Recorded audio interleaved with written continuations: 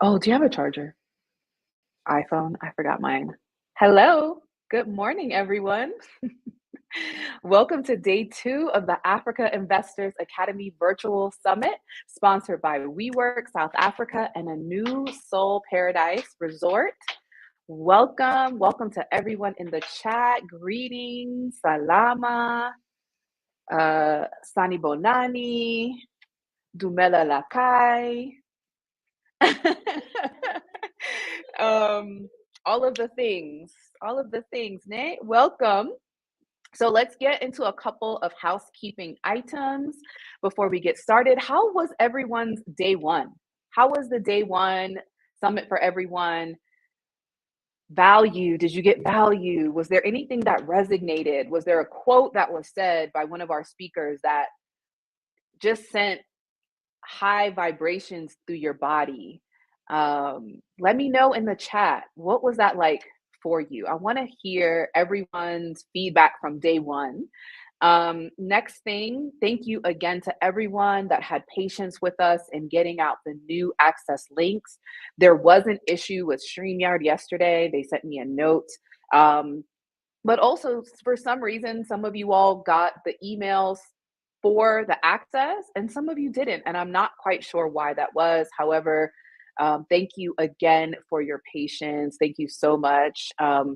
And I really appreciate your patience in our first year of really trying to bring this level of an event to you. The next thing is our Ghana speakers. Unfortunately, if you were here yesterday, you got to experience some of the challenges we were having with Mom Kakua and Coach Cass. And despite their greatest efforts, we were just not able to get them online and able to present. And so we have agreed to do a later video and interview. However, it's just going to take time. So our speakers for tomorrow are preparing to speak. However, we just know that there's a challenge, right? So I put a link to an article that's covering the massive Africa internet outage that is also not just affecting parts of Africa, it's affecting parts of China and the Middle East as well. So thank you for your patience with that. We have agreed in the worst case scenario, we may have some of the speakers pre-record a video and share that. However, I just don't really, it's not the experience we wanted to bring you, right? So thank you for your patience and just really understanding that we're doing our best to bring that value to you. Thank you, Devone, and I hope I'm pronouncing it right. Our last speaker, so Lo, the Pan-African princess. Yeah, she was amazing. She was amazing, right? Anybody else in the chat, let me know what your day one was like. I want to know. I want to hear what it was like. Walter Stewart says, all good in the hood. I appreciate you again. So if you have questions, please type the word question in front of your question so that I can find it. My eyes are doing different things. So I decided to wear my glasses because yesterday it was a lot trying to move through the comments. And I love that everyone was so engaged. Please remember to connect, share your contact information. The chat does not save. So I know someone asked yesterday if the chat saved. I was like, let's see today. And today it was made clear that the chat does not save. So if you have want to connect with someone, or there's a statement that you see, screenshot it, or go ahead and just make sure you're writing down everyone's information that you got in the chat. But we want to encourage you to stay engaged. Please be sharing. If you're posting on social media, at us at africainvestorsacademy.com, and you can also at me, Ashley in Africa, as well. But thank you, Chalita. Day one was amazing.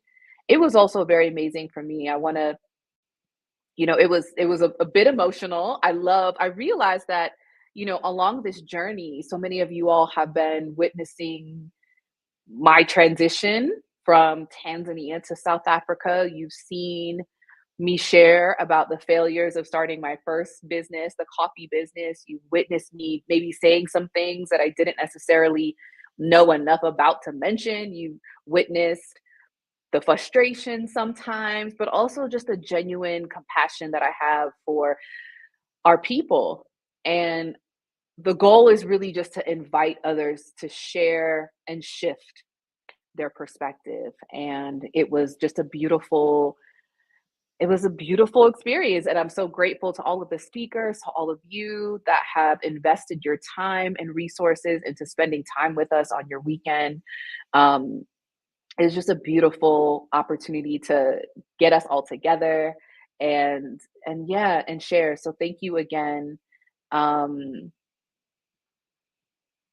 Mylita asks, yes. So everyone will get, oh, that was the wrong one. Everyone will get contact information for all of the speakers in your inbox by the end of the summit, as well as the links to the replays so that you can have them. And the good news is that you're going to have the replays for at least a year. I know in the advertisement I was saying 30 days, but we figured out a way to keep the replays available to you for at least a year. So times 12. So you're getting all of that value.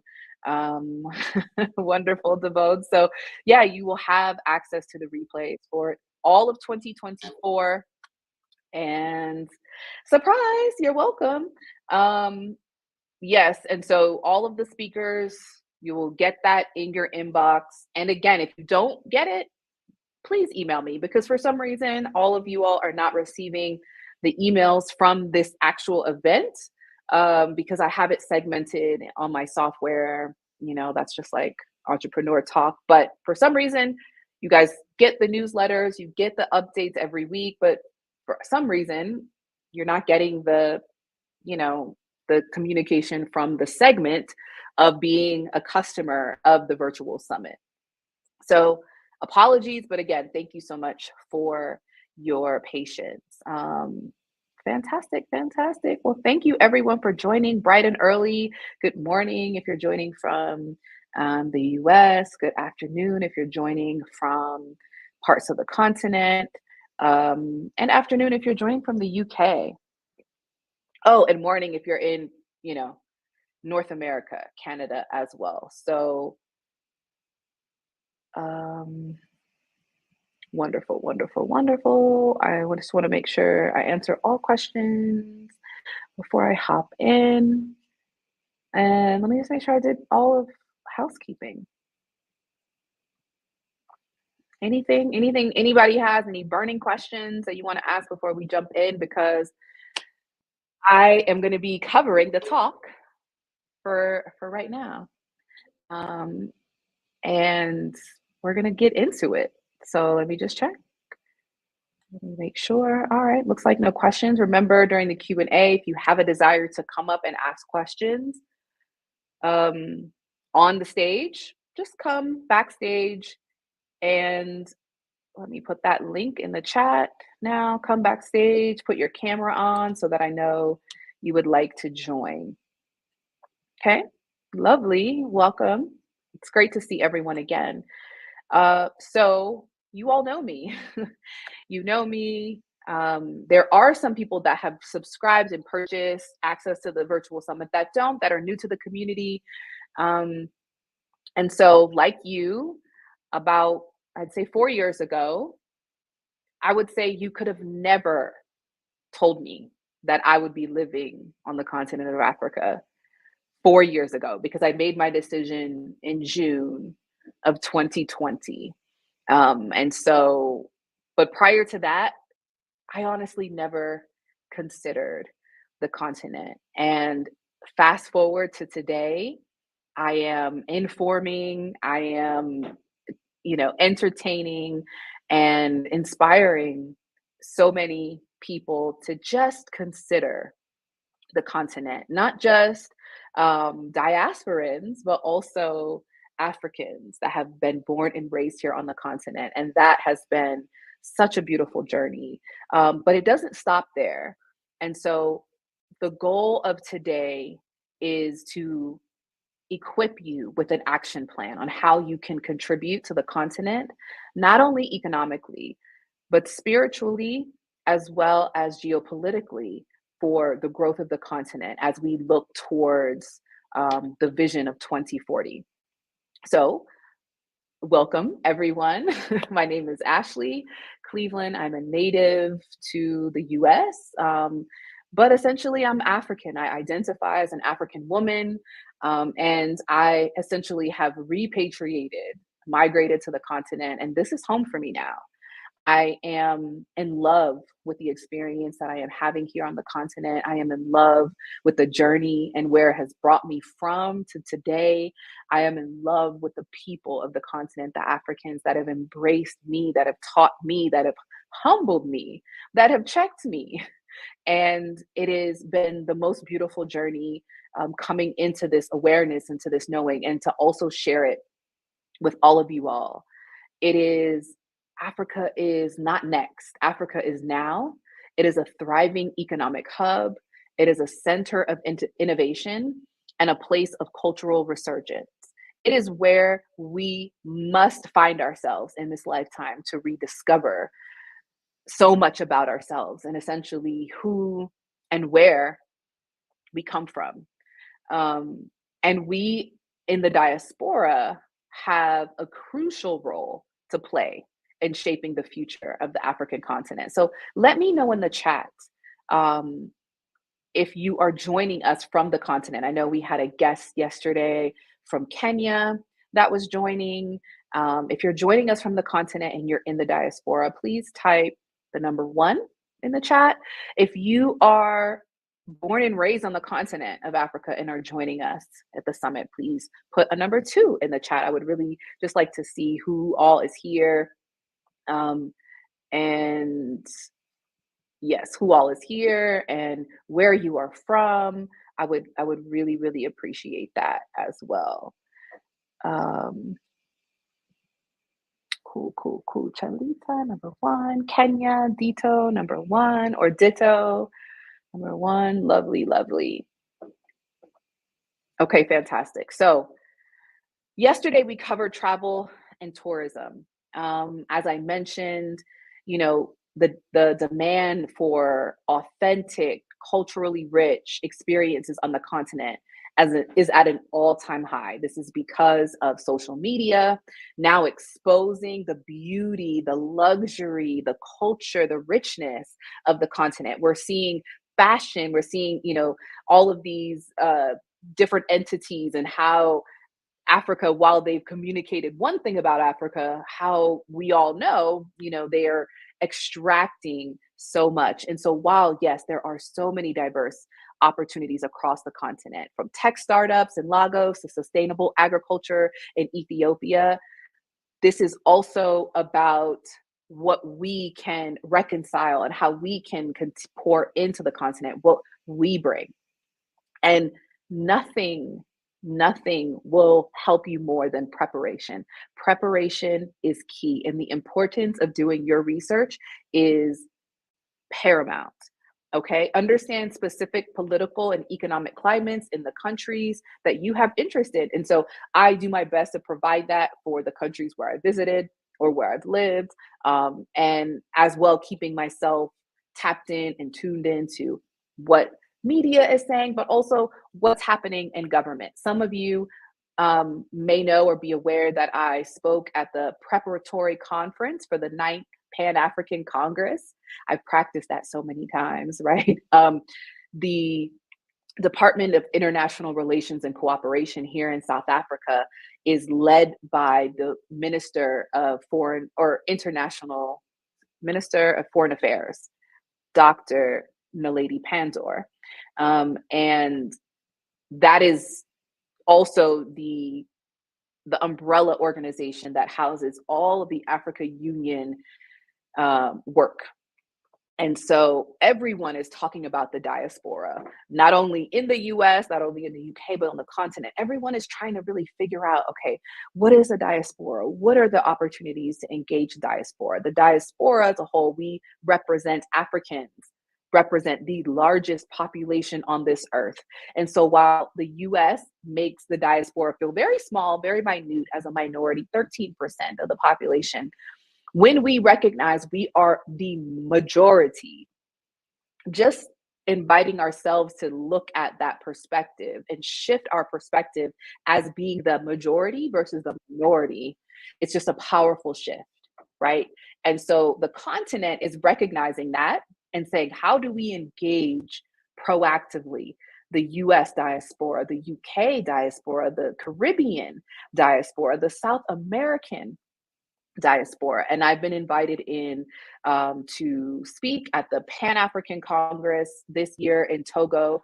I've been invited to speak in Bahia, Brazil, at the next preparatory conference. And the conversation is, how do we actively engage? What is the responsibility of the diaspora? And so I give you and invite you to equip yourself with knowledge, with information. You all are already doing that by investing your time and your energy and resources into joining us this weekend. But it doesn't stop here.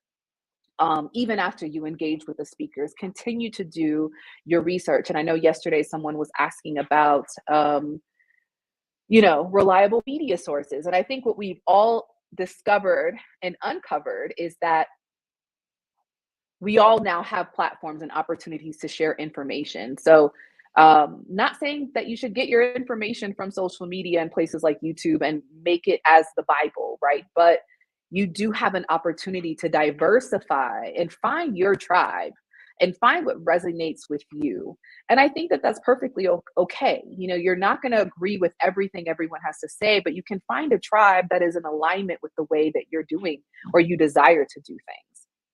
And how much, I'd say, for example, for me, when I first started exploring the continent, if you're talking about Africa, I want to know, I want to hear. You could be 80 years old, you could be, this religion, that religion, you could be living in this part of the continent, you could be living in parts of, Europe. And I was listening to everything.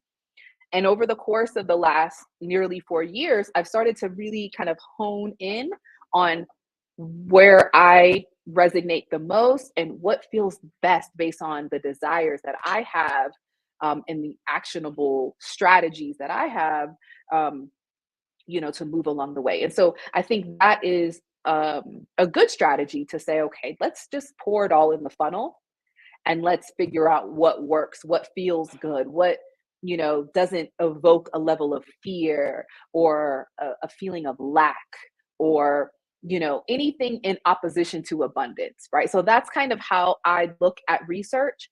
And it's conflicting because I am, professionally, and my education is in economics, and economics operates in, scarcity. It's all about supply and demand. And so it conflicts with some of my internal compasses and my internal education, but nevertheless, it is still a part of my strategic thinking. And I just encourage you all to continue to navigate this landscape and prepare yourself based on what you're interested in, understanding political and economic climates, right, that you're interested in, as well as the infrastructure and the growth sectors. Not based on what the opportunity is, but based on where you are in alignment with your skill set and the opportunity and where they converge, because there is nothing worse than saying, I want to enter into this entirely new field that I know nothing about, spending hours, months, years of time, thousands, tens of thousands, hundreds of thousands of dollars, and it not working out. So we want to make sure that you're using what you have to get what you want. And then filling in the gaps along the way, whether that is research, healing, and we're going to get into that as well, community, all of those things matter. Okay, so some resources for conducting efficient research. There are government websites. And I know we come from a country where we have little to no trust in government. However, when you come to the continent of Africa, as an American, the government is your friend. They are going to be the people that guide you, that tell you what's what, that show you where the gaps are and where you can play properly or effectively. Aligning yourself with government websites for the country that you want to pursue is a great source of research. It is not the end all be all, because some of the websites can be very confusing. But plug into government organizations as well as the investment organization. So every country will tend to have an investment department. In I think in South Africa, it's called DTI, Department of Trade and Industry. In Tanzania, it is our Tanzanian expert will come on and speak about this, but it's escaping me. But if you live in a city, there is an entity in your city government or in your state government that focuses on economic development and investing. Those are the resources that you want to seek out, as well as chambers of commerce. There are chambers of commerce in these various countries. And while they seem and maybe a little bit obsolete in the US, because I worked at a chamber of commerce and I thought this business model is not progressive and it is not sustainable. Well, here on the continent, it is still a very viable source of information and opportunity for networking and engagement, okay? As well as Rotary clubs. Rotary clubs are absolute great organizations to connect with and engage with. They oftentimes will have your professional and governmental policy leaders that are members of that. And you want to definitely engage with those type of organizations. The next thing are embassies, American embassies. Now, this is a little interesting. It's a little touchy, right? But the reality is the US embassy employs Americans, including Black Americans. And I have found that, especially here in South Africa, there are people that I've met that are here, not necessarily because they desire to live, build, and invest in South Africa, but they're here on an assignment with the USAID. And, we all have worked jobs we can't stand. And we don't necessarily, we know it's some bull, or we know that it's not necessarily the best place or it's not our end all be all. However, there are people in these roles that may decide to help you. And there are contracts, we call them tenders on the continent. There are opportunities to engage. And if you are an American and you reach out to an American embassy about opportunities, what is the worst that they can tell you? No. It is. It's the worst. So I'd say engage with the embassy, but also, use discretion and discernment. Being here on the continent, we also, we experience these random emails and text messages about, nonsense for those that are on the continent, but where they're saying, hey, Americans beware, there's this going on in a country, there's this going on in a country. Meanwhile, there's mass shootings every day in America. They're not sending those texts to its citizens. I digress. But that's why I say, because I remember feeling a little bit wary of engaging with people from the embassy immediately, or diplomats from the US immediately. And I'd say that my experience has really been positive. Once I really just released some of that trauma of my expectation or my belief system, people are people. And the more we connect, the more we unify, the better. And so we can use our discernment to say, this is a person that I probably shouldn't connect with. But since being here in South Africa, I connected with a diplomat's wife, and she has been a source of so much information for me, whether it's taxes, whether it's opportunities, whether it's just people that I need to know. Huge, huge, huge. So I know I'm belaboring a lot just on this, but I hope you're taking notes and just recognizing these are some of the places that you want to engage with, that you can start now. So start now from where you are, reach out through email. Of course, everyone isn't going to be as responsive, right? But just this is all about vision to action. So start taking action by reaching out to some of these organizations and entities. All right. Wonderful. The next thing, investing in yourself, education and self-worth. This is a part of it. You're already doing it. And I want you all to know that I'm so proud of you for investing in yourself and investing in your vision, despite opposition, despite the challenges that are going on around you. You are on the right track, and that is in the education and self-work that it takes. And Lotus talked a lot about this yesterday, that self-work. We have to recognize that we've all been affected by by the colonizers. We've all been affected by the Europeans and the way that they have completely come through and um, disrupted life as we knew it, 500 years ago, and continue to do it differently. That awareness, we must recognize that the not only are we recovering and experiencing trauma, so are our brothers and sisters on the continent. And recognizing what that looks like and how that has led us to be where we are is a very heartbreaking process. It is hard, it is painful, but it's powerful. We must go through that journey, because without it, we will struggle. I was having a conversation today about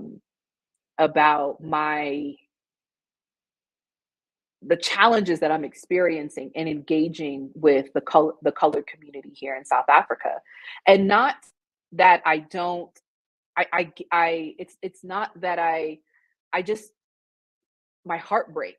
My heart breaks for the colored community, as well as the Black South Africans that are continuing to experience so much trauma based on their experience of just survival. And I think with the colored community, it's so delicate because they're much like Black Americans in the US. Their culture is defined by the culture of their oppressors. And I know people get on me and they try to tell me, no, we're Black Americans. We created our culture. We did, because we had to, because they took ours away. They took our language, they took our spiritual practices, they took our names, they took our land, and we did the best we could in survival mode. And our culture is what it is today based on 90% of it, right? Based on what we were given to work with. Now, many of us have found our way from that, and we have explored and we have adventured and we have reconnected and remembered. But if we're being honest, culture that is present, that we talk about, is profitable, and we spend the most, and we're doing this, and we got Black excellence. If we're being realistic, Black excellence is about production. It is about what we are able to produce as a Black people, how we look, how we show up, how we execute, how we have, what is it?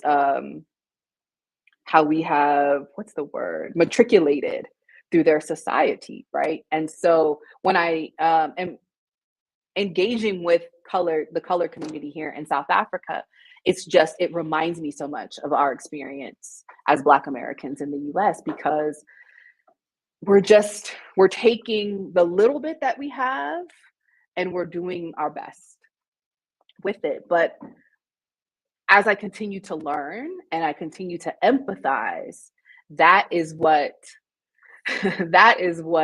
has led to just that level of understanding and empathy that allows me to continue to reconnect. And so education and the self-work and just recognizing we don't know everything. And the way that we think things are supposed to be because we've learned it doesn't mean we aren't really meant to unlearn that for our growth and for the ascension that is required along this journey. So the importance of understanding the history in the specific regions is, as I'm speaking about this experience, many of us have had other experiences, and some of the the diasporans that have repatriated, and you'll hear me interchange expat or migrant or immigrants or repatriate or what because to me words do matter. But as we find our way on this journey, as long as we're here, whatever we want to call ourselves, we're here. And you'll hear a lot of people that may share some experiences that are really hard to digest. But when we understand the history and we understand the cultural implications, we come out with a lot more empathy that helps us along the journey, because we don't want to spend our time and spin our wheels being frustrated. Okay, wonderful. Um, so yes, that's understanding the history, and every country has its own history, has its own story. And as a diasporan returning, you're going to run into some things. And so, again, it's educating yourself and investing in that education and that self work. And then, as we're doing, here in this conference, is getting new skill sets, right? Getting new skill sets, recognizing, like, all right, well, what are some of the things I may need to know? For people that want to create a business that is location independent, this is what we teach in the academy. There are some skills that you're going to need to know along the way. There's, a skill as sharing your story, writing, technical skills, social impact skills, some business skills. Having a couple degrees and additional certifications, that didn't necessarily prepare me for success. I had to continue to invest in my ability to communicate with people. Everything that you see me sharing on YouTube, like, that is a skill set that I had to get better at. I had to learn how to communicate. I had to learn how to slow my communication down, pick my communication up. I had to learn how to translate that into consistent writing, how to use software that would allow me to work and operate in 2 different continents with clients all over the world, managing even this summit, with StreamYard and 5 different time zones and Google Drive and all of the things, right? So understanding and learning these new skills are going to be invaluable. Invaluable. And now the next thing is the power of healing. The past, the present, and the future. The challenges that this continent has faced are insurmountable. The challenges that we have faced as a people have been I'm speechless, right? Because we have gone through so much. We have gone through so much as a people, as a melanated people, as a race, as a continent. And we have to acknowledge those things. I am floored. I'm just floored when I hear people, or I see people in the comments talk to me about, we all didn't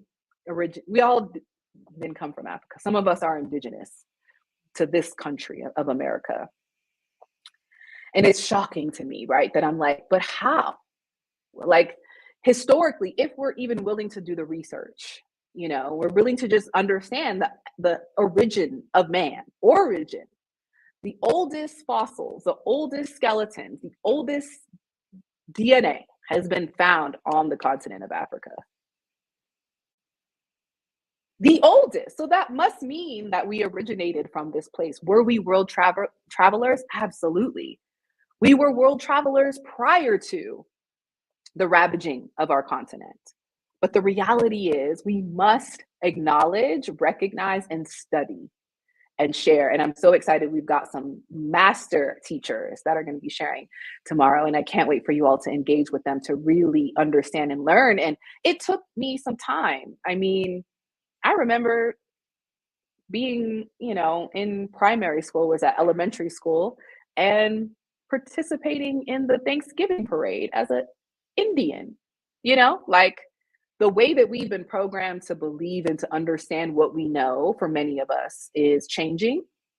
And so continuing to evolve and recognize that a part of this requires us to heal and acknowledge the challenges that we've experienced in our families, in our relationships, in our knowing of ourself, and working through that very painful but beautiful process and journey, so that we're showing up and we are operating at our highest self, as much as possible, right? Because it's not necessarily realistic for that to be the case 24/7. But like I'll say, you'll hear me say, this journey is so spiritual, and be confronted with things along the way that will require you to tap into yourself and trust yourself. That discernment is so important.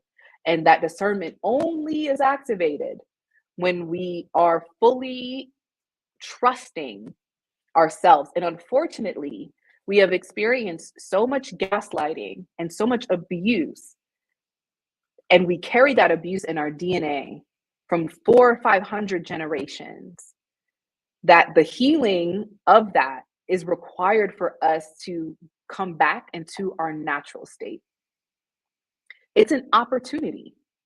It's a collaborative process, and it isn't something that we have to dwell on the pain. We can dwell on the promise, and we have that opportunity, all of us, regardless of where we stand and what we believe and what we know.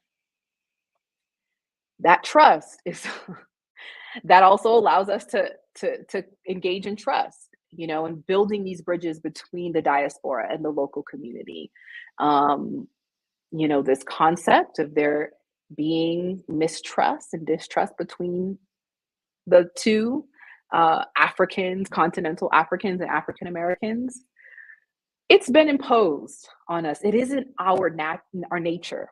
It's been imposed on us. And so we're going to have to do the work, which starts with us, to be able to recognize this is a good opportunity. Or this person may be looking at me from a perspective of lack, saying I have something that they want, and so thus we engage. And so that's where this, there's a lot of fear around, some owning land and land opportunities. And that fear is realistic. Our feelings are relevant. However, unfortunately, our folks that are entering into these so-called scams, it's coming from a lack of self-trust. Because if our discernment was on point, we wouldn't even engage in these experiences, and we would recognize that people that are here on the continent, not all of them, but many of them, are experiencing past trauma that shows up in lack, that shows up in greed, that shows up in control, because we're coming from that place instead of coming from a place of love and abundance, which is really where we originate from. This land is abundant. We couldn't be born from a place of abundance and it not be available to us. We just have to do the work so that we can tap back into that. And once we do, we foster trust, we foster unity, which is really how we grow. And I believe that we are on our way. We are on our way. We are absolutely on our way. The youth of Africa is not playing these games. They are not playing these games. The young diaspora, we are not playing these games. And our elders that are also an awareness of this are guiding us as well along the journey. So there is a shared prosperity, a mutual benefit that we can all benefit from once we engage and continue to engage on this lifelong journey of healing. Because once we start, we recognize, oh, this is now our responsibility. But there's joy in that responsibility as we continue to share and heal our past, our present, and our future. And together is how we get there. Collaboration is king. Building a stronger Africa together is the only way that it works. Successful example is this summit. You see on the speaker roster, there are Africans as well as African Americans. And every single person that is on this agenda was willing and able, but willing with enthusiasm to participate. So that is the proof. That's the proof that when we come together and we collaborate, powerful things happen, historic things happen, spiritual shifts happen. The ancestors are thrilled. They are overjoyed. And I think that's what I started to feel yesterday. I started to feel it, and I'm feeling it now. So that's a confirmation. They're overjoyed because we are doing the thing that they desired to do. We must do this together. And networking, how you all are networking in the comments, with other, with local, entrepreneurs, investors, and, some of the officials in our in-person events. The folks got to see that at the Investor Summit in Zanzibar last year. We had the president's office, we had the mayor of Zanzibar, and we had local Tanzanians that came to join that summit that are still connected with the community, the guests that attended last year, and are constantly sharing value and exchanging opportunities, and relationships are forming, and it is powerful. And so these are the things that are going to get us to the next level. Potential partnerships and joint ventures and mentorship opportunities.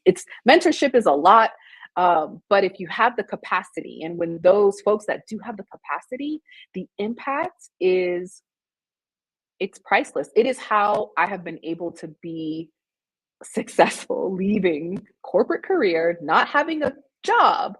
It's been in the collaboration. It's working with the speakers that you see today, that you saw yesterday, where we're creating initiatives, we're creating events, we're creating opportunities. I'm no longer this solopreneur, that's like, I gotta get it. It's me and mine. No, I recognize the power, and the energetic karma that comes with collaboration. And we must all make that a part of our strategic plan. Yeah. So those are the keys, guys. Those are the keys. The steps, not in any specific order, right? But your preparation is key.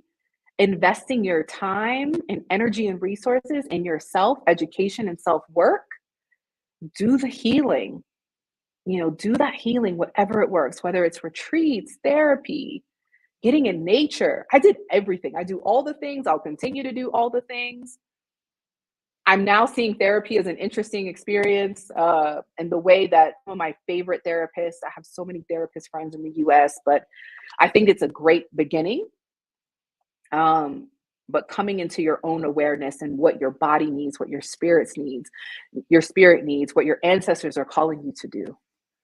The more you lean into that, wow, the stronger your is, the more you hear from your guides, God, your ancestors, your inner self, right? Like all of those powerful beings, as we are also co-creators, are activated when we lean into our work, when we lean into ourself and our desires and not fear them. Connecting and collaborating with not only diasporans, but Africans on the continent is what will get us there. And I hope that this summit is the catalyst for your vision being turned into action, because the time is now, and we have today to do something towards that vision. Thanks, everyone. So let me know what questions you have. I haven't even looked at the chat so I could stay focused. But we're right at 45, a quarter after. So yes, now we have some time for questions. If you have questions, put the word question in front of your question, and I will answer it. And if you want to come backstage and get on screen with me, come. I want to see you. I want to see everyone's beautiful faces. Even if you're in your PJs, it's all good. I love all of the chatter and sharing of the resources. I love it. Y'all have some questions? Please ask me some questions. Yes, plant medicine is very therapeutic in so many ways. Our history is complicated and it is not taught. And we can't expect them to teach our history. We cannot. We cannot. It's up to us. It's our history. Why are we gonna be mad we're living in their country on their land because they say it's theirs and expecting them to teach us about ourselves? It's not realistic. It's actually psychosis. So no, come on, guys, no questions. Any questions from the room? Any takeaways? I think what you said about exploring your therapy and what works for you and getting your insights are very, very important. Yeah. Fantastic, guys. Wonderful. Oh, okay, Mylette. So you're asking about contact lists of the attendees? No. Unfortunately, everyone, when they register, they don't necessarily submit their contact information. They only have to submit an email. So there will not be a contact list of all of the guests. However, connect with each other, put your information out there and start the trend, right? So take action by putting your contact information out, and other people will start to share. And let's just start, copying, pasting, screenshotting contacts. But that's a great build for next year. And I will essentially send out, what I will do is at the end of the summit, in order for you guys to get some of the replays and links, we'll do a survey. And if you want to opt in to sharing your information, you will have that option. And then we can potentially just share who has a desire to share their contact information with everyone. Because some of us have rediscovered ourselves, and so we have changed our names. However, our government name on our payment form of payment is not the same name, right? So it will have to be just someone who, if you're willing to share. But while you're sharing your information, share what it is that you do, or share what it is that you're interested in. Share where it is that you are, so that way people can identify why connecting with you, or identify connecting with you and why you're connecting with each other. I hope that made sense. Right. So if you're both interested in tourism, or someone's interested in tourism, someone's interested in real estate, someone has a property, that you're able to recognize, okay, this is why I'm connecting with this person.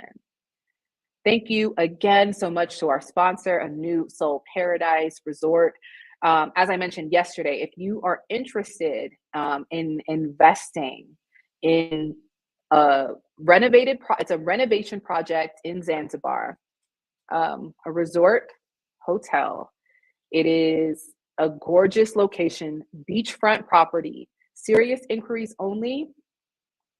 Please email our team at mambo@ashleyinafrica.com to get an email introduction to the founder, Rasili. Rasili is here, but he was having network issues.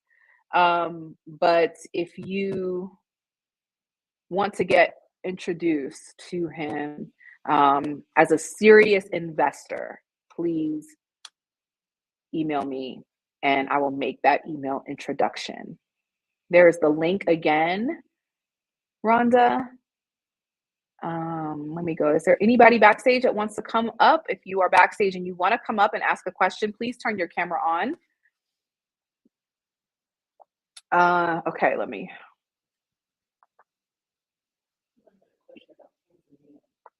I would like to also network with some of your businesses. No. Okay, we answered that. Walter asks, will I elaborate on my healing experience with nature?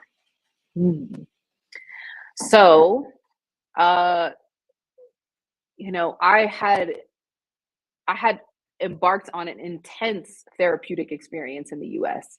My story is that I was working in a tech startup, working about 60 hours a week while I was getting a data science, analytics and visualization certification at Georgia Tech.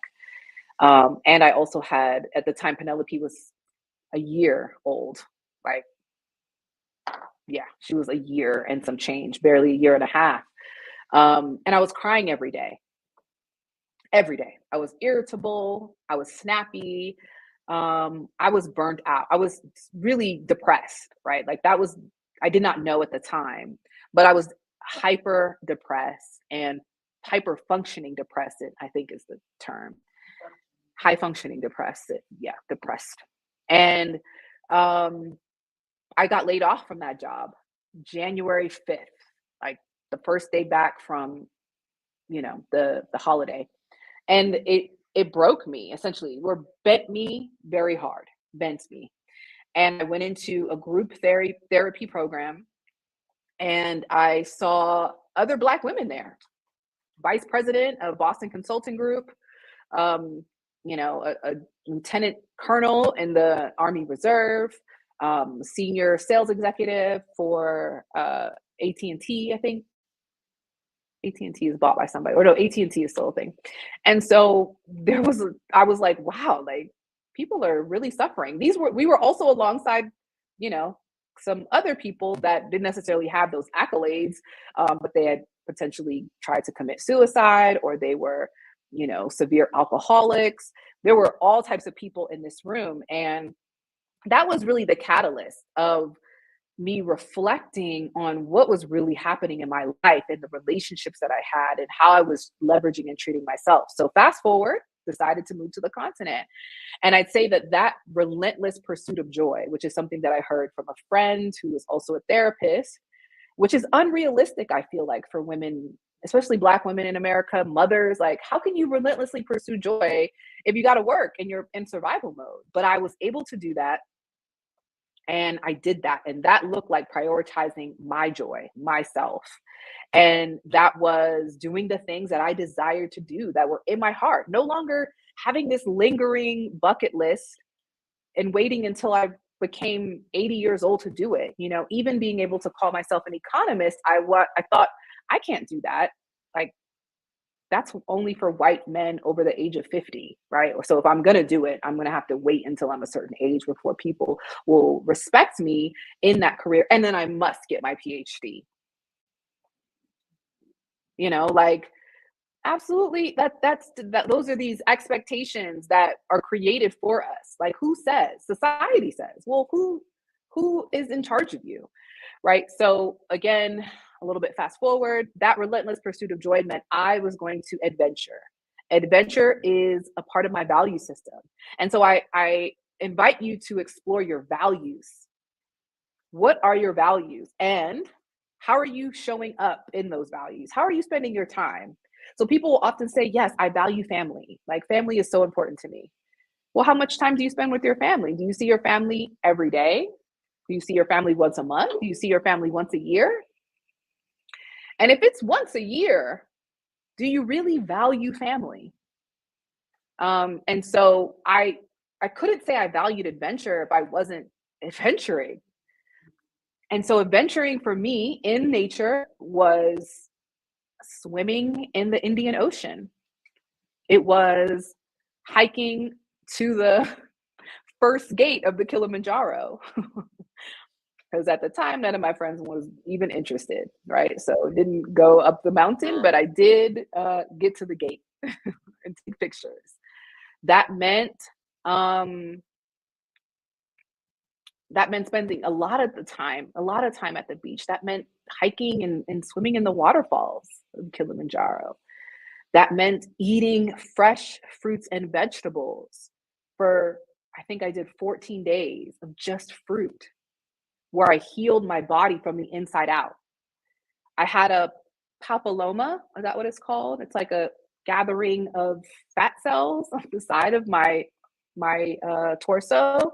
And I had surgery in Tanzania, and my surgeon was had trained in Korea, actually. So we're talking through the whole surgery, which was wild. But the way that I healed from that surgery, he was shocked. He was like, I don't understand how you're healing so fast. And it was right after I had done this fruitarian cleanse. So those are some of the ways. I also, I took I took part in Lotus's plant medicine ceremony.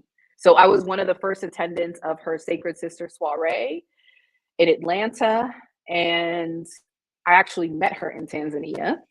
And so that was like my first time really experiencing the power of plant medicine.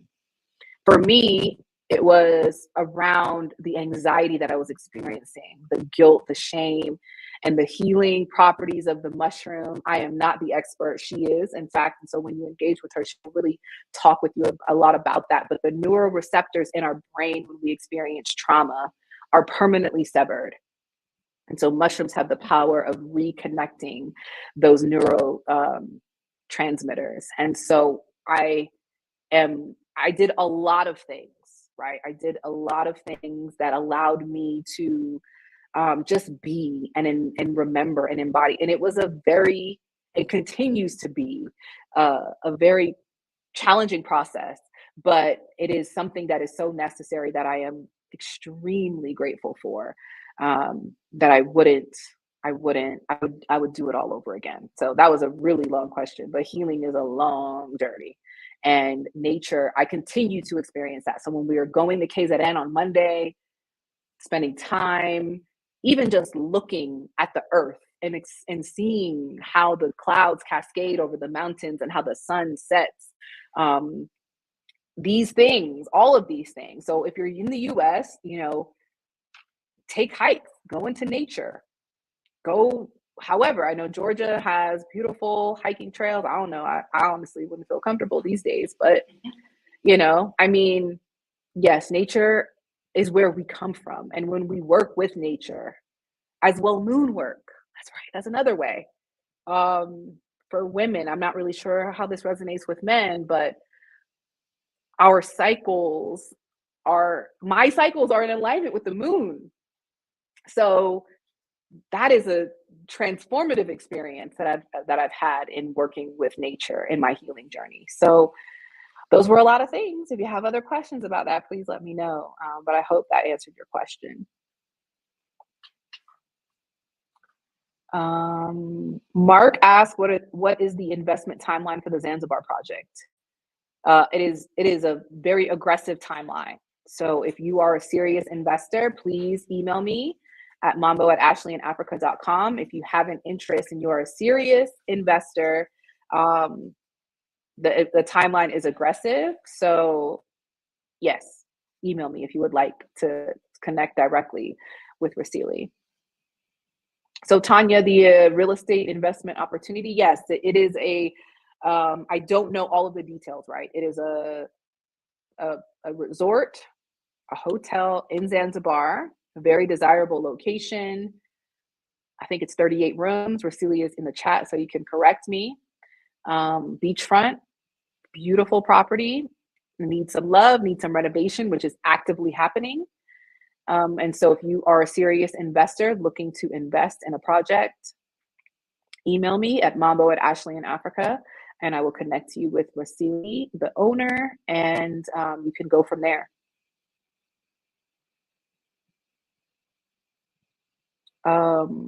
Akili asked, the credit system in SA the same? It is not. Every country is different. So some countries don't even have credit.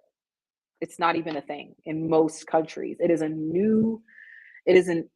a concept that is being introduced in many parts of the continent. I'd say Tanzania is very new in this credit kind of mortgage bond situation. Now, South Africa does have many similarities, but as a foreigner, there are exceptions to your opportunities with credit. So it's possible that around the real estate space, our speaker will get into that, but specifically, the answer is no, but there are different structures for different countries.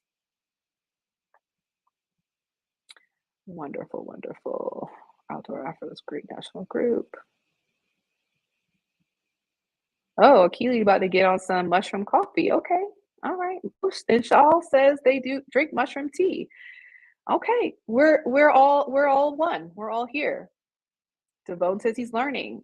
Yes, Lo is she's an amazing source of information. I was having a conversation about it today. I am not a recreational user. For me, there were so many healing properties. Like I said, I had really severe anxiety when I was traveling to the US. I didn't want to go anywhere, if I'm being honest. And so I was talking to my therapist, and she tried to give me some anxiety medication. And I was just like, let me understand more about microdosing. And that's really how I came to learn a little bit more about the health benefits outside of the spiritual benefits. Okay, Rhonda asked something really quick.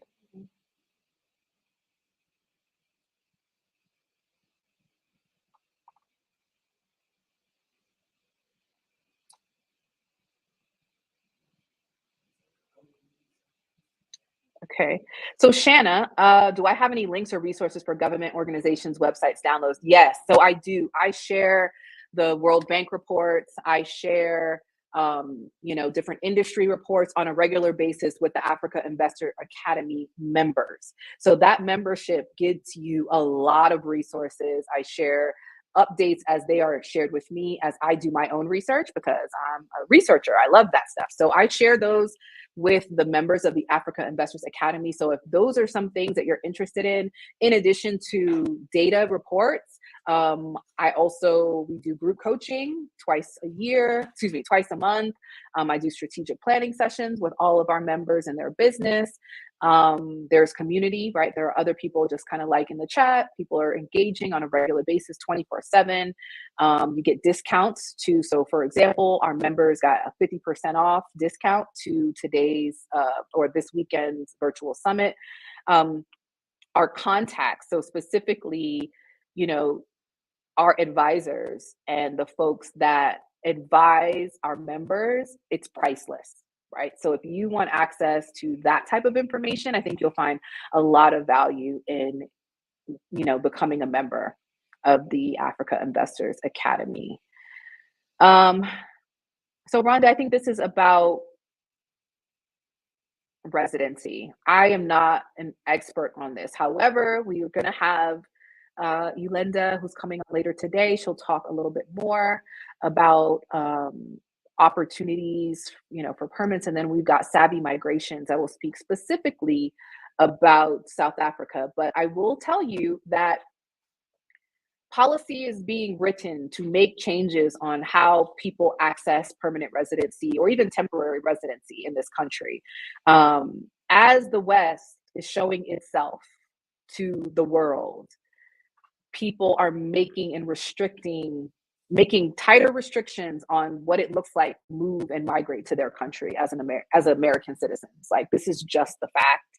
I saw a white paper that I've also published in the Africa Investors Academy that was basically saying, their work permits that they were offering, critical skills visas that they were offering. And this push for foreign residency was highlighted and around the World Cup 2014. 10 years later, they're like refull, right? So there are restrictions that are changing every day. We're seeing golden visas go from 1 million to 5 million. We're seeing independent residents, independent opportunities, like Zanzibar said, if you invest 100K, you can get 5-year residency. That's policy. They're looking to change that. So, make moves, guys. Make moves. Make moves. That's all I can say. That is all I can say. Wonderful. Kenneth, I did not see you. Oh, I see Shalita. Okay, we're going to take your question, Shalita, and then Kenneth, if you want to come back, we'll take your question. Let me add you to the stage. Hello, Shalita. I guess I'm out of the camera. Hey, how's it? Oh, can you hear me? I can hear you. Okay, let's see. Make sure I'm not Is getting. I just was wondering. Hold on 1 second. Hold on. Is everyone getting feedback? Because I'm getting feedback a bit. Yeah, you gotta kind of mute the. I have to mute the mic or the little speaker thing on the main window, and then that way I can hear on the backstage window. If I don't, I have feedback as well. If I don't mute the main stage speaker. But not sure if you can talk to me if you mute. So. Hold on. Because in studio I'm streaming to a big TV and it's making noise, but I hear you fine. And everyone in the chat says they hear you fine. I just have one quick question. I wanted to know if you can address Rhonda's question about, she saw a YouTube video that said they were giving expats, whatever country they were talking about, they were giving expats, the benefit of coming to the country, coming back to the country and staying there for 5 years. Some other countries had like 10. And I remember seeing that maybe last year myself and got really, really excited. And the more research that I did, expats meant people that were originally from there, not us poor, unfortunate, forcefully expats, right? So if you know more information about that, that would really be good, because I know a lot of us, if we did have that opportunity, would be there in a heartbeat. That's all. Yes.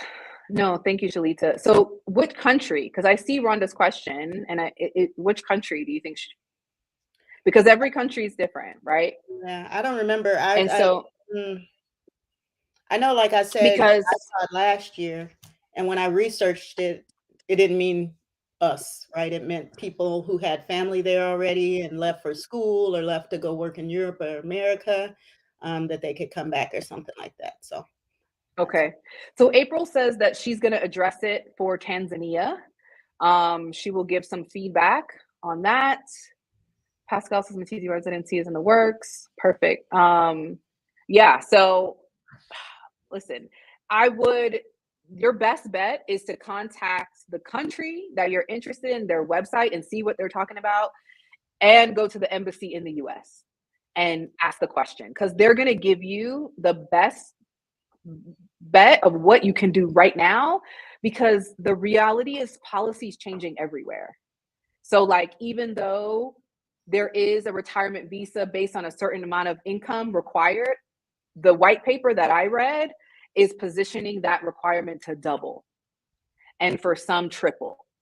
So I would say, if you see something online, you're interested, go to the embassy and start the process now, because we're in an election year for many of these countries. And so they're pushing policy to change, to be more attractive, to get votes. So yes, April says she'll touch on Tanzania. We'll have some folks that will touch on South Africa. But the reality is it's changing really every day. Cool. Thank you. You're welcome. Thanks for coming to ask the question. Good to see you. You too. Fantastic. All right. Hi, Kenneth. Hi, good morning. Well, good afternoon. Good How are you? morning. I'm well. Good to see you today. Look, likewise. As I said before yesterday, thanks for facilitating this and creating this space for us to collaborate and, just create meaningful dialogue. That's very, very important. I'm excited that you brought awareness to sort of like, I guess, the divisiveness between Black South Africans versus like the colored South Africans, which my friends and I had no prior knowledge. So, as I said yesterday, I was wanting to bring my 30th birthday in the motherland. So, I was initially wanting to go to Ghana for the rich Blackness, right? But I felt kind of guilty asking my friends to travel to like a different continent, in addition to, the vaccinations and stuff like that. So I was like, well, I know that South Africa is more, universal. You don't have to do all of that. So we went there. And here in Atlanta, there's a vast population of Africans across the spectrum. So we have like Nigerian friends, here, Cameroonian friends, Ghanaian friends, and all of that. So we knew about tribalism in a sense. But as far as like, I guess the divisiveness, and like South Africa, we had no idea. So one of the tours we did was the Tabletop Mountain, and one of the I want to say one of the tour guides, we were all conversing, and I don't know how we got on. We were just excited to be on the continent finally, and I think we were engaging in conversation, and she was like, "Well, I'm colored," and we were like, "What?" And so it kind of stuck with me, and I'm a researcher by nature. So Mhm. on the way there, I was kind of just like on my phone, trying to understand like the context behind it. And I remember one of my really close friends who couldn't make the trip. She was like, "You should really indulge in the apartheid like era, get information about that." And thankfully, our Uber driver from the airport to where we lodged gave us, without us even asking, some context behind that, and it was very enlightening. But Mhm. we don't our history, as we all say, unfortunately, we're not privy to, especially here in America. So my question to you is, like, how do you navigate that on the continent? And are people more inclined to hear that pretty much we're all one? And what has your experience been like? Yeah, great question. Thanks for asking that, Kenneth. Um, so I have learned to just ask questions. Well, one, I learned to listen, Mhm. right? I just listen. I listen, and if I feel it appropriate, I will ask a question. And I will just ask a question. I won't ask a question from a place, well, because in America, it's like this. Mhm. I will just ask. If I don't, if it's, I'm having a hard time understanding, or can you explain to me why this is so asking the question today, because I had a friend who was Black South African, and he made a statement saying that, the colored community doesn't value education. And I said, well, I asked him that. I said, well, you have colleagues that you work with, and how did they matriculate into your organization? And I said, so how, because you're you're making a blanket statement. And he says, oh, I have friends, I've dated colored women. um you know but he based it on, the facts of apartheid and resources and accessibility or representation. So, you don't see senior level executives in these South African organizations, banks, that are colored. Ooh. They don't have that level of representation. So he's speaking from that vision or that experience. Mhm. But I've met PhD professors that are also colored. So that is not also my experience, but that's his, right? So it's me asking questions and hearing a perspective and just putting it kind of in my pocket. What a lot of my South African friends and Tanzanian friends will tell me is like, you're really just open. I've met people that are Tanzanian, they're like, why are you so open? Like, why are you just willing to be vulnerable and share? And I think I've learned that through my healing journey is when I lead with vulnerability, people are also willing to respond with vulnerability. Exactly. And so I don't take that for granted. And I listen in that vulnerability. I don't attack. I don't say, well, it's like this in America, or because we went through this, y'all need to look at it like this. Our relationship with white people in America is very different from their relationship with white people. Even though they did go through apartheid, the way that white people interact with Black people in South Africa is just different than our experience with them. So I cannot impose my white people issues on them because they have a different experience. So it is really just, it's leading into empathy. It's leaning into that and saying, okay, this is something that I need to just listen and learn. Yeah. Yeah. No, thank you so much. And I do have to say Yeah. that people were very gracious. Even the woman that identified as, colored, um, she was, nice, kind, gracious. We met some amazing South Africans. Um, over there that we have lasting relationships even now. Yeah.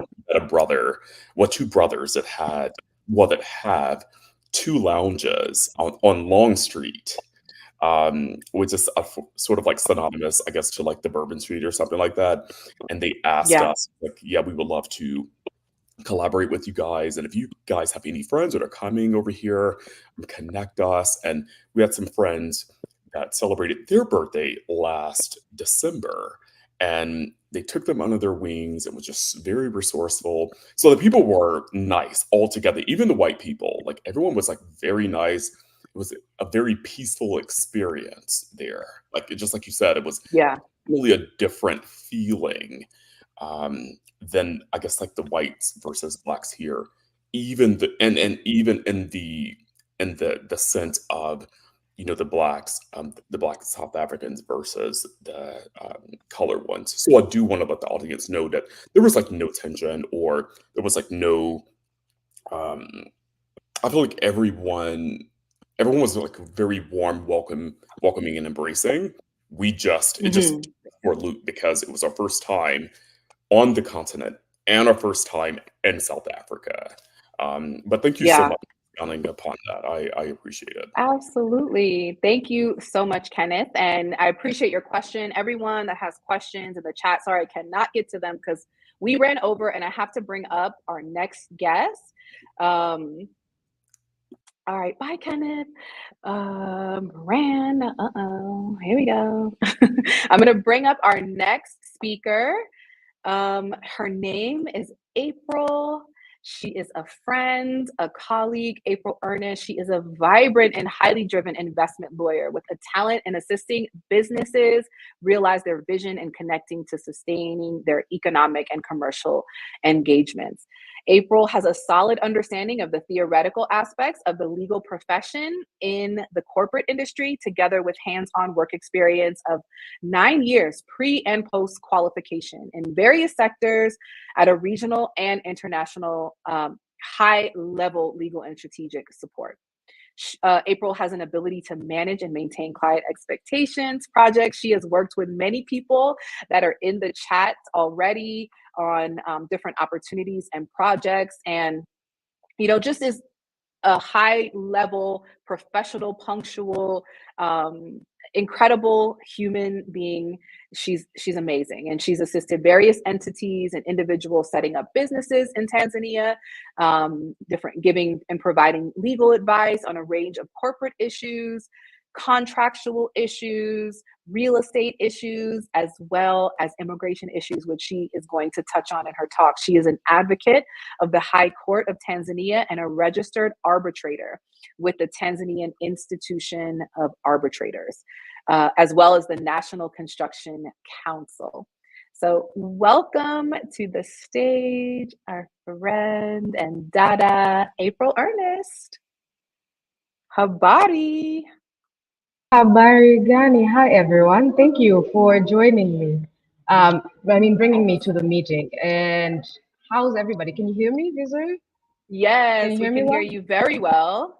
Yes, we can hear you very well. I am going to hang out here in the background. I know you have a presentation. You have a lot of value to share, so I don't want to spend too much time chatting. Let me know when you're ready for me to pull up your presentation. I see you have it up.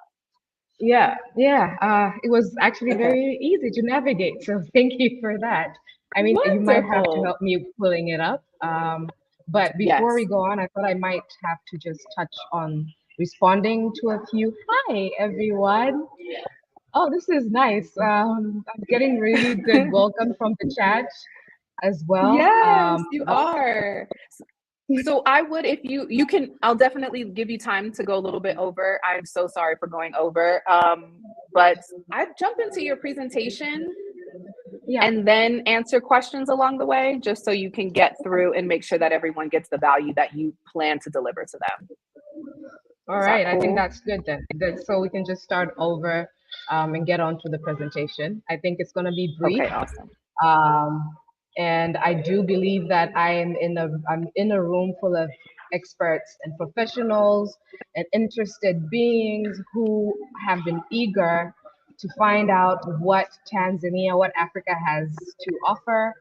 And I am glad that you got to spend these few, yesterday and today, just meeting different people and professionals who would be able to share some of that information.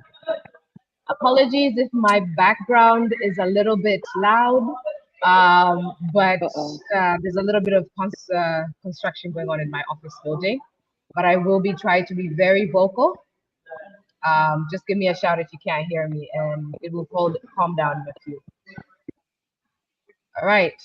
So without wasting more time, I would like to provide you with information with regard to investment. And I just prepared a small presentation right now. If I can just sort it out just for a moment.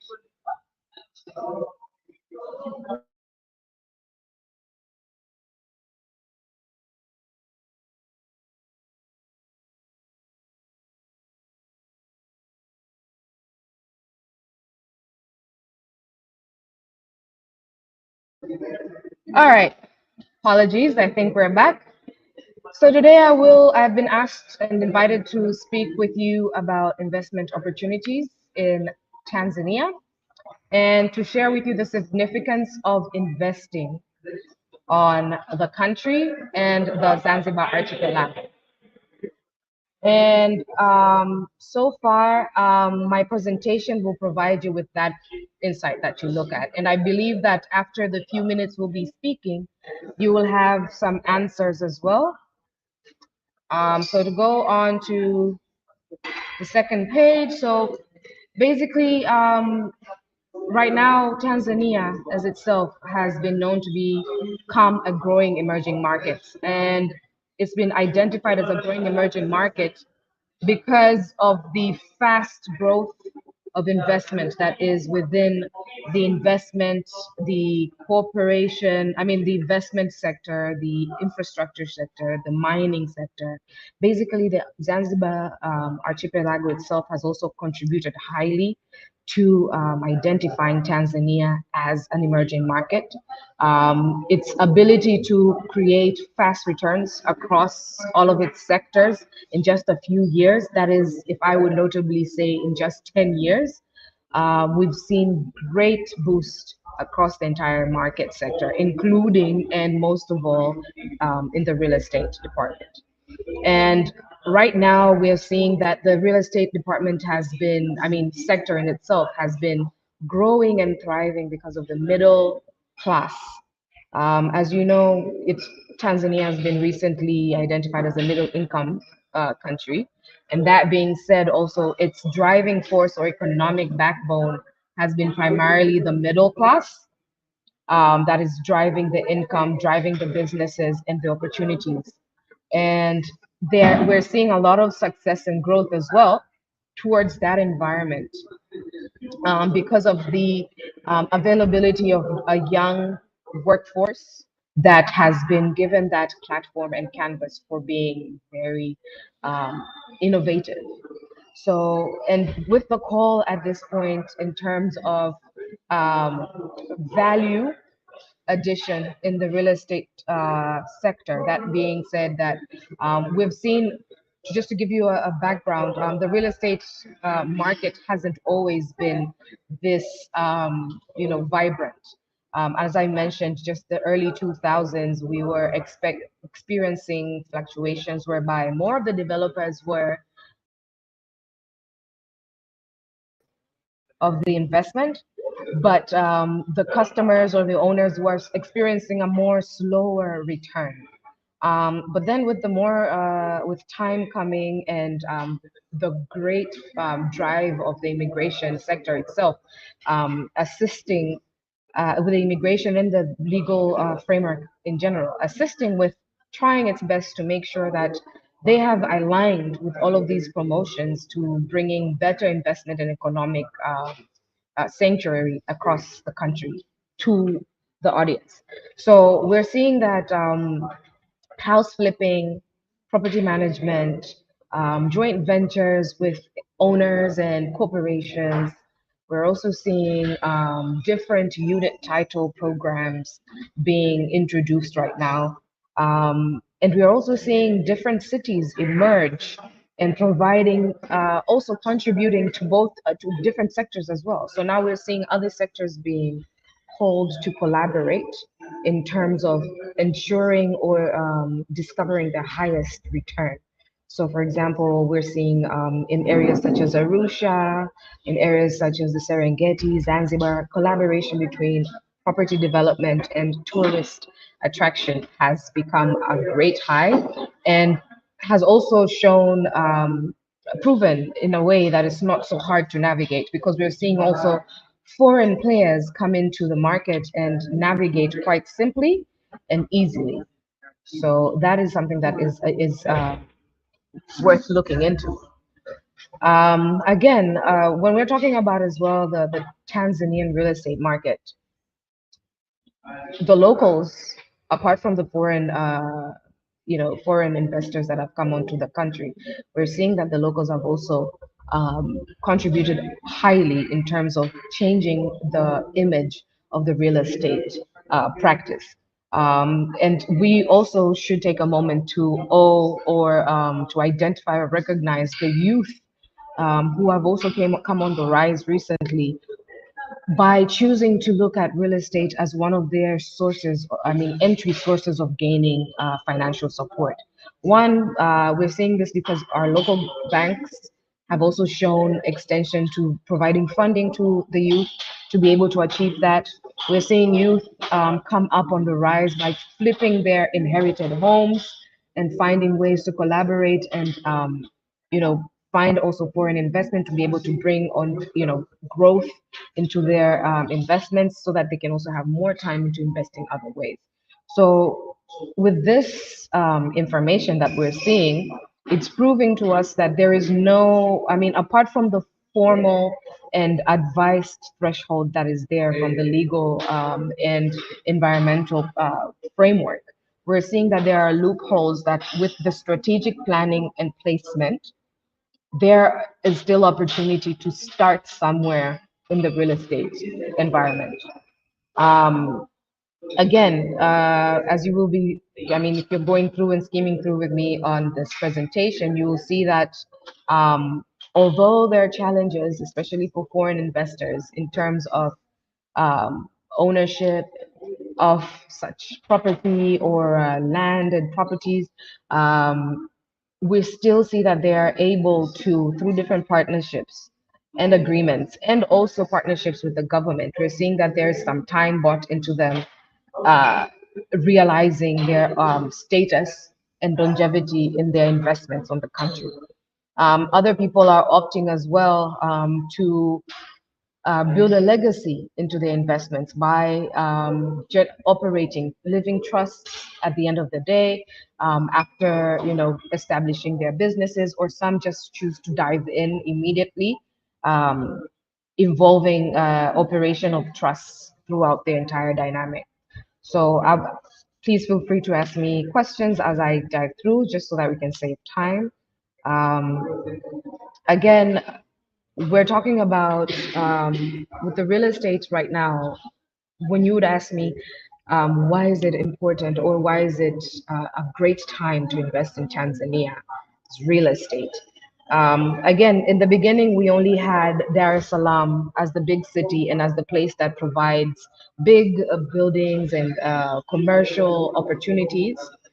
But in the recent government changes, we're seeing that there have been actual sleeping giants across the regions that have shown steady, sustainable living and growth towards this community, and the investors that have managed to site out these locations and given themselves time to building business around it.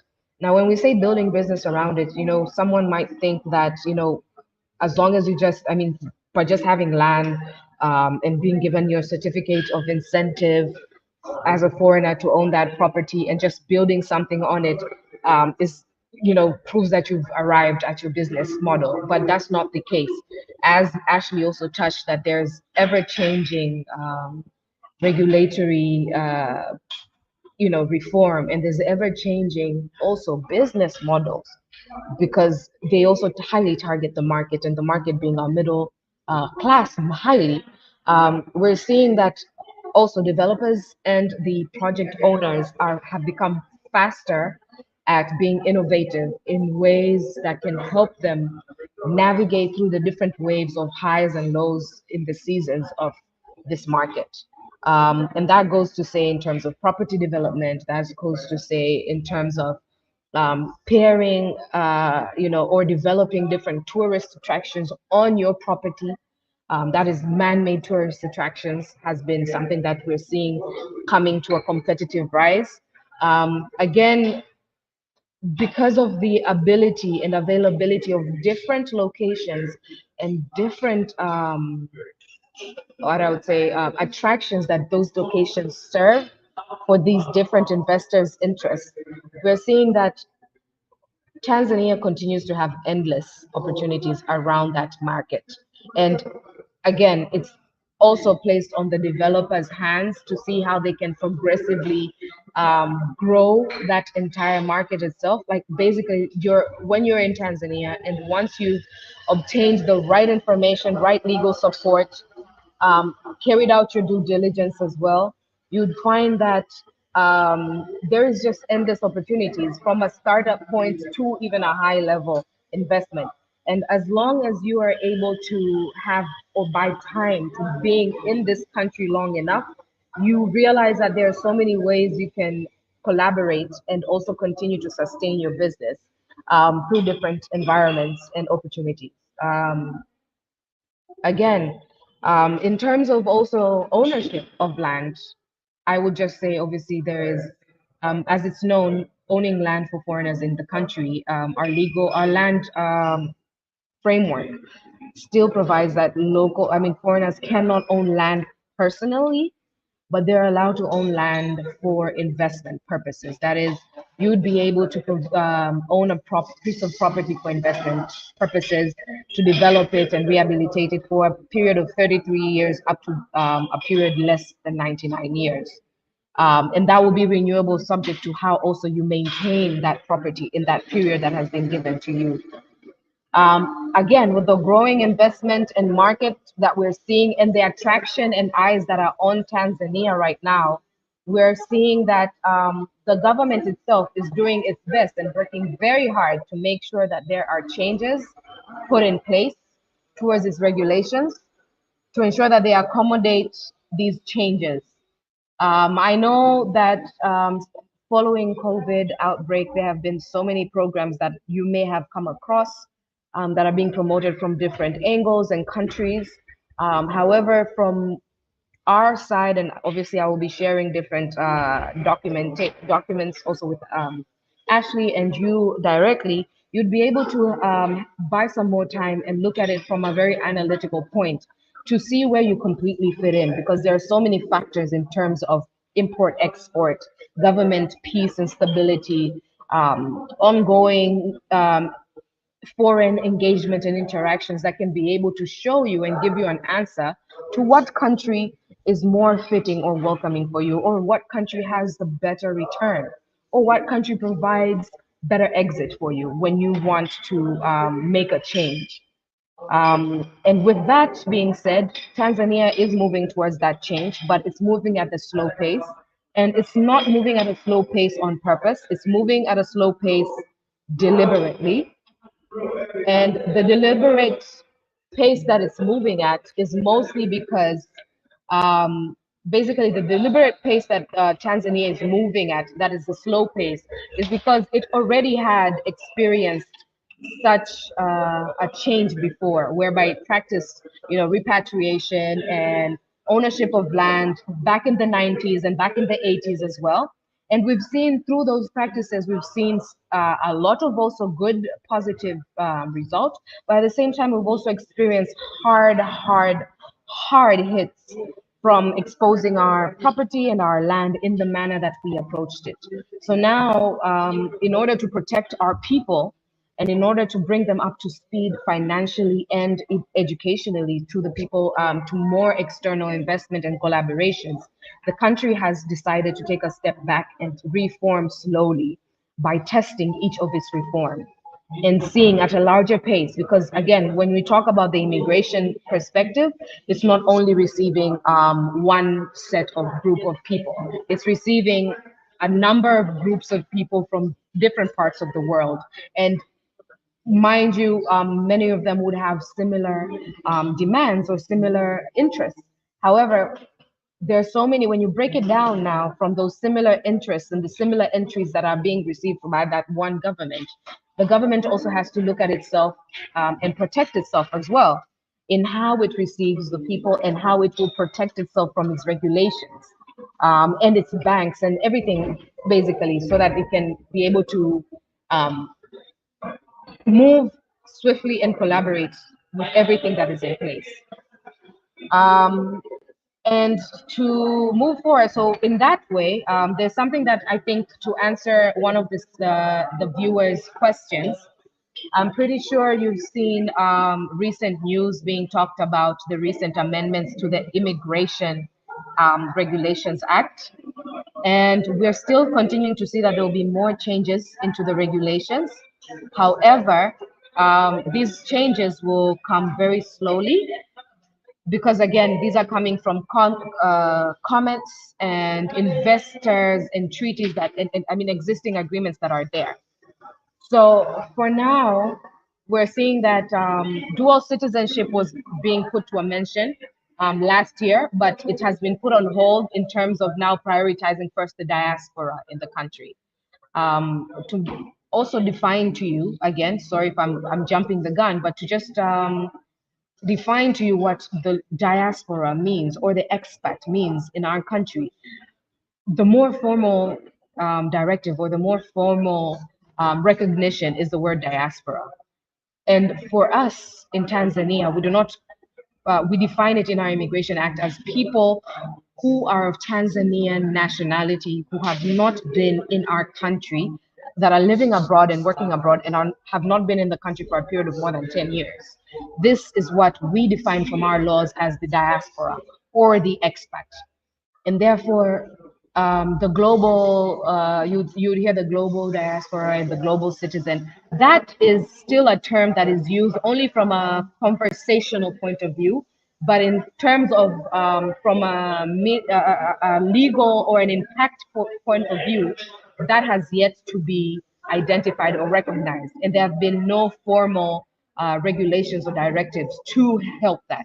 However, the country is aware that there is a strong call for migration, and especially migration for the African natives or the original Africans of, I mean, back into the country. Now, understanding that, obviously, with the displacement that took place 500 years ago, one would also have to acknowledge that from that period of 500 years, there have been reforms, laws, rules, and placements and settlement of the people who had remained in in Africa, in different parts of Africa, that were accommodating just them.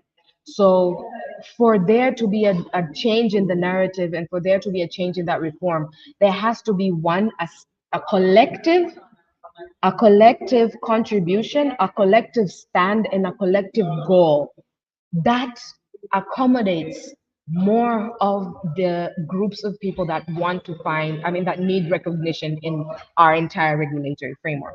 And we see that there have been moves and exercises that are going towards that and being promoted, and which is why we're hearing something as the golden visa being promoted. In practice, I would say that the golden visa has yet to be fully accommodated, but a golden visa is something that has been presented to foreign investors who do not fall within the Class A investment category, whereby you're establishing a business or you're running something in the country, or a Class B whereby you're employed, or a Class C whereby you're a student or an intern. They have introduced a golden visa that is a Class C11 category, whereby you're an investor that wishes to stay in the country and the only reason that qualifies you to you know to obtain that visa or status, that visa status, is because you have bought property worth 100,000 US dollars.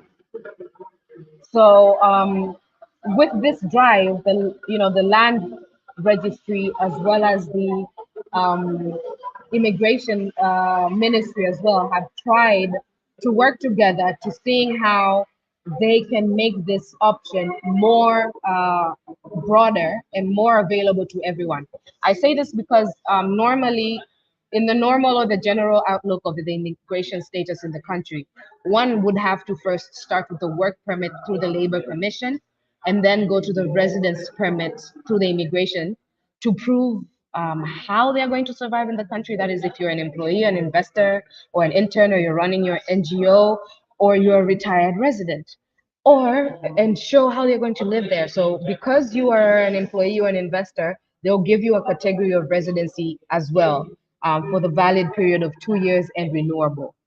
Now, with the golden visa, they're trying to waive the work permit side, or you would say they were trying to buy more time for you to be on the country, to figure out what it is that would sustain you monetary wise, financially. And because already you've bypassed that entry ticket, because you have property that you've bought through a free economic zone that allows foreigners to buy it, that is worth $100,000, then you would be able to qualify directly to have that golden visa. Now, the term of that visa is valid between 3 years up to 5 years. When I say that, is it's been promoted and the intention is for the residence permit to be up to 5 years, but we see still in different cases that is not the case. Not all applicants are given 5 years, not all applicants are given 3 years, some are even given just 2, and it's renewable. However, with the right advice and with the right trend, and us continuing to have that ministerial dialogue with these offices, we're able to understand and also plead the cases when we make the application. So again, by pointing that out, I would also like to just echo what Ashley said in terms of, taking time to work, to do the work and put in the work in terms of your interest, and also putting time in terms of your investments. And with that, it can allow you to also make time to visit and find and also meet the right people, the right advisors, seek the right legal support and the right tax support and the right real estate support and business development support that is within that country to be able to help you navigate. Because as much as the law has its own threshold and entry point of investment, there are ways that and loopholes in which an investor can start with. And this can come in different forms of joint ventures, different forms of investing in existing local entities so that you can raise your capital up. It can come in different forms. So just to put that out there. And again, to also mention that in my previous slides, as you see, Dar es Salaam, Zanzibar, Arusha, the Serengeti, Tanga, Dodoma, these are upcoming, fast rising cities that have been showing high returns in terms of real estate. And depending on the different projects and what you serve in the real estate industry, we're seeing returns up to 70%, some up to 80% returns on the market, on the investment. And obviously, in the first year or two, you may not see that rise come exponentially, especially if we're talking about the developers. But then, in terms of the other players, or if you choose to place yourself in different roles, you'll be able to see that you are navigating and developing different sources of income that allow you to also be able to trade while you're in the country or outside of the country. And the good thing about investing in Tanzania is that you're allowed to invest in the country whereby you're not necessarily there, because again, we promote with investors, we encourage that you consider making business trips to come and see the country on your own, making booking trips or visitations or meetings to be able to come into the country and see where you belong in terms of if it's agriculture, if it's real estate, if it's in tech, and seeing the market and the players who are in that country right now and how they can help you start. So in that way, you can build a portfolio. In that way, you can be able to have an understanding of who and how we play and navigate through different seasons. And at the same time, you'd be able to also understand your team. We encourage locals to be employed, but we do not encourage that by pressure. So you being available, you being around helps you know and engage with the locals better and identify who works, who fits with you, who fits into your business model, who fits into your business development model.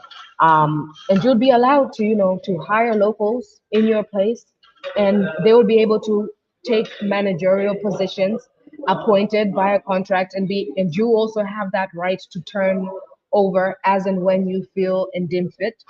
These are the opportunities and the flexibilities that the country provides. When we talk about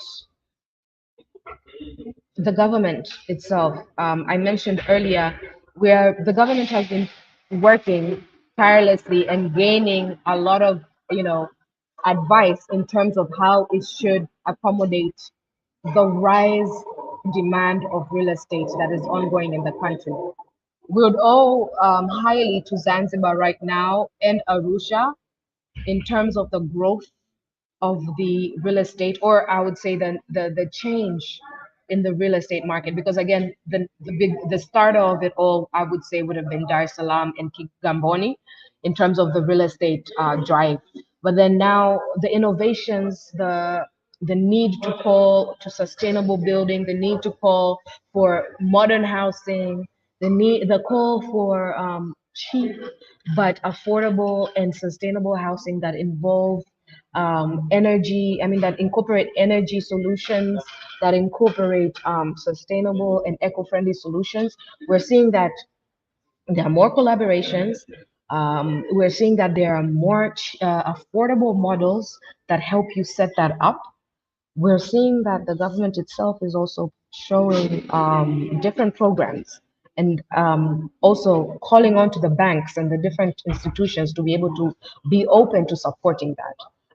In terms of the regulators, I may have to mention that to you. The regulator, obviously, the main regulator for investment and trade in our country, in terms of the mainland in Tanzania, is the Ministry of Industry, Trade and Investment.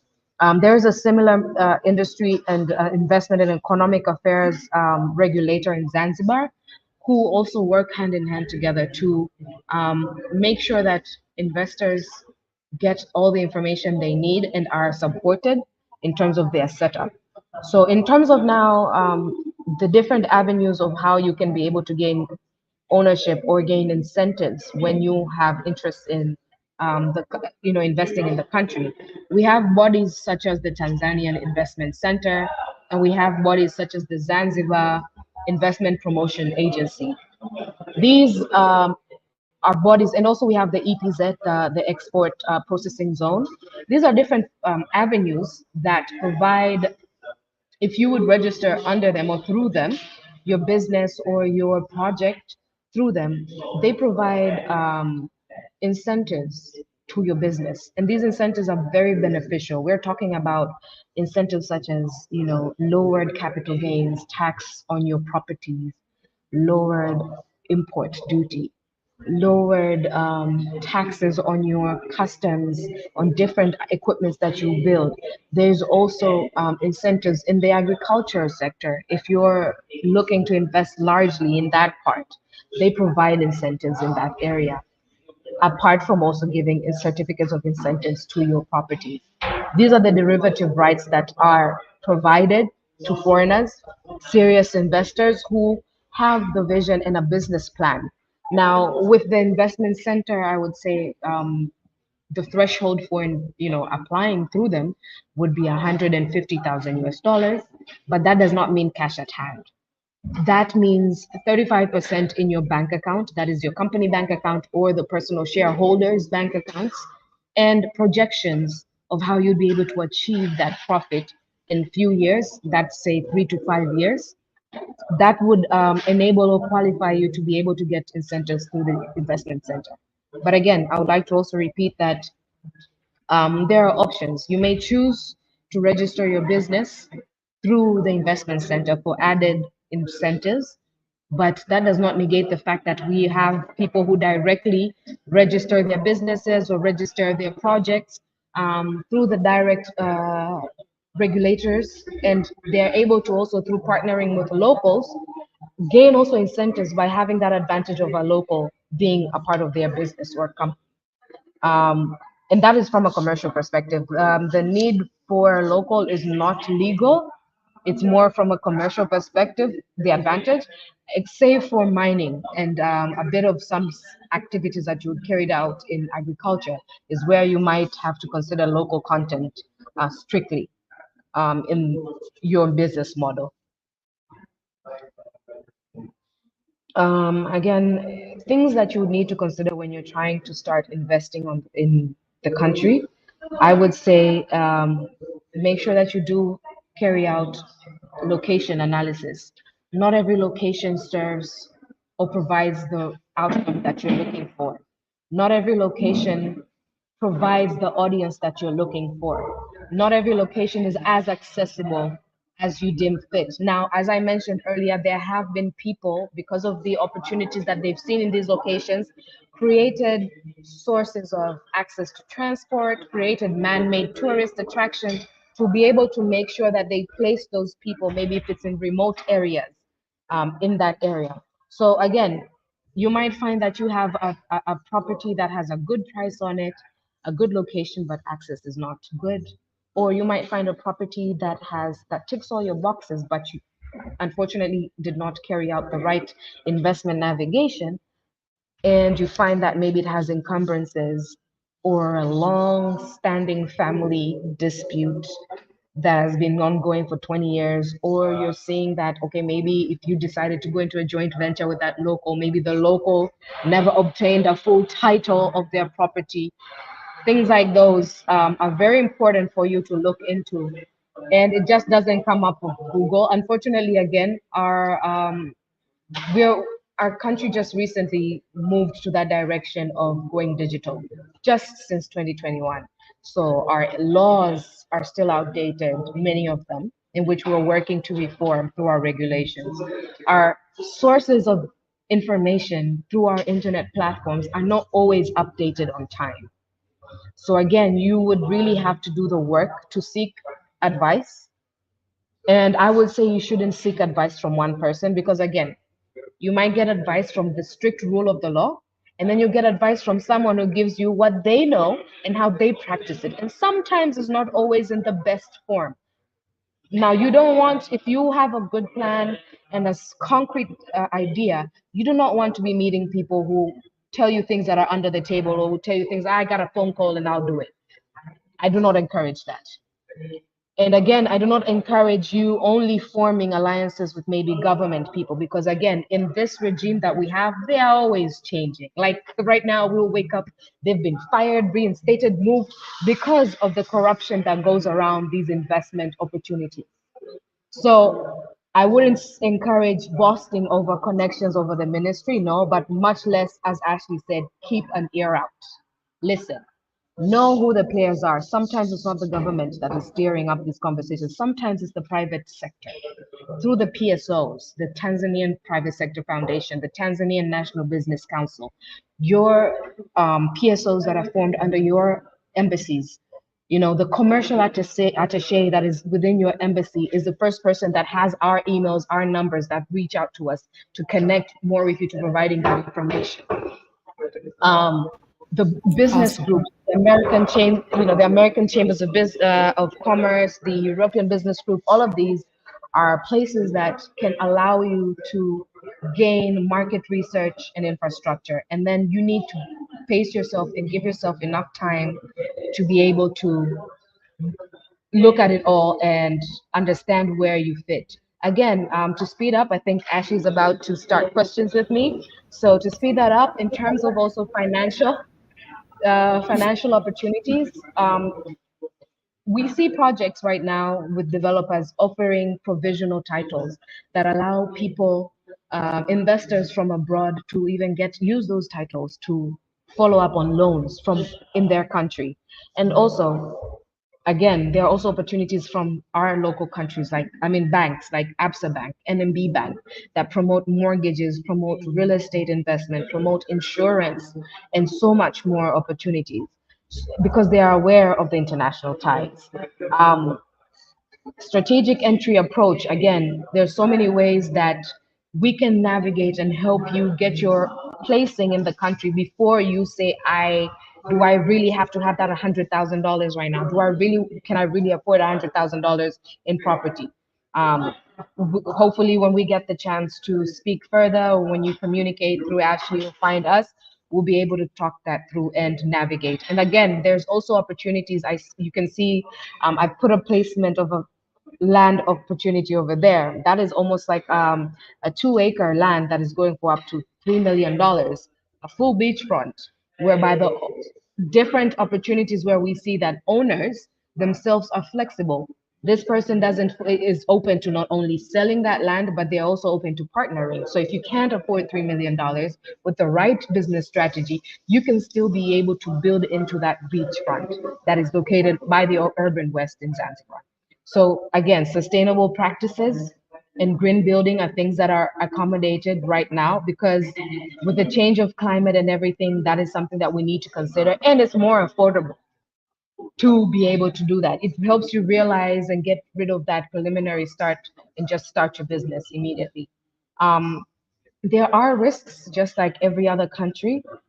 And to mitigate those risks, that's why we advise, you need to look at the political stability. You need to look at the investment and tax advice to be able to understand how you can safeguard your interests in the country when you're in there and how you exit. Um, Technologies right now are we're seeing Tanzania, mainland, Zanzibar really invoke permaculture, sustainable living, smart homes, meaningful ways to, gaining, profit through blockchain, finances, financial solutions. So these are things that we highly encourage you to tap into. Zanzibar is promoting the blue economy right now. That is opportunities such as cybersecurity, beachfront, hotels, restaurants, so many water sports, so many opportunities are on the rise, aside from just real estate, that tie in hand with also magnifying that real estate opportunity that you're looking out for. Again, so key takeaways, I would say Tanzania is ready and has always been ready. It provides competitive prices and it's a growing market. All eyes are on Tanzania. And because of its kind and flexible government, not as aggressive as many other countries, there's an advantage for investors to also be a part of that regulatory build-up framework.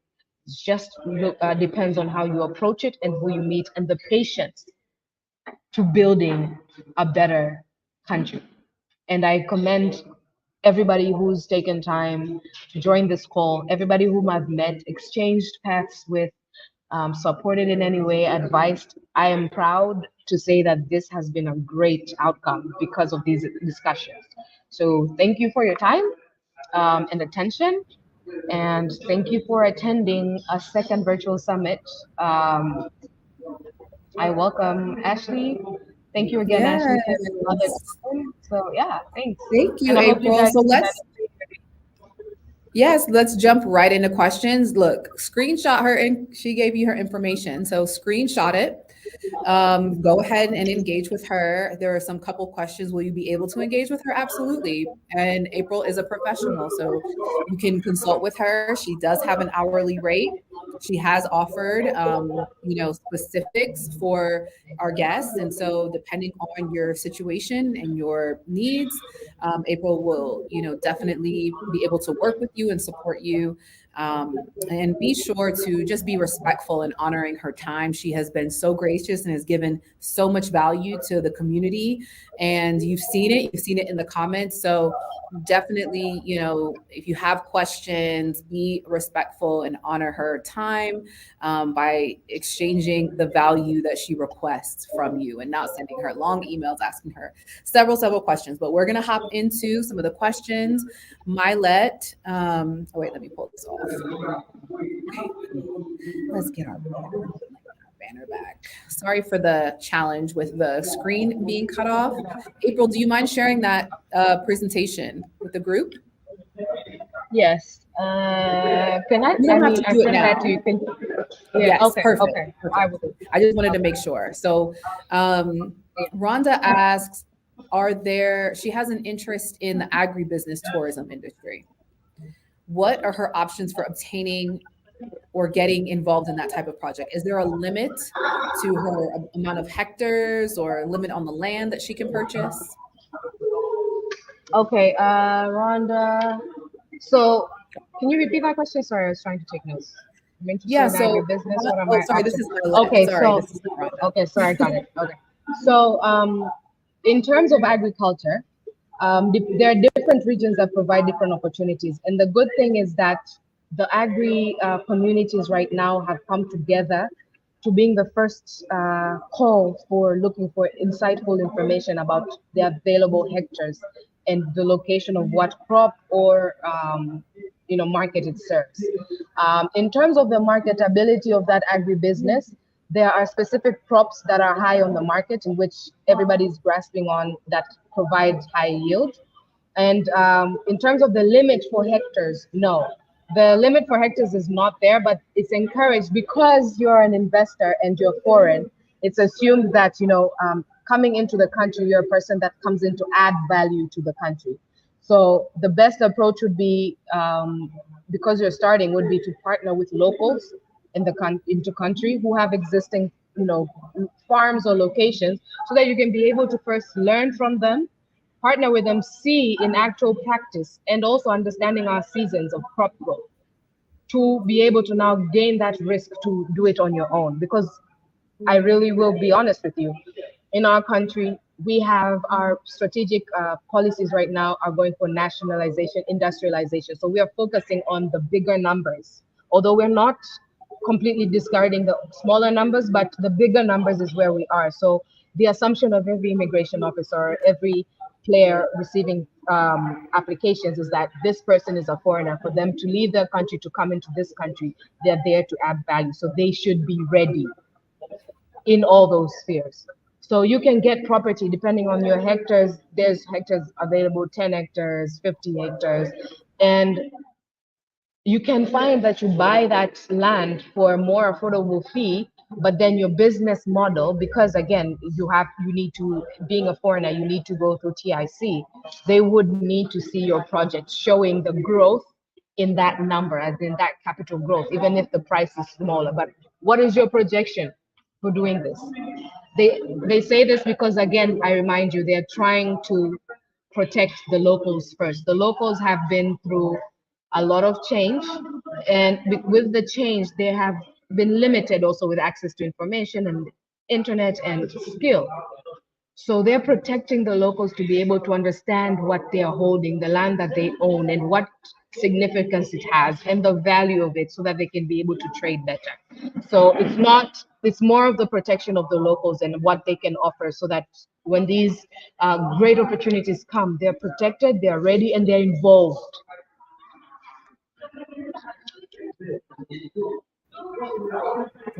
Thank you, April. M, do you want to come up and ask a question? Yes, would you like to? Okay, I'm not sure. She does. I think there was so the next question is, can you talk about paying taxes? So there was another question. One, how much does it cost to set up a business in Tanzania? And then the second part of that question, can you talk about paying taxes on the business in Tanzania and having to pay taxes as a citizen of the US? Are there any incentives? Okay, So I mentioned earlier, when we're talking about tax incentives, it's only if you registered your business through the Tanzanian Investment Center. The Tanzanian Investment Center was set up for investors, but primarily through the Investment Act that allows or caters for businesses that are registered locally that have a turnover capital of 150,000 US dollars to 300,000 US dollars, or foreign registered entities that have a capital of 500,000 US dollars and more. But it also serves businesses that are invested in mining, agriculture, or are looking to bring in heavy duty equipment. So basically, it's there to help relieve the large payer or the large players in the market.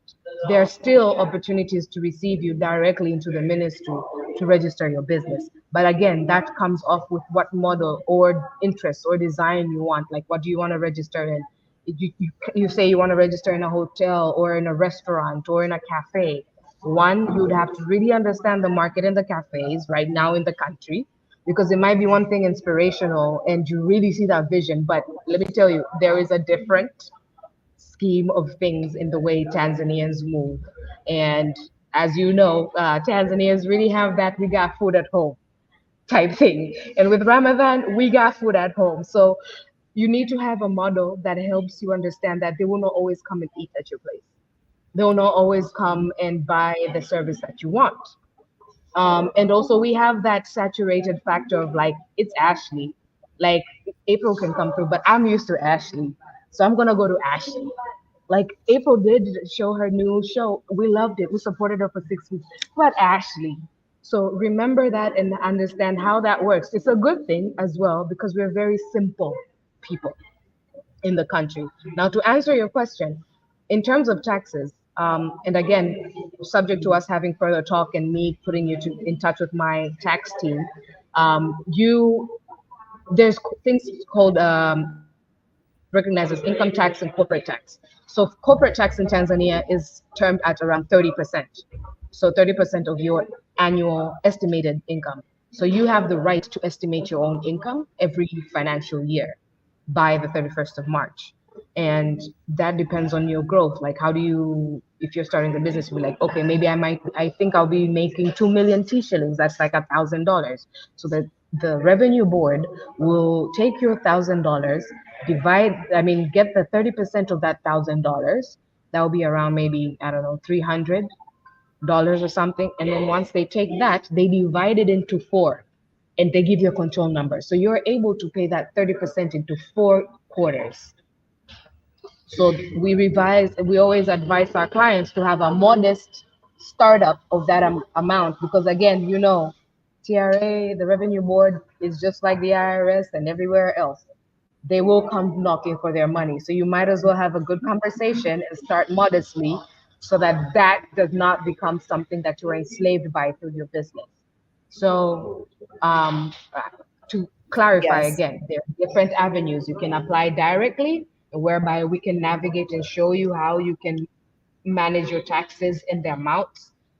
And you can also go through the investment center, which also has its dynamics there. And they also provide incentives. Now, the incentives for the investment sector are for your project, are strict for your project, whether you're bringing in equipment, and it's for that period in time that the incentive has been given to you. So again, you will still at a point be required to comply at the end of the day. It just buys you time, it buys you the opportunity to continue to invest. Thanks, April. I'm bringing up M. Uh-oh, that one is not gonna work. Hi, M. Hey there, how you guys doing? Thank you so much. I know you said you had a long question. If you can keep it very brief and brilliant so we can get the questions answered, I'd really appreciate it. No problem. Actually, thank you very much. April, I just have a question in regards to, can you speak on within the, if investing within the East African communities, say for example, now in Kenya, to get an investor's visa, you need 100K USD as a prerequisite. Now, you take that 100,000 USD and you go to Tanzania, and that buys you far more than you would be able to buy in Kenya as far as real estate. Now, that 100,000 investment in Tanzania will then allow you status in Tanzania. Can you speak on that aspect in terms of then being able to invest in other East African countries? I don't know if that's something you're familiar with. Okay, so I'll share the presentation with you. I think you'll meet some different forms of investment that are available, and we'll talk further about that. But again, Tanzania, Kenya, and Uganda serve each other very well, and not also excluding Rwanda. So you will see and you will note that they have also rubbed off each other in terms of the different regulations. They kind of are similar. And this is also strategically placed because of the friendly competition that is there within these economies. Tanzania and Kenya have always been like the coin, the heads and the tail throughout our times. And Kenya provides the more aggressiveness of the economy and the buy-in, whereas Tanzania provides the more sophisticated, but sometimes maybe a little bit slower, maybe a little bit more frustrating in terms of the environment it provides. But in terms of value, you will find that you have more value in Tanzania. It might be slow paced, but more value and safety in Tanzania. And again, giving you that status in Tanzania allows you to also play out across Uganda and Kenya to find out what other opportunities are there. Advisors, in terms of like legal advisors and tax advisors, we're a part of the East African Community and Federation and East African Law Societies and the like. So you would still find a pool of professionals serving all of these nations at the similar time. With Kenya, they're also navigating now with their landscape. They don't completely have all the options because their islands like the Lamu and the Mombasa started earlier and they already started at a high note. So it's very different and difficult to navigate. Whereas with Tanzania in Zanzibar, basically in the mainland as well, they started off at a more echoed or like soundboarded adventure. Like they started with like, let's test it out, see how the foreigners see it, and then continue in that way. So, and with Tanzania, again, as I mentioned, you don't have to just have that one property to buy at 100,000. If you're there to start as a business before you realize you wanting to buy property, again, before I conclude that, many people are talking about that 100,000 entry point is because of their desire to want to come into the country to just stay. Now, if you leave alone that desire to just come into the country and just stay, you'll see that your entry point doesn't have to necessarily be $100,000. It can be way lower, and you can realize and make that $100,000 in that country while you're here, while you're renting out a small space, while you're partnering with locals, while you're testing the seed space, while you're testing the tech space, while you're testing out construction and real estate with existing folks like us.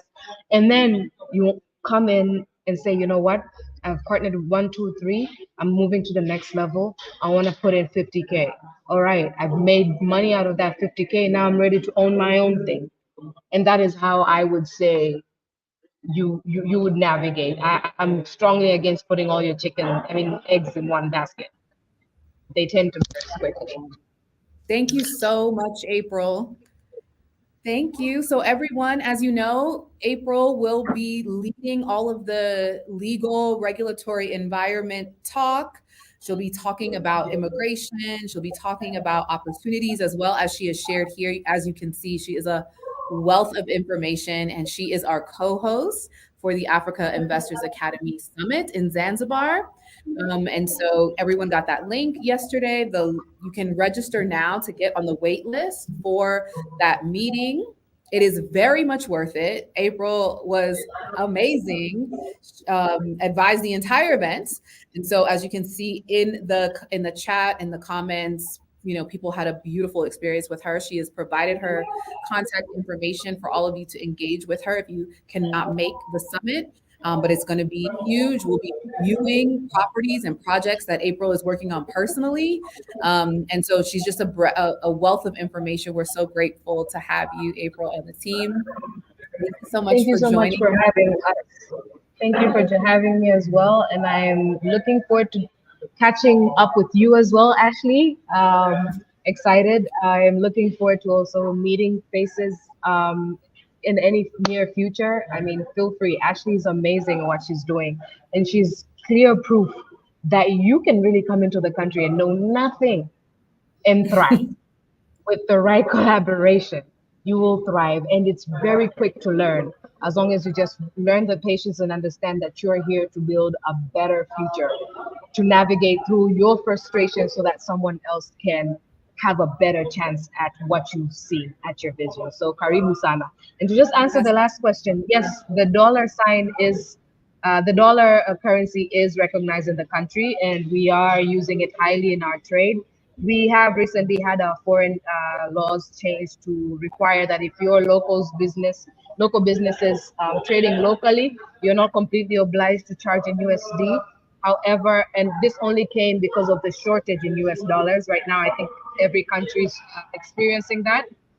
We are right now, as we stand, sadly, our banks are only allowing us to remove $100 a day, but we're hoping that there'll be more information. But again, it's helping Tanzanian currency continue on the market. So thank you guys so much. Yeah.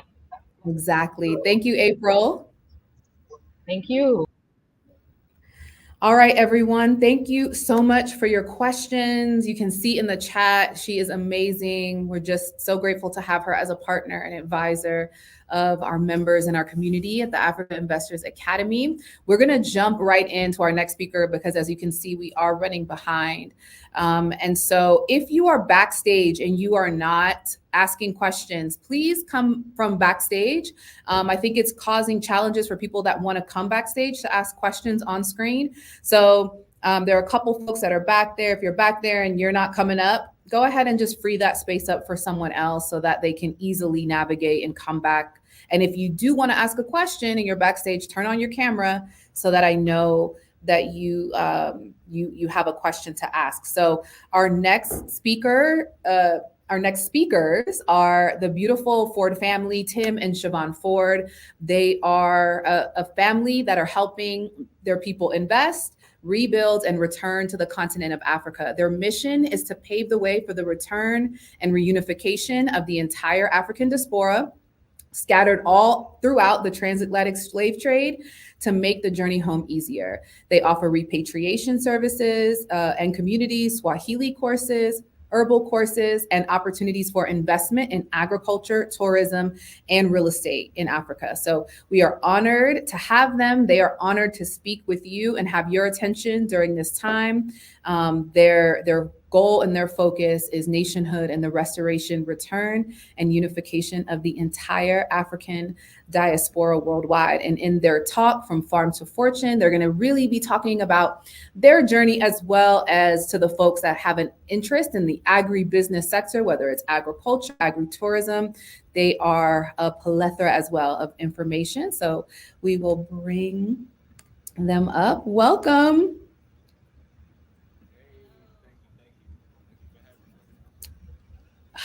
I think I can hear you very slightly.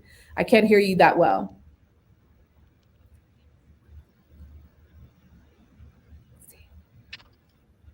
Can you hear us now? Is it better? Yes, much better. Welcome. Thank you. Thank you for having us. We appreciate the invitation. Absolutely. Thank y'all for joining. We were actually, everyone, we were living in Tanzania at the same time. They are still there. You know, I am not. I'm in South Africa. We had a really great meeting with all of the babies and the children at a mutual friend's birthday party. And so it was just so lovely to meet them both. And we have stayed connected through social media. So it's just been an honor to be in community with Tim and Siobhan. So I will be back to ask questions later on during the talk. But I'll see you then. I'll see you soon. Okay, awesome. Let me pop off. Yeah. Okay, so Ashley, if anytime you can't hear us, just jump in and let us know. Because I know we were having a little bit of feedback a little bit earlier. But yes, thank you for having us. Yes. I'll let you take it off. Yeah, thank you for having us once again. And we've been, our title and what we've been called to talk about is From Farm to Fortune. and it's fitting to our story, and it's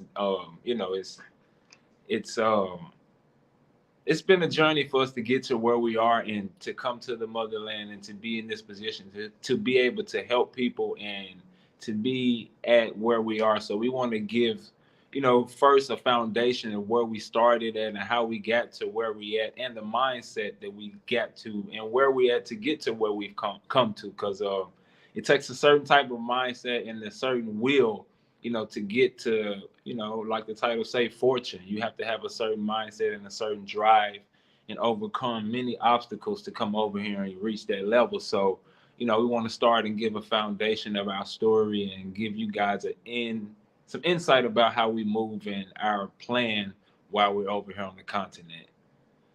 Anything you want to say before I get started? Go ahead. Well, yeah. So we started our journey to come to the continent over in 2020 at the height of the pandemic, really, when things got started. So at the time when we were thinking about coming here, we were freshly married, a couple in Nashville, Tennessee. My wife and I had moved from Memphis, Tennessee to Nashville, Tennessee, and I met my wife there. We were working at a restaurant together and everything. So we met at the restaurant, and we fell in love and decided to get married. And before we decided to get married and everything, we decided to leave the place and see how it would go for us to try entrepreneurship by ourselves. We were in that environment and like, okay, you know what? It's time for us to try something for ourselves. This isn't working. We don't have to continue to keep dealing with this type of stuff if we have the skill set within ourselves to try and build something. So, we decided to take our entrepreneur journey outside of Olive Garden where we were working. And after that, we got married. In the process of getting married, we opened up our natural wellness business together. And the pandemic rolls around and we have our family in place. So, you guys know the culture and the climate of what we have to deal with in the United States. I had a 1-year-old son at the time, and my wife and I, we decided to try and go to the park one day and enjoy ourselves and go on a family outing and, just go to the park and have a daily stroll. My wife had just had the baby. We wanted to, just relax and go through the postpartum process and be at peace. And we go to the park, and the park is just so happened to be a former plantation. So, slave plantation at that. So we go to this former slave plantation to try and enjoy ourselves. And as we begin to leave the plantation, I get racially profiled for breaking into cars. So I have my son with me. I have my wife. I'm putting my stroller in the trunk. I'm putting the car seat in the car. I'm putting my family in the car. And I get profiled that I'm actually like stealing from cars and breaking into cars. So the police come and pull me over, and that was like one of the final straws. And after that, George Floyd happened, and my mindset was, you know what? I don't have to keep my son and my family in this environment. I don't have to like stay over here. I can go somewhere else and figure something out. So I was just over it at that point when the George Floyd situation happened. So fast forward, our lease was about to be up in our apartment. So we were tasked with having to find somewhere else to live. So we went out maybe one day, my wife and I, we went out and we were like, you know what? It just don't feel right. We didn't feel like we wanted to go into a new environment and have to tuck our black in and, just knowing what the state of that country was in and what we would have to deal with going into a new place. We didn't really feel like led to look in that environment. So we just came to a conclusion with each other that we were just going to sit, and pray and ask the Most High to give us direction on which way we were supposed to go and which move to make. And I'll let my wife take over from this point of the story. Yeah. So at this time, we were kind of sort of in, I guess you could say, limbo, because we didn't know where we were going to stay. Our lease, like you said, our lease was about to be up. And so, we were just like waiting on an answer. And so one night I had a dream. And in the dream, I was in Africa, and I was in Africa with like a bunch of people. And we were walking through like a forest, a thick, dense forest area, and it was like a lot of people with me. And I'm some people may not be spiritual, but I'm sure all of us Africans are spiritual. But I heard the voice of the Most High say, "Pave the way." And I knew I was in Africa. And as soon as I heard that paved the way, when I woke up, I told my husband, I'm like, I was like, I had a dream, like I had a dream that we were in Africa, and Most High said, go and pave the way. And I was with a bunch of different people. And so once I told him that, like, it just clicked for both of us. Like, okay, we got to go to Africa. This is why, we haven't been led to go and try to find a house here in America, in Nashville at the time, because the Most High had something greater for us. And as he mentioned, we had already started our herbal wellness business. So as soon as we got the dream, okay, go and pave the way. Like you said, around that time, I had just had my son. And so I wanted him to make me a vaginal steam box. I don't know if you guys know what that is, but it's basically like an ancient healing remedy where you steam the vagina after childbirth to release toxins and to get rid of old tissue and rejuvenation and all that good stuff. So he was in trade school at the time to be a carpenter. So I was like, hey, babe, can you make me this box? And I showed him how I wanted it and everything. So he made me the box, and he posted it on his Facebook page. And as soon as he posted it on the Facebook page, like all of his old friends from like high school and college and like his family members were like, oh my gosh, like, can you make me one? And that literally turned into a whole nother leg of our business, because prior to that, we had just been making like skincare products, stuff for your hair, stuff for your skin, rose water, toner, herbal hair oil, eczema ointment, and different things of that nature. And so once he made the box, that basically turned into a whole nother business, which funded us to be able to actually get to Africa. So once he started making the boxes, the demand was just crazy. And again, this was during the pandemic. We started shipping the boxes to Memphis. We started shipping them to Canada, Alaska, all over the world. We put it on Etsy. And once we put it on Etsy, it became a bestseller on Etsy. And so we made a lot. Once we made the decision, like, and followed the voice of the Most High, like when he told us to go and pave the way, he opened up the door for us to go. And so we were able to like get enough money to pay for our plane tickets, pay for our lodging for the first, when we initially get there, have spending money, have enough money to open up a business and all that stuff. So, so this was in 2020. We've been here in Africa now for 4 years. And some of the reasons why we feel like if you have the desire, if you've been led to move to Africa, like, do it. Because it's not going to make sense. Like, like initially, a lot of times it doesn't make sense. Like, why would I leave my business? Why would I leave my family? Why would I leave everything I know to go somewhere where I know no one?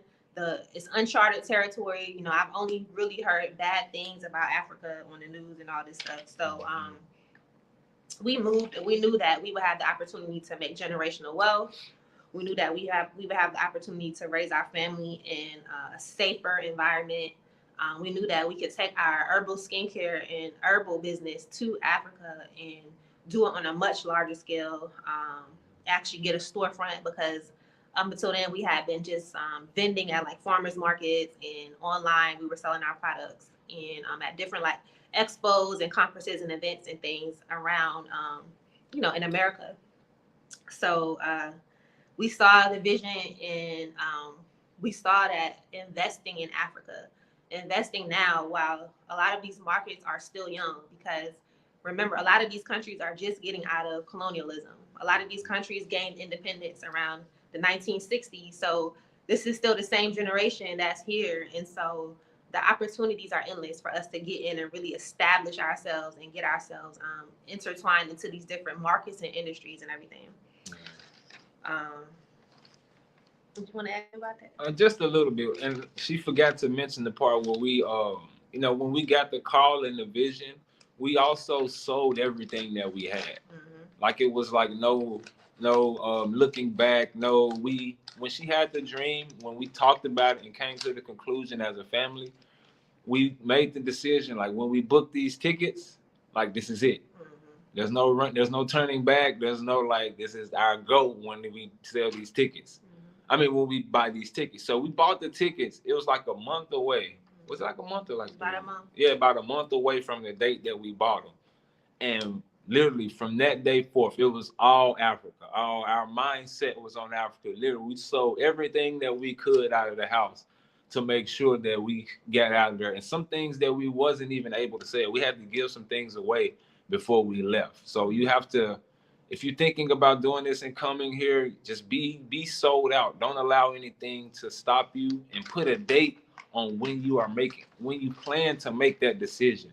Because if you don't put a date on it and make it tangible, you won't really do it. So you have to put that date in place so that you can have that goal in mind so that you can reach it. Yeah. So our vision for our herbal skincare business was basically to take our skincare line and our line of herbs and everything that we make and bring it to Africa and open up a storefront. At the same time, we also had a vision to become, I say the mountain rose herbs of Africa. I don't know if people are familiar with mountain rose herbs, but it's like a really huge company in America and really globally, where they like basically supply everything, like anything you can need to make skincare or hair care or herbs. They have herbs, pretty much any herb you can think of. They have waxes, butters, shea butters, containers, and all that stuff. So I was like, I want to be the mountain rose herbs of Africa, and also I want to grow my own herbs, because growing your own herbs allows you to have a wider profit margin. Because if you're not spending money paying it to the middleman, you know, to get the herbs in, you're growing it yourself, you know exactly what's going on it. Because we know in this crazy world now, people are spraying pesticides, people are making fake foods, fake herbs. And so it's very important to be in control of the production of your product so that you're ensuring that you have a high quality product. You know exactly what's going in there. You can trust it. And we all need healing as a people. So that's very important. So that was our vision. We didn't know that it would come about the way it came about, but that was our overall. And so we're gonna give y'all a little bit of stats on because we kind of like touch within the herbal skincare and herbal market and growing your own herbs and everything. You kind of hit 3 different sectors. You hit agriculture, you hit herbs and skincare, and then we also hit tourism. We're gonna talk a little bit about agritourism as well, but let's give you some stats on these different markets here. So I'm gonna start with the organic skincare and herbal products market. So this market is expected to reach 18.58 billion by 2028, and it's growing at a rate of 11.1% per year, right? And then the herbal market is already $1 billion industry, but it's expected to grow to 372 billion by 2030. 2030 is just right around the corner. And when you look at the stats on agriculture, just a caveat, Africa will feed the world, but much of Africa's agricultural potential is really yet to be realized. There's huge swaths of land that is uninhabited, unfarmed, just ready to be touched for us to touch it and turn it into profit and fortunes. According to the UN, the world will grow by 2 billion in the next 3 decades, and by 2050, the food that's currently being produced will only be able to feed 50% of the world's population. So based on these current trends and patterns, we will need a 70% increase in agricultural production to feed the world. So 70%, that's a huge margin for us to tap into. It's very important for us to tap into these trends while they're still early, and so that we can get in on that 70% increase in agricultural production. That's mind-blowing when you think about that. So I'll let you touch on the stats for agritourism. Yeah, and for agritourism, back in 2021, the market size was only 45.3 million, and it is estimated to reach a value of 141 billion by 2030. So in 2021, it was 45.3 million with an M, and by 2030, in less than 9 years, it'll be at 141 billion. And the growing rate of 13.4 during the period of 2022 through 2030. So the growing rate is 13.4% during the 2022 region through 2030. So the growth rate that is projected for the agrotourism sector shows the potential that it has. And like my wife just mentioned, there isn't many people. Well, the tide is changing a little bit. People are beginning to look, but there's still opportunity for those who are like early. You're still kind of early, but you have to just make sure that you do things properly and get with reputable people and make sure that you're doing things the right way and not trying to cut any corners, because the opportunities are here and everyone is trying to come to Africa to learn, to heal, to figure out what we've been lied to about, to figure out, you know, what the truth is about what's going on over here from all nations. So we have to put tourism businesses in place for us to be able to capitalize off everyone trying to learn about our heritage and our history. Because we all know Africa is next. We all know Africa has now. So we have to strategically position ourselves so that when people come, we show them, we are able to teach them the value that's here and what's been going on over here. Yeah. So from one venture, from one farm, you can tap into so many different sectors. You can tap into agritourism, which is combining agriculture and tourism. So whether you have a farm and it becomes a teaching farm where you teach people how to grow things organically, you teach them about permaculture. You teach them about different herbs and what it's good for. You can allow people to come in and pick different fruits and vegetables during certain times of the week. You can have retreats there. There's so many people who offer like wellness retreats and herbal healing and mental healing retreats. Ashley talked about the mushroom retreat she went on. You have opportunities for that on your farm. If you set up tents or some sort of accommodations on your farm, you can turn it into real estate. Now you're tapping into another market, real estate, as well as tourism and agriculture. So there's so many different ways to tap into it. You have to figure out, where can you fit in? Do you want to be a producer? Do you want to be a wholesaler? Do you want to be a grower? Do you just want to buy products from farms and make skincare products out of it? The possibilities are truly endless. So we were able, and by the grace of the Most High, we were able to tap into all these different sectors with one venture. So that brings us to our next topic, which is what we're doing here, because we talked a little bit about our wellness business where we sell skincare and herbs, but we also were able to tie it into a community for the diaspora. So we have two communities here that we started. One of them is called Zion Eco Village, and the other one is called Diaspora Town. And essentially what these communities are communities for repats, for diasporans. And I know that means different things in different African countries, but for what we're talking about global Africans worldwide who were scattered during the transatlantic slave trade. These communities are opportunities for people to come and invest into Africa, to get land in Africa, to invest in all these different sectors that are booming. One of the challenges that our people face when coming from America, and many have never touched foot on the motherland, is understanding, like, how can they set up a business here? How can they own land here? How can they get permanent residency or a temporary residency? Navigating these different sectors. So we made it easier by forming a business whereby investors can join, and they can, once you join or form a business here in Tanzania, as the lawyer mentioned, once you join a business, then you're able to purchase land under the business entity. Once you're a part of that business, that opens up, the world is yours. You're able to do so many different things. You're able to get residency in the country of choice, in Tanzania specifically. You're able to get, if you want to get retirement visa, if you need any of your different visas, if you need different residencies and permits and things of that nature. Once you're part of the business, you can do that. You can get land and everything. So I'll let you jump in. So it's okay. So we created this business, in order to help our people have a smoother transition, because like the lawyer mentioned in the previous one, you can't own things here as a foreigner outright. So you have to be a part of a business and have a Tanzanian on your business with you to have it registered as a local business. Establish the business with a Tanzanian on board, so that when people reach out to us, because we not only are we doing the herbal products and we have the wellness center in place, we also do YouTube and create content and show people our journey about what we're doing over here and what's possible for them as well.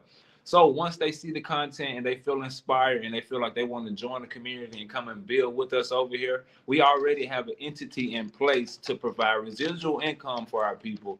And on top of the residual income, when you want to come, you can get your visas and your permits and everything smoothly. Now, we also are recommending and telling our people that don't just sit on that. That's just your way in. That's just your way in the door. We still want you to come here and create your business. Set yourself up for your family. But this is just something for you to just not have to worry about and be so stressed out and have to do so much of research to get your business before you come and get to do market research on the ground. This just buys you time in order for you to come over here and do your research properly. So if you're a retiree, though, you could still use that just to retire and relax. But we also want our people to use it as a stepping stone for them to come over here and possibly recreate it for yourself, because you can do it too if you have the right mindset. So come and do a business and get a part of a business so that you can learn how to stay over here long term, because that's the secret. We a lot of our people unfortunately have a give me mindset and a handout mindset.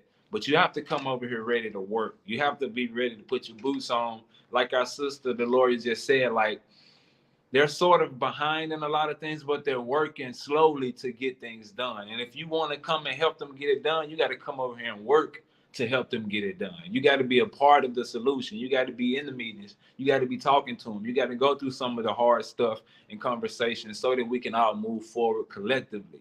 What you guys see in Ghana and Senegal, that they've started this 8 to 10 years ago. We're at the 4-year mark in Tanzania with this amount of people and us coming at this influx. So, we're at the point where they're going to start showing us love and listening to what we have to say, but we have to continue to organize and put ourselves together structurally, like in business mindset, and not just coming together and asking for a handout. So have the mindset to come and get with business people. Get your business mindset in place so that we can be one strong unit together. Yeah, it's very important. Unity is the only way forward. We typically don't even suggest people go the way of the Tanzania Investment Center, unless you have a lot of money. If you got a lot of money to blow, go that way. But we typically recommend people getting with locals and forming these local businesses because that's invaluable. I cannot tell you, we would not be this far along if we did not have our local partners working with us, because from one, they know the language, they can talk to the different contractors and the different workers that you need and really understand each other, because a lot of things are lost in translation. You may be saying one thing to them and they're hearing something else. Vice versa. They're saying one thing to you and you're hearing something else. So you need that buffer in place. You need that person that's familiar with the culture, familiar with the language, understands how things work here, understand like, okay, if you have a hiccup with someone, how should I go about handling this situation? So for those of us who are just coming over here to the continent, come over here, do your due diligence and find a trusted local to work with, or join one of these businesses that are already formed as an investor.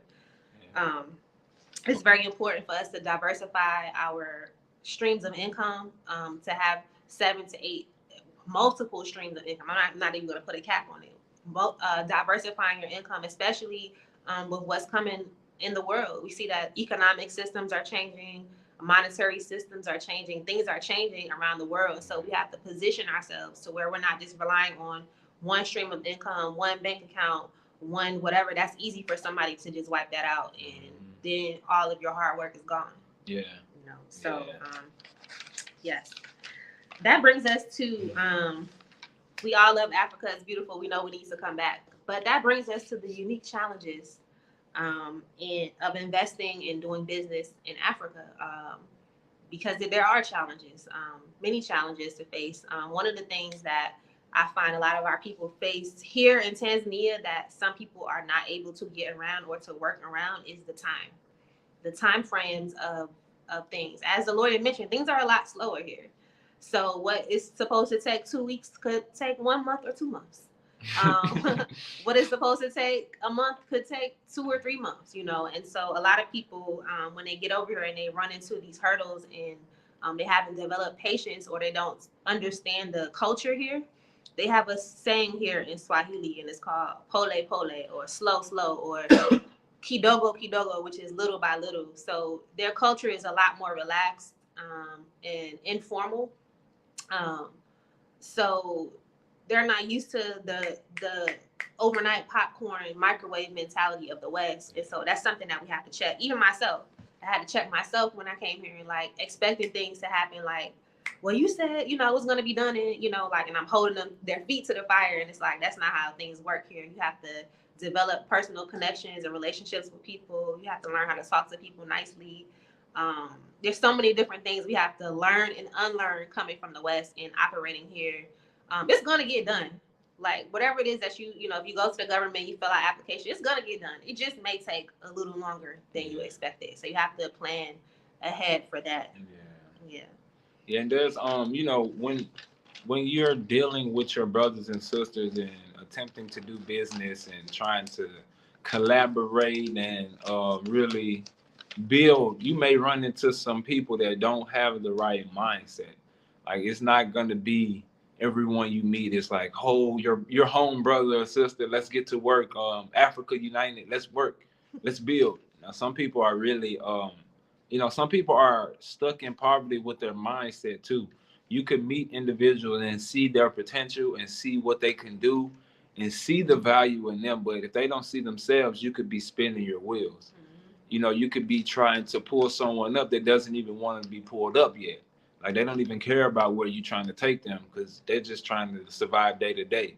So, you know, there's challenges that sometimes come with picking potential partners and making sure that, you know, they of the right mindset. Because if you get the wrong partner, you know, we've seen people that business have gone down the drain because they jump too soon and then do their due diligence about who they were partnering with and, you know, the overall knowledge level of the individual. So you have to make sure that, you know, when you talk about your business and you talk about building with people, let them show you who they are. It's not wise to pull someone from one industry to a new industry and think that they're going to be able to do it. Like if they're already in that industry, then yeah, if you're going to train them from the ground up and be okay with that, you know, that's something that you're gonna have to be okay with. But I would recommend like trying to take someone to a new industry and pull them up from the, you know, that's gonna take a lot of work. But if you want to put in that type of work and effort, hey, by all means, try it out. But just be mindful of, you know, we come with the mindset of bringing all of our brothers and sisters and having this big heart, and that's good, that's great, that's beautiful. But we have to look at the reality of the situation. Like you can't make anybody a boss. You can't give too many people. You can't give certain people too much power because they don't even know what to do with it. They don't understand what they have. So, you know, just be strategic. There's great people here though.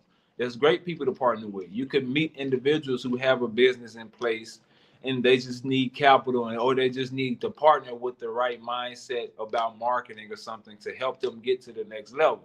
Those type of things are in place too. So, you know, you just make sure you do your due diligence when you picking these people and you won't have any horror stories. I know you guys have probably heard horror stories, but in doing your due diligence, you won't run into those things.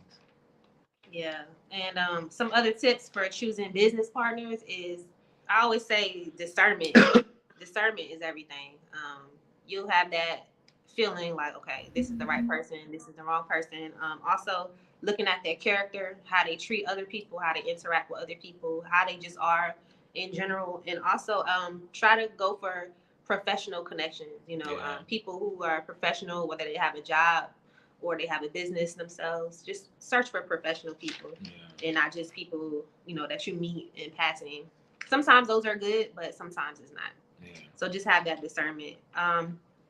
Also, going back to agribusiness, just identifying markets in your country of choice. Because once you have the farm and, you know, you establish your business and everything, now you're wondering, okay, I've grown these herbs, I've grown these products. I may not necessarily want a physical location. I may just want to export these products to the global market. How can you do that? How can you identify markets in your country? So there's so many different ways to identify different markets. So one, you can attend conferences, you can attend expos.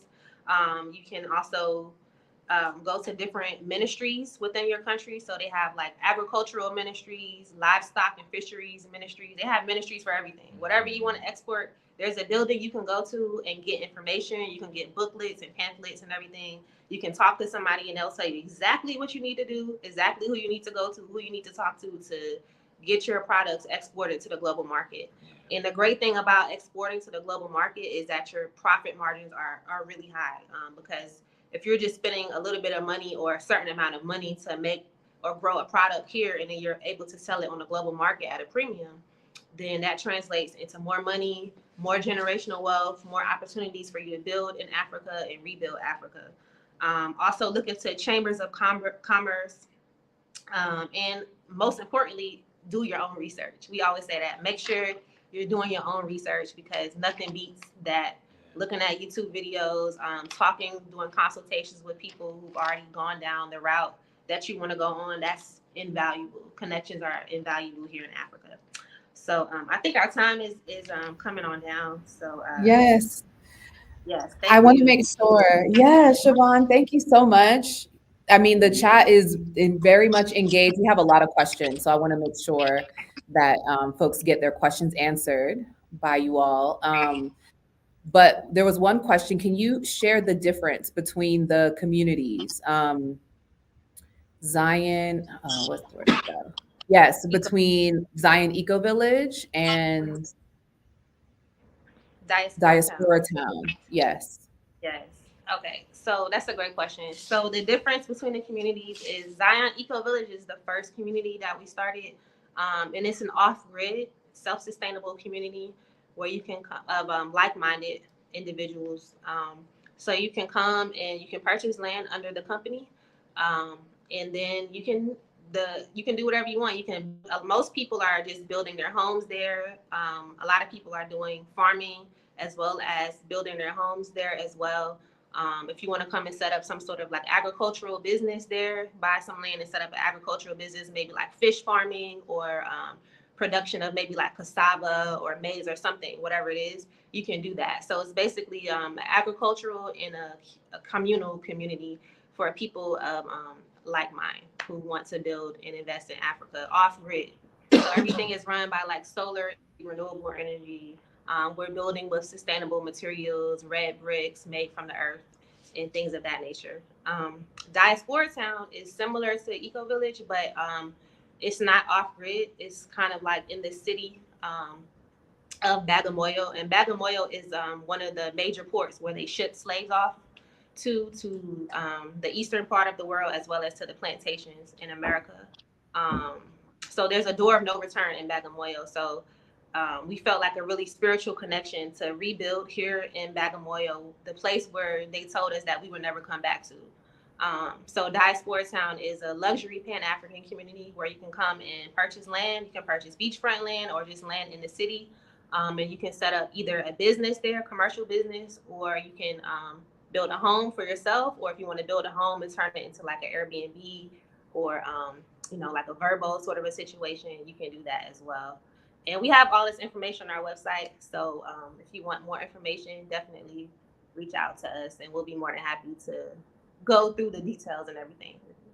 Fantastic. I think Trey and Rhonda are asking, well, Rhonda is asking, are you accepting investment or partners in those communities? You said, are we accepting investments and partners? Yes. Yes. So we typically hold an investors roundtable every quarter. 3 months. 3 months. Yeah, every quarter we hold it. We got another one coming up here in the end of April. Yeah, a few weeks actually. So yeah, we actually do accept both. Wonderful. And so Trey asks, he's coming to Tanzania in May. How can he go about setting up a visit to Zion Eco Village and possibly invest? How do people connect with you on these projects? So you can either send us an email, or if you go on our website, we have consultations we offer, or we'll sit down with you for an hour and discuss anything you want to talk about. That's like the most easiest and direct way to reach us, to be honest, because we get so many emails. But if you book that consultation with us, we're going to make sure we're there, at that time to talk with you about whatever it is that you want to talk about. or just wait for our roundtable, and then you'll get all of the information on how to invest and everything there at the roundtable. Fantastic. And so as a reminder, everyone will get Tim and Siobhan's contact information. That includes their social media and their website. So you'll be able to learn about all of the businesses that they have. I am a customer, regular customer of the herbal shop and Ford's Herbal Shop, and have gotten hair oil, the natural Vicks, all of that, the lavender oils, yes, everything. So cannot wait to come back to Tanzania and stock up, because it's different. It's different in South Africa.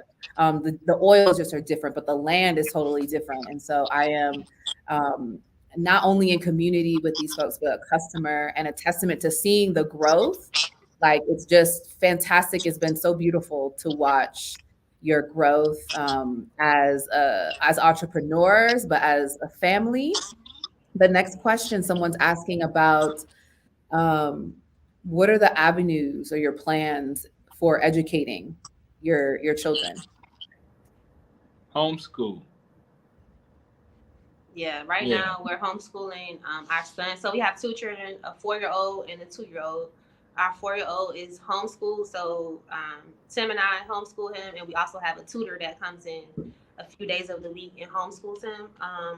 We want a school to be built here for the diaspora. That's on our bucket list, and hopefully we can get an investor to build a school at one of the communities, so that he has somewhere to go to that is a curriculum that we approve of, that's not indoctrinated with colonialism and everything. But until then, we're just homeschooling him. But Shalita asks, are you guys in Zanzibar or mainland Tanzania? Mainland Tanzania. Yes, and the area of Bagamoyo, as they mentioned, is a former slave port. It is being redeveloped, though, as another port of entry for the country of Tanzania, which Tanzania is a port, is a country that is on the water that services, I think, access to Malawi, Uganda, Rwanda. It services the other East African countries. It's one of the biggest ports on the continent, but they are now developing Bagamoyo as another port. So it's a great location for development, property development. I have another elder who has already built, actually bought land years ago to build a personal home, but has opened it up as a bed and breakfast, as a resort, kind of, small, I don't want to say eco, but just a beautiful space where she hosts guests and has events, and it's beautiful. And she's already, in less than a year, halfway towards breaking even on her full investment. And in Tanzania, when people build, they build with cash. So they're not getting loans, they're not getting mortgages. And it took her some years to build the property, but it's beautiful. And in less than a year, she's already halfway there to breaking even. So excited. I'm so happy for y'all. Thank you. Thank you. Absolutely. So this question around possible visa obstacles, what you can expect when trying to stay in Tanzania long term. You want to touch on that? Sure. Yeah. So the common misconception is the difference between visas and permits. So visas are just for a short-term entry into the country. Usually it's 30 days to 90 days. So you can get that usually upon entry into the airport. You just get a visa upon arrival. Unless you want a business visa, you have to get that beforehand. But if you just want a regular tourist visa, you get that on arrival at the airport. Now, if you want to stay long term, that's where you'll have to look into permits. So you'll want to get your residency permit and your work permit. The only way you can get a residency and a work permit is one of two ways. It's either one, you have a job here in Tanzania, which is very hard to get a job here as a local, or you register a business with a local, which is what we were talking about earlier. So once you do one of those two things, you're eligible to get your permits, which will allow you to stay in the country long term. usually for a period of 2 years, and then you'll just have to renew it every 2 years, unless you go the route of becoming a citizen here. You can become a citizen here in Tanzania. Last time I checked, it was like between the 7 and 10 year mark. If you have been living in the country for 7 to 10 years, then you can apply for citizenship. But other than that, you'll just have to get your permits and renew them.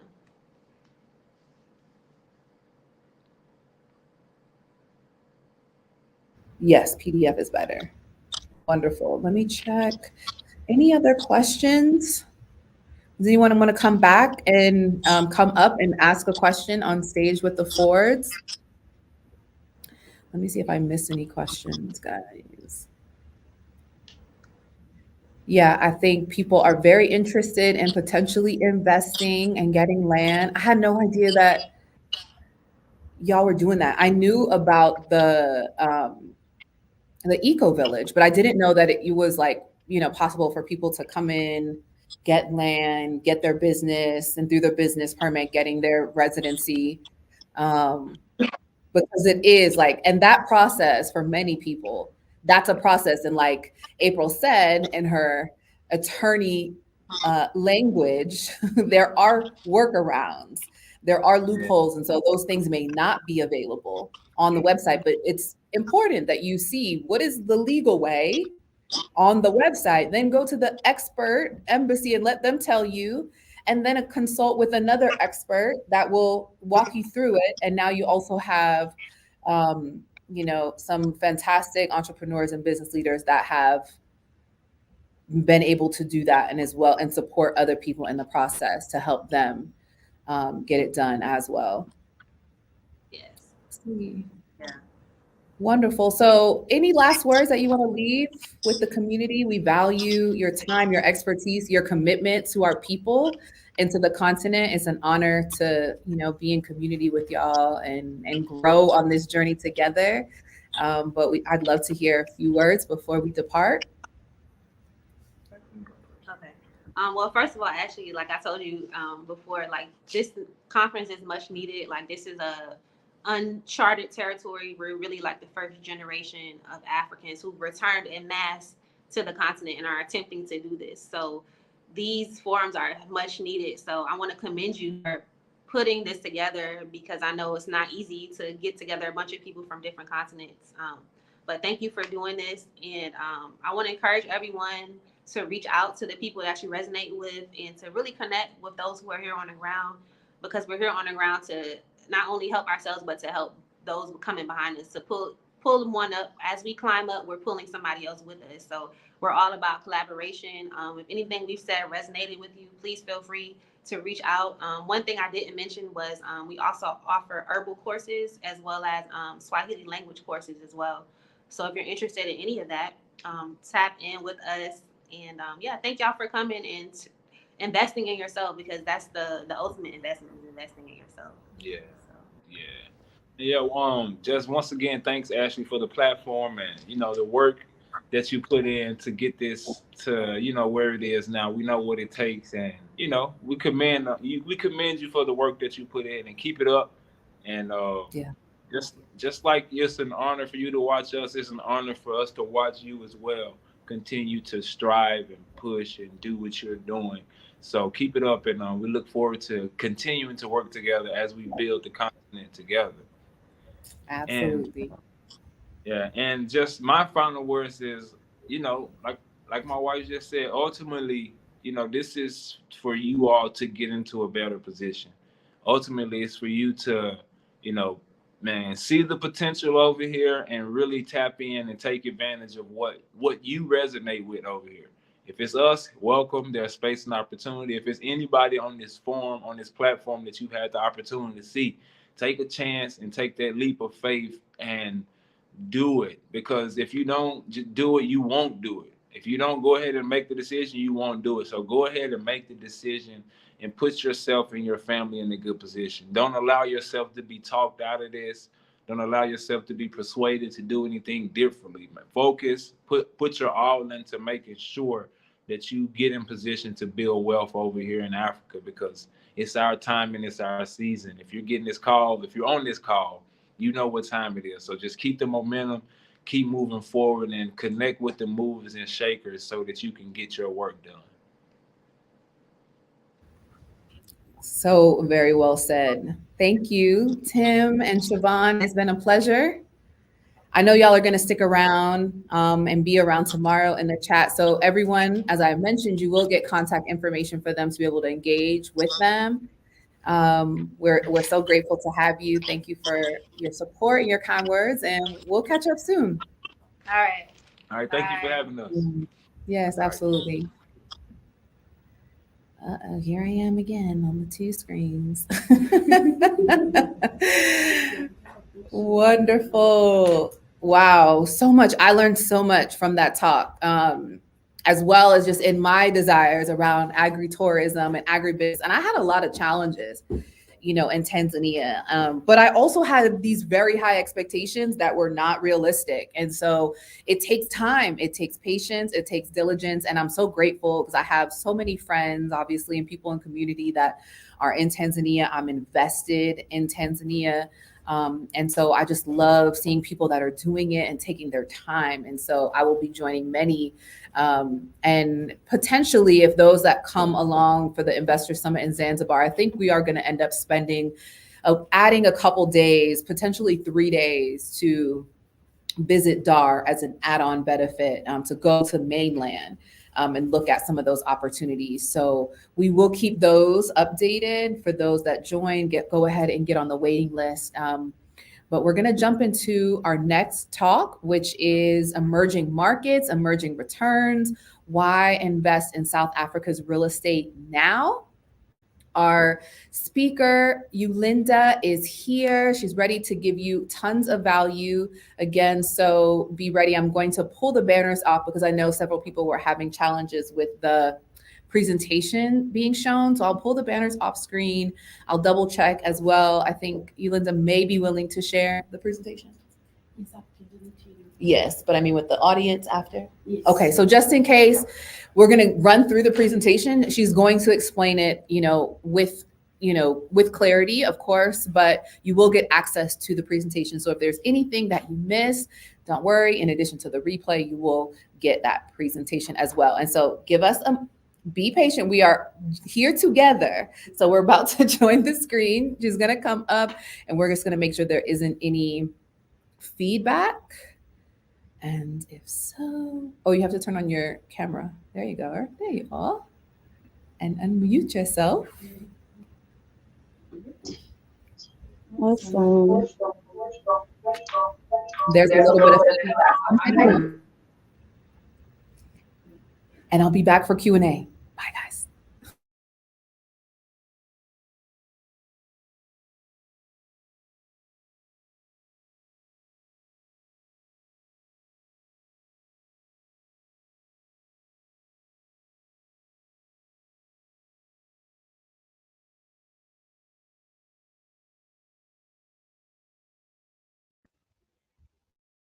Yes.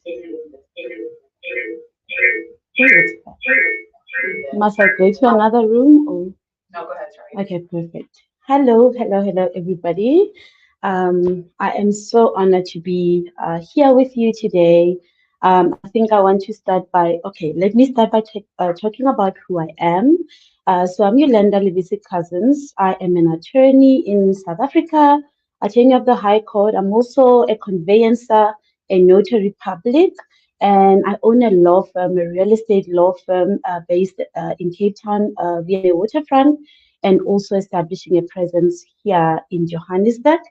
I think the day I met Ashley, actually, I met her through Instagram, and then I'm so happy that I messaged her and we had our first call, and I think it's safe to say that we didn't want to stop talking after, we got to know each other via the Teams call. And for me, it's a huge privilege to be doing this alongside people like Ashley, who are not only, interested in just building businesses or helping people build businesses, but also they are genuinely, believing in what they are doing, and the purpose, I think the intention to be for the growth of Africa and, you know, South Africa, where Ashley is, as well as all the amazing work that she does. It's really amazing for me to be aligned with people like that, because as somebody who's in South Africa,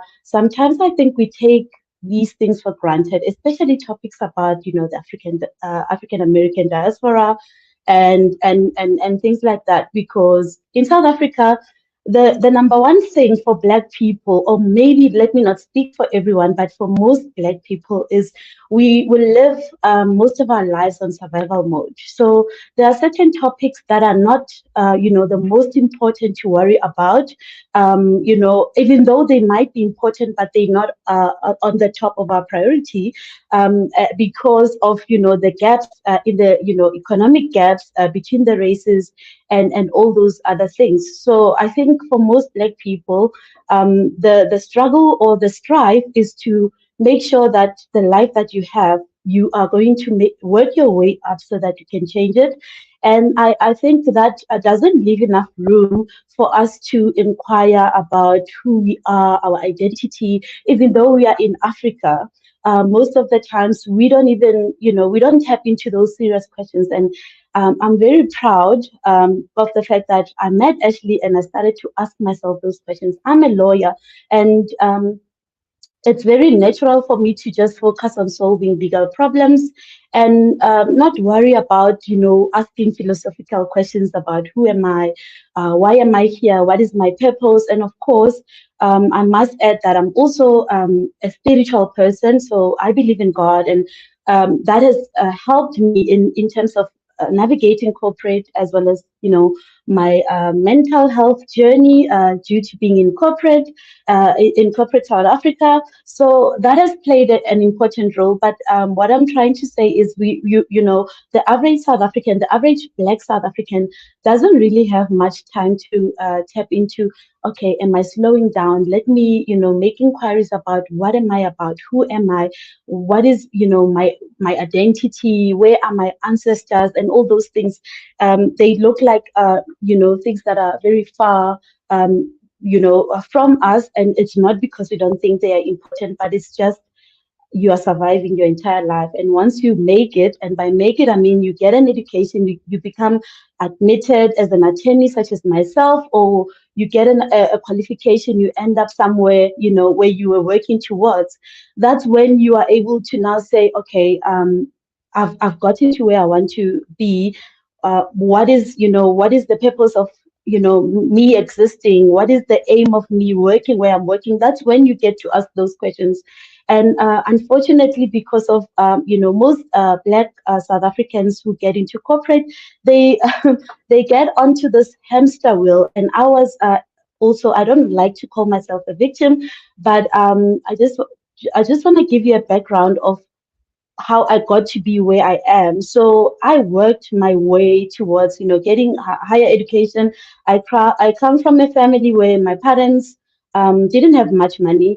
My mom was a domestic worker. My dad was a driver. But I always knew that my life was meant to be very different. And I didn't have that victimhood mentality. I always felt like there was something big that I was going to achieve. And so even though the resources, financial resources, were not available, I grew up in a home that was full of love, and I think I wouldn't trade that for anything. But it's a fact that the financial resources were not always available, and so I could have been, you know, reluctant about my future. I could have said, "Oh, there's no hope for me." I could have just gotten married and had children, and you know, the goal for the majority is to just find a husband, have children, and be a wife. But I always knew deep down inside that my life was meant to be more than just about being a mom, about being a wife, and I wanted more for myself. And so that is just a little bit of a background.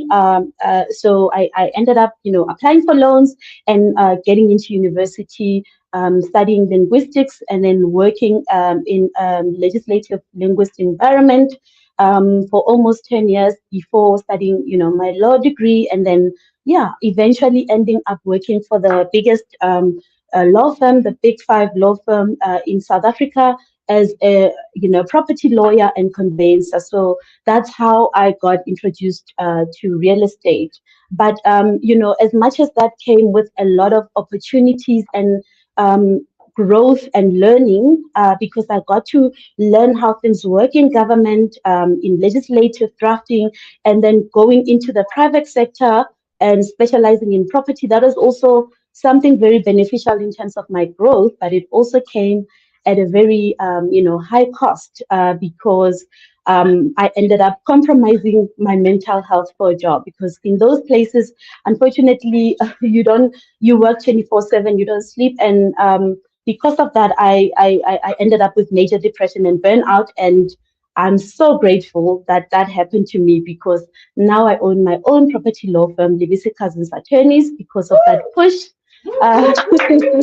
Yeah, and it's doing amazing, considering the fact that I only started in 2022, but the experience I got from the firm that I was at in corporate, and also obviously my almost 10 years in government in legislation has contributed tremendously in getting me where I am now. So I'm very grateful for that, for all the downs and ups.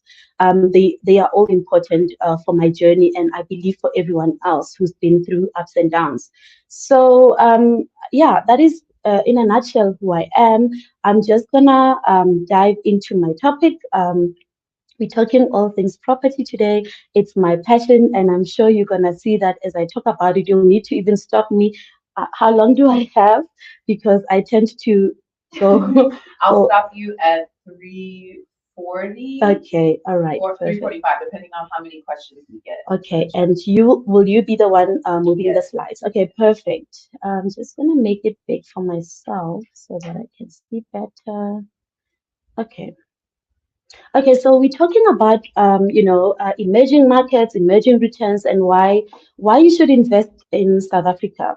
I think it's common knowledge that South Africa is one of the fastest growing country in terms of the property market, even finance, fintech, and all the other areas that are lucrative in the world, particularly as an African country.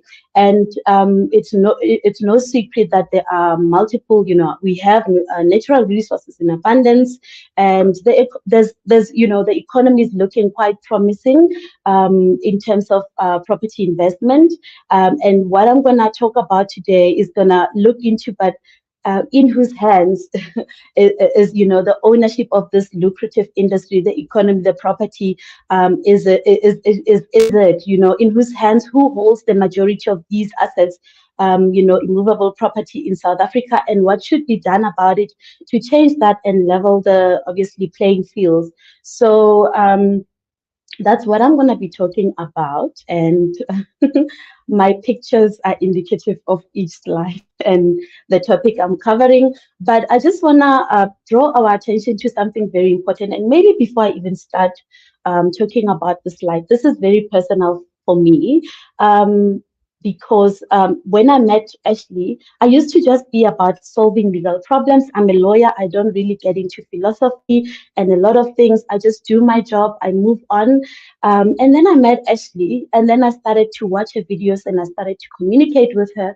And, I started to really question a lot of things about who I am, what I stand for, and what I'm okay with and what I'm not okay with as a South African, Black South African.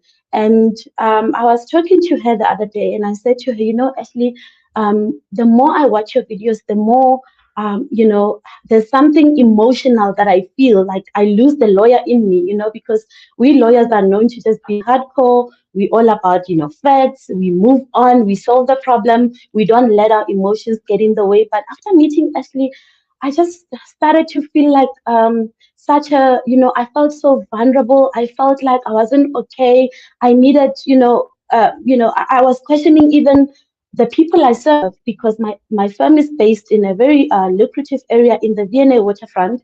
And as you can imagine, most of my clients are white. And the reason why most of my clients are white, it's not because they are gravitating towards me, they want to support me, they are crazy about me. No, it's because they own the majority of the land in South Africa.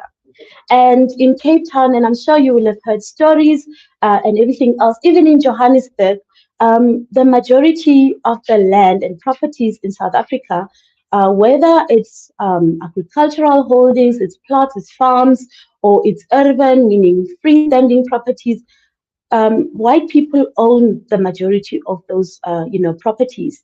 And so for me, the more I was talking to Ashley, I've always not been okay with the lack of representation in our country, but I felt so helpless. Like, what can I do? I'm not a multimillionaire. I can't, I wish I had all the money to just buy all the properties so we can say, there are more Black people who own the land, because this is Africa, this is South Africa.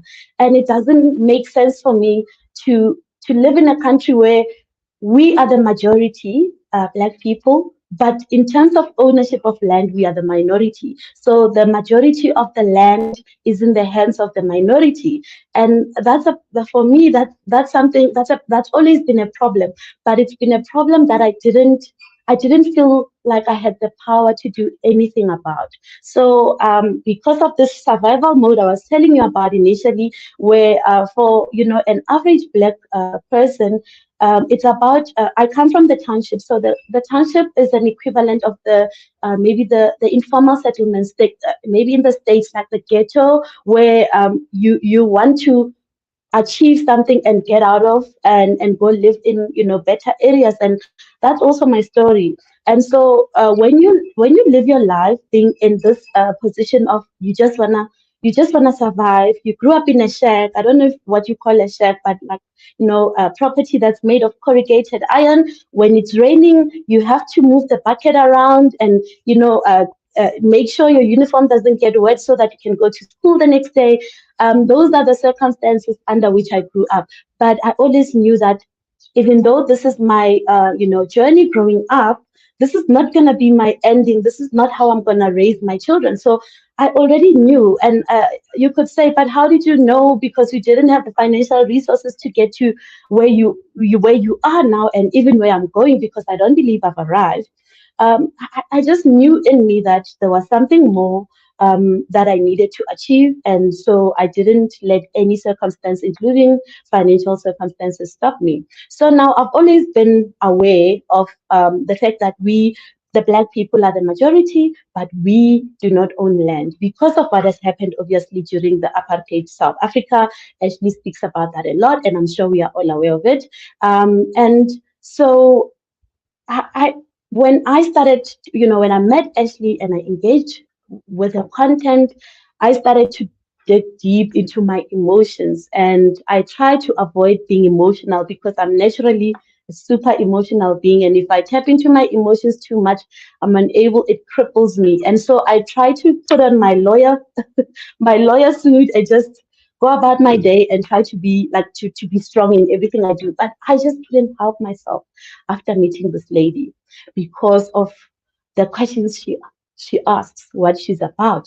Actually, just wait a minute. Okay, yeah, I've made a point about that. Agricultural land, more than 72% urban, modern. So basically, white people collectively, they own most of the agricultural land as well as the freestanding properties. And that's the point that I wanted to make. But, I started to feel like I need to, I cannot be just okay with, dealing in these transactions, and it's just normal. I mean, I can't do anything. I don't have the money to buy all the land and proudly say it's owned by Black people. And at the same time, I can't shut down my business because I need to earn a living, and this is my passion. Property is my passion, and so.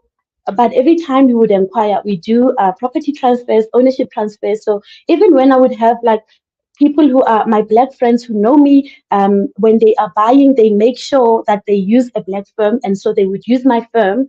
When they are buying, it's always property that's owned by a white person, whether it's in Joburg or it's in Cape Town. And I know the statistics have shown, obviously indicate that there are some Black people, Indians, and other non-white races that own property, but it's a very small percentage. So the transactions that I've handled, most of them were a Black person insisting, because it's not something that automatically comes to me. The Black person in a transaction has to actually force and say, because in our law they've created it in such a way that the seller chooses who the conveyancer, who the person that's going to transfer the property is going to be.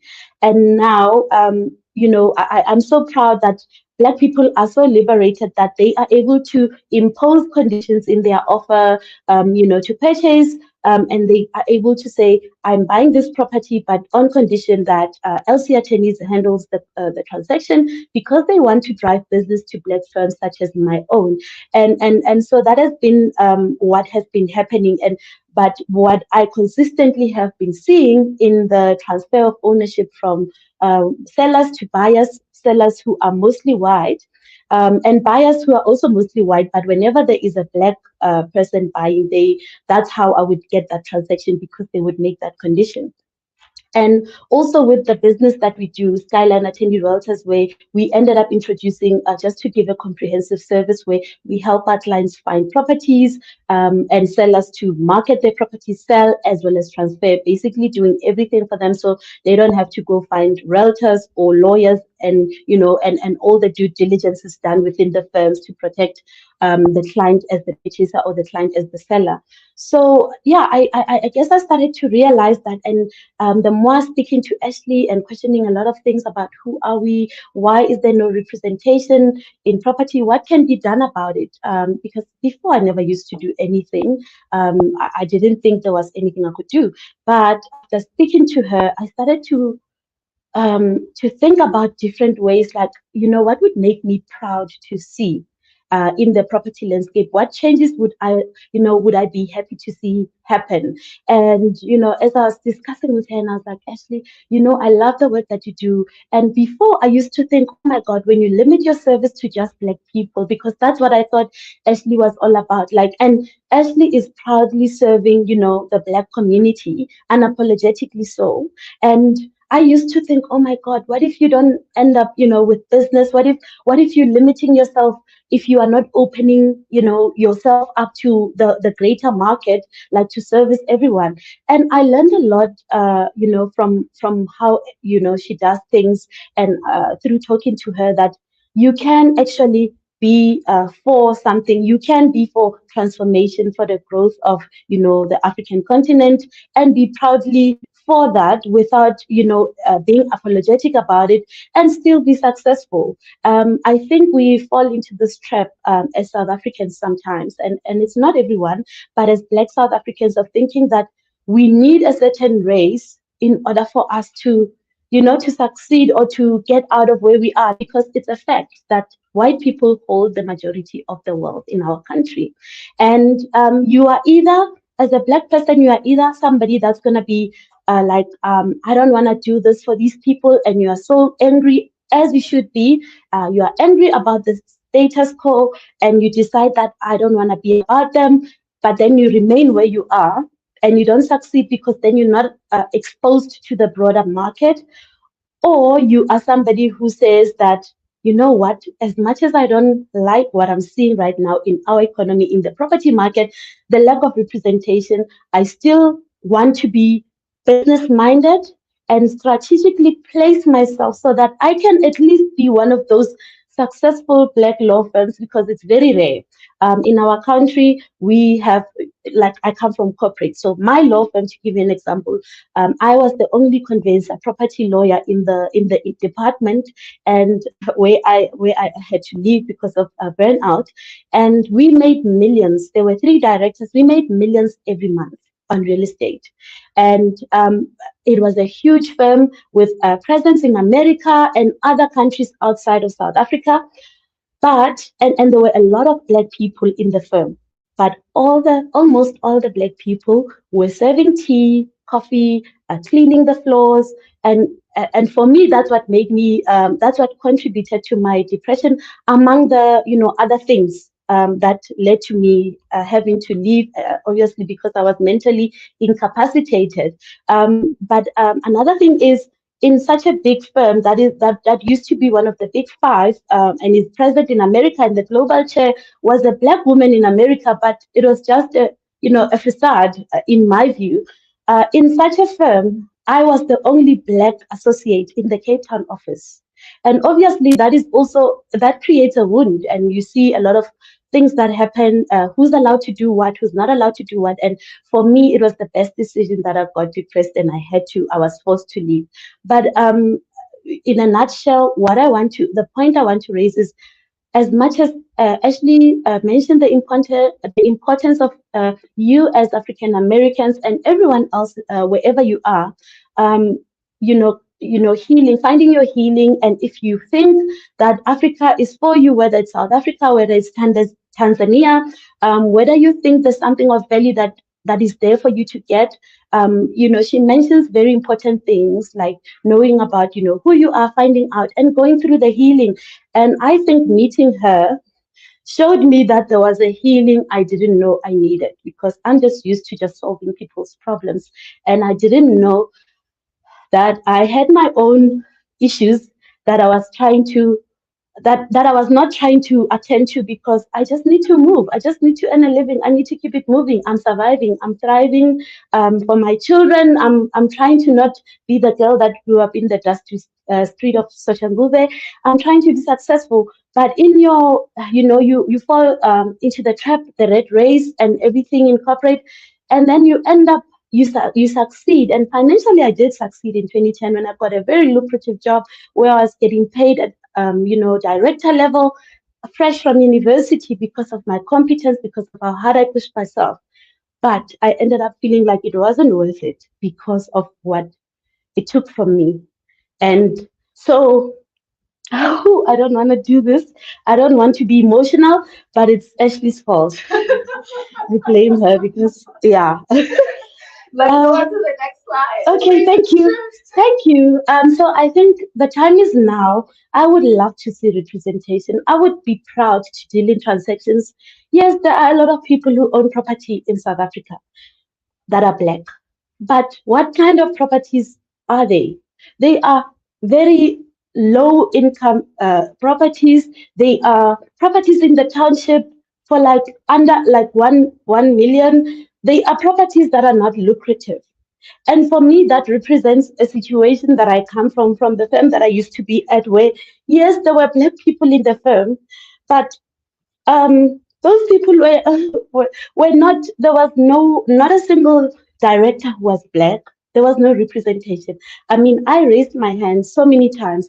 I was part of the diversity and inclusion committee. Oh my God, a total waste of time. I was a part of a lot of things where I thought if I join this, things are gonna change. But I still left, and I was the only Black conveyancer in the whole Cape Town office.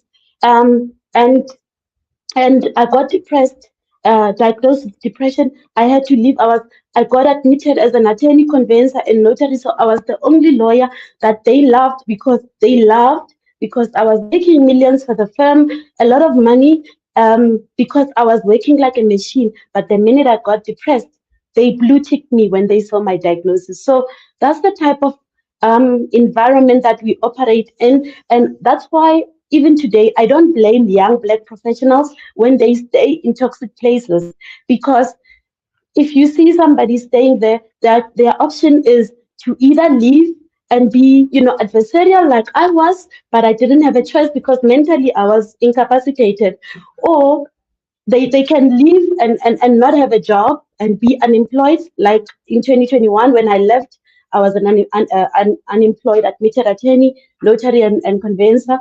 Or they just stay there and bear with it and become like those people, because then they end up being trained to oppress young Black professionals that come in the field. So I think for me, I realized that as much as this is a journey of healing for you guys coming here, exploring South Africa, seeing what we are about, I didn't realize that I was also wounded. Even though I am in South Africa, I'm a South African, I'm a Black South African. There were so many things that I blocked in my heart because I'm thinking that's how things are. And I'm just surviving. But I think meeting Ashley has helped me dig deep into what am I supposed to be doing. Not everything is all about making money, because I have made the money and I'm still not fulfilled. And I'm so grateful really for this platform. And I feel like it's contributing hugely to my healing that I didn't know I needed. So I'm gonna cut the emotional roller coaster, and I'm gonna get into the legalities of, the South African property market and what it represents or what it means for you as, the African diaspora, who want to tap into those opportunities. I want to firstly say that ownership in South Africa is recorded diligently. There is a process whereby the deeds registries record everyone who owns property, whether in your personal capacity or as a company or as a trust. And there are many options under which you can own property. So there are no restrictions in terms of who can own property. Whether you are South African, whether you are a non-resident, you are able to own property in South Africa. The only thing that you need, and also most importantly, because I heard my colleague in Tanzania mention the personal use option not being available in Tanzania, but then you can own property there for investment purposes. So in South Africa, we have both. You can own property for personal use. So if you want to be somebody that is going to stay in the property, you can own it and stay in it. It's your property and your name appears on the title deed. Now, in terms of your name appearing on the title deed, I want to talk about structures and how you can structure your property portfolio in a smart way so that it can be tax efficient, so that you can navigate the legalities and the legal compliance for when, even for better estate planning, because somebody was mentioned something about a question about estate planning. I'm going to touch a little bit on that, about the benefits of, structuring your portfolio for better estate planning to later avoid certain taxes like estate duty and all those.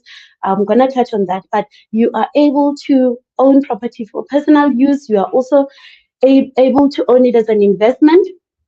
And you are able, there are many options within those two, options that I'm giving.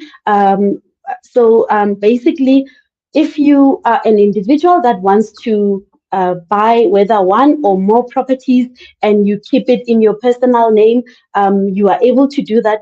I highly advise against that, because you are a person and you can, you don't live forever. None of us do. And when you pass away, then something needs to happen to that property that you've purchased. So it's always good to, before you get excited, and I know it's exciting when you are purchasing, to see all the shiny elements about property, like, when you're viewing and you are happy you want to sign. I strongly advise against that before you conduct your due diligence, to understand what legal implications exist in every transaction, depending on how you are buying and how you put, your investment is structured. So those are the options. Actually, you can move for me.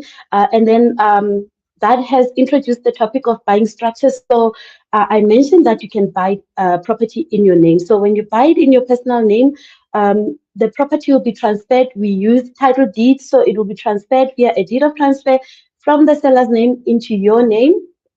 And when you sell it, obviously it will be transferred from your name into the name of the person that you are selling.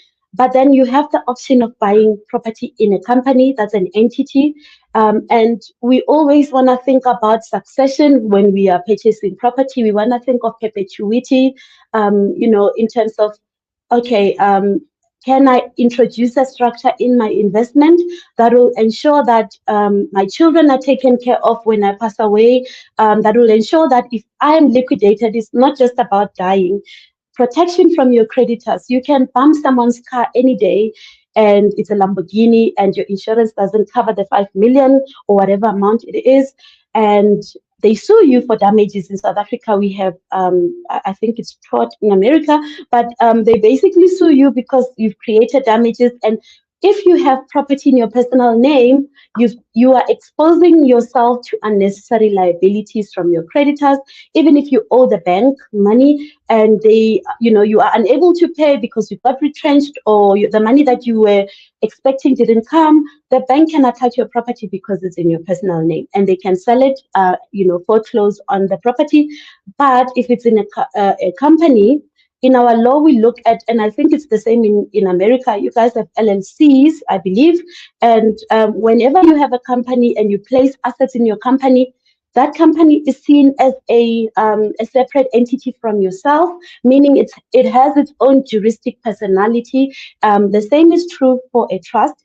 And I'm just going to give you the examples because I believe that I'm not those lawyers who preaches about, hey, create a trust, it's good. A trust is not for everyone. It depends on your needs, what you plan to use the property that you're buying for, and what you plan to basically do. If you are just buying one property, you're going to live in it, maybe it's beneficial to keep it in your name. But if you are somebody that's building a portfolio, and you're going to have more than one property, or if you are going to have one property but you have minor children that you are obviously responsible for, you may need to consider having an entity because like a trust, because then you can put your property in the trust, or you can even have an advanced structure where you put your property in a company, and then you make sure that your trust owns 100% shares in your company. So then the trust is a holding trust, and the company owns the property for tax benefits, because companies are taxed at a lesser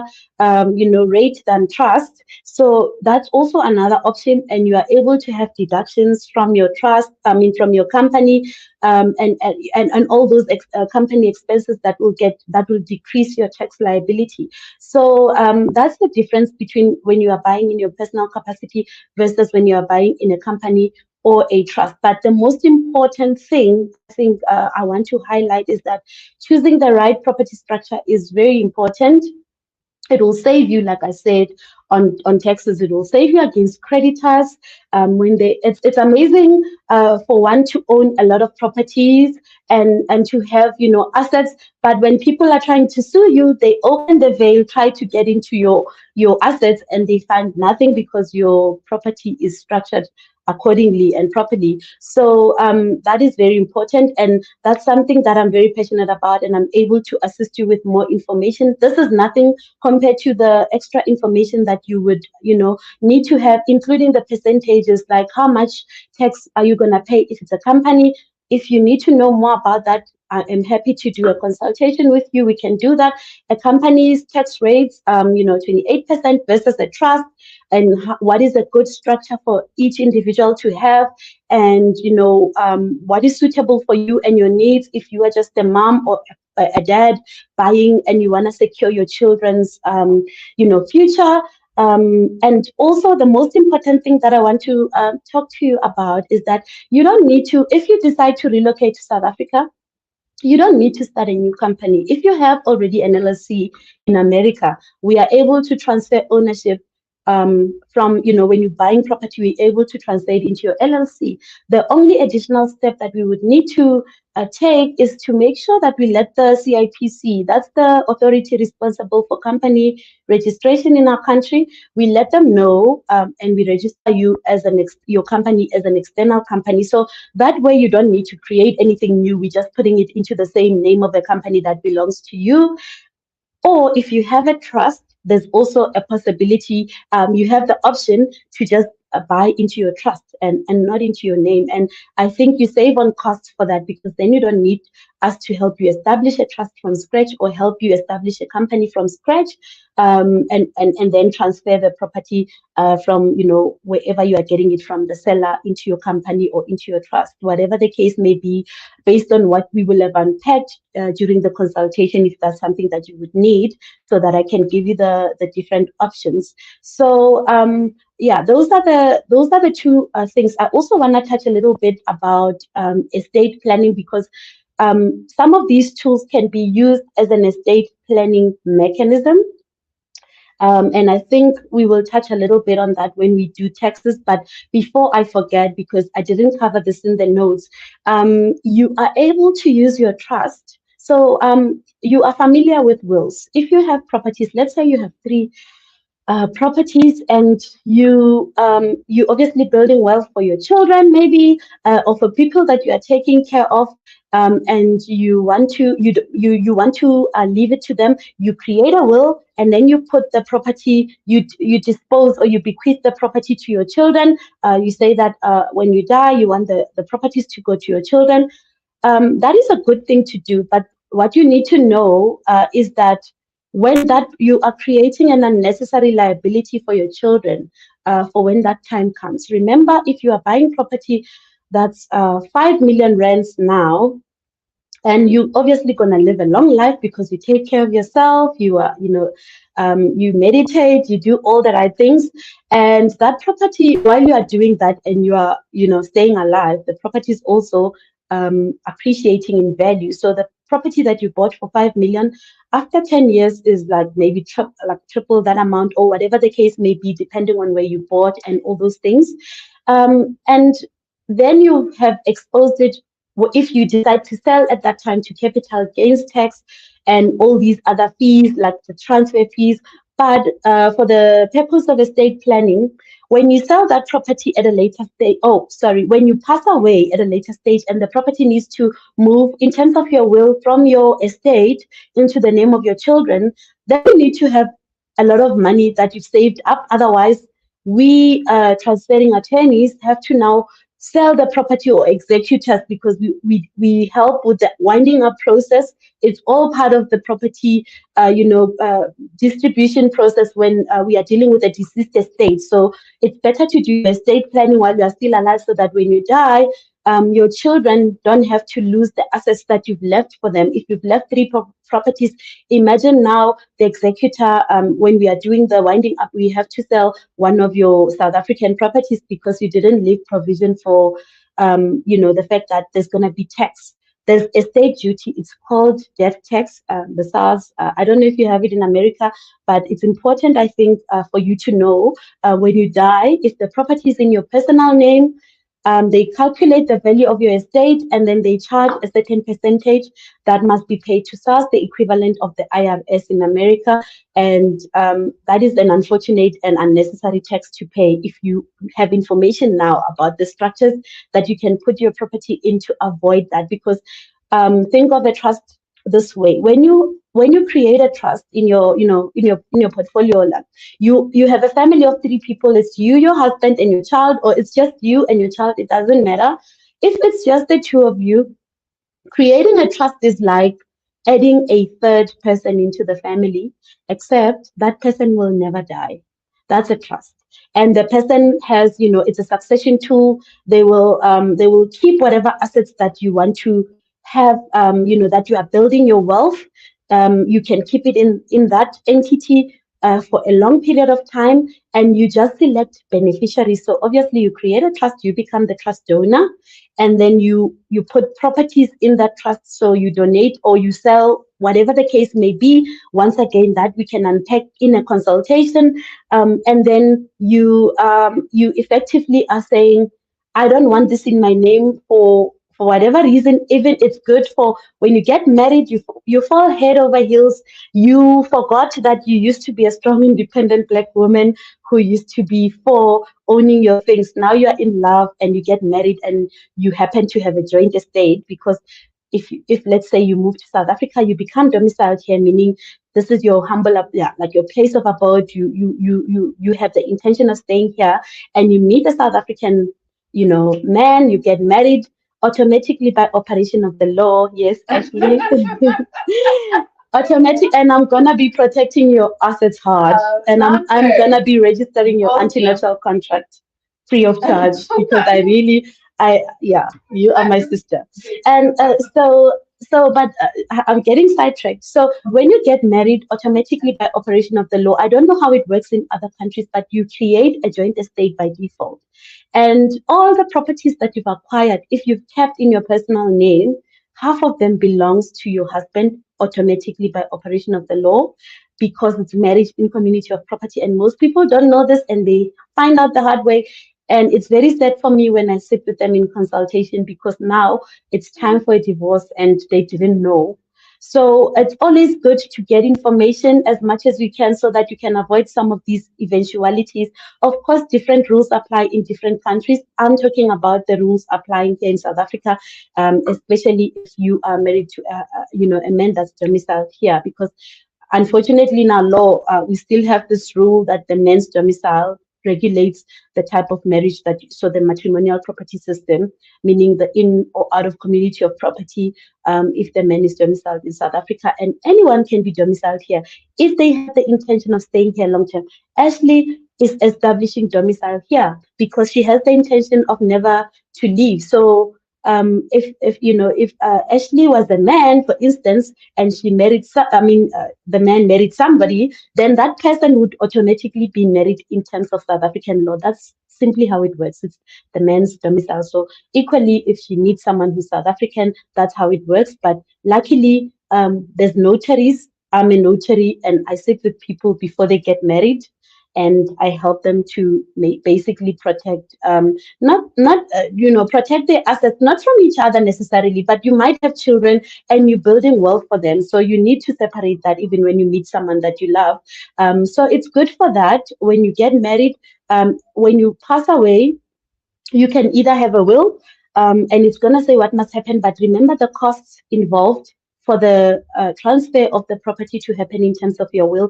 We will be paid as executors to execute that will and distribute everything. And then we have to transfer the property. There are transfer fees.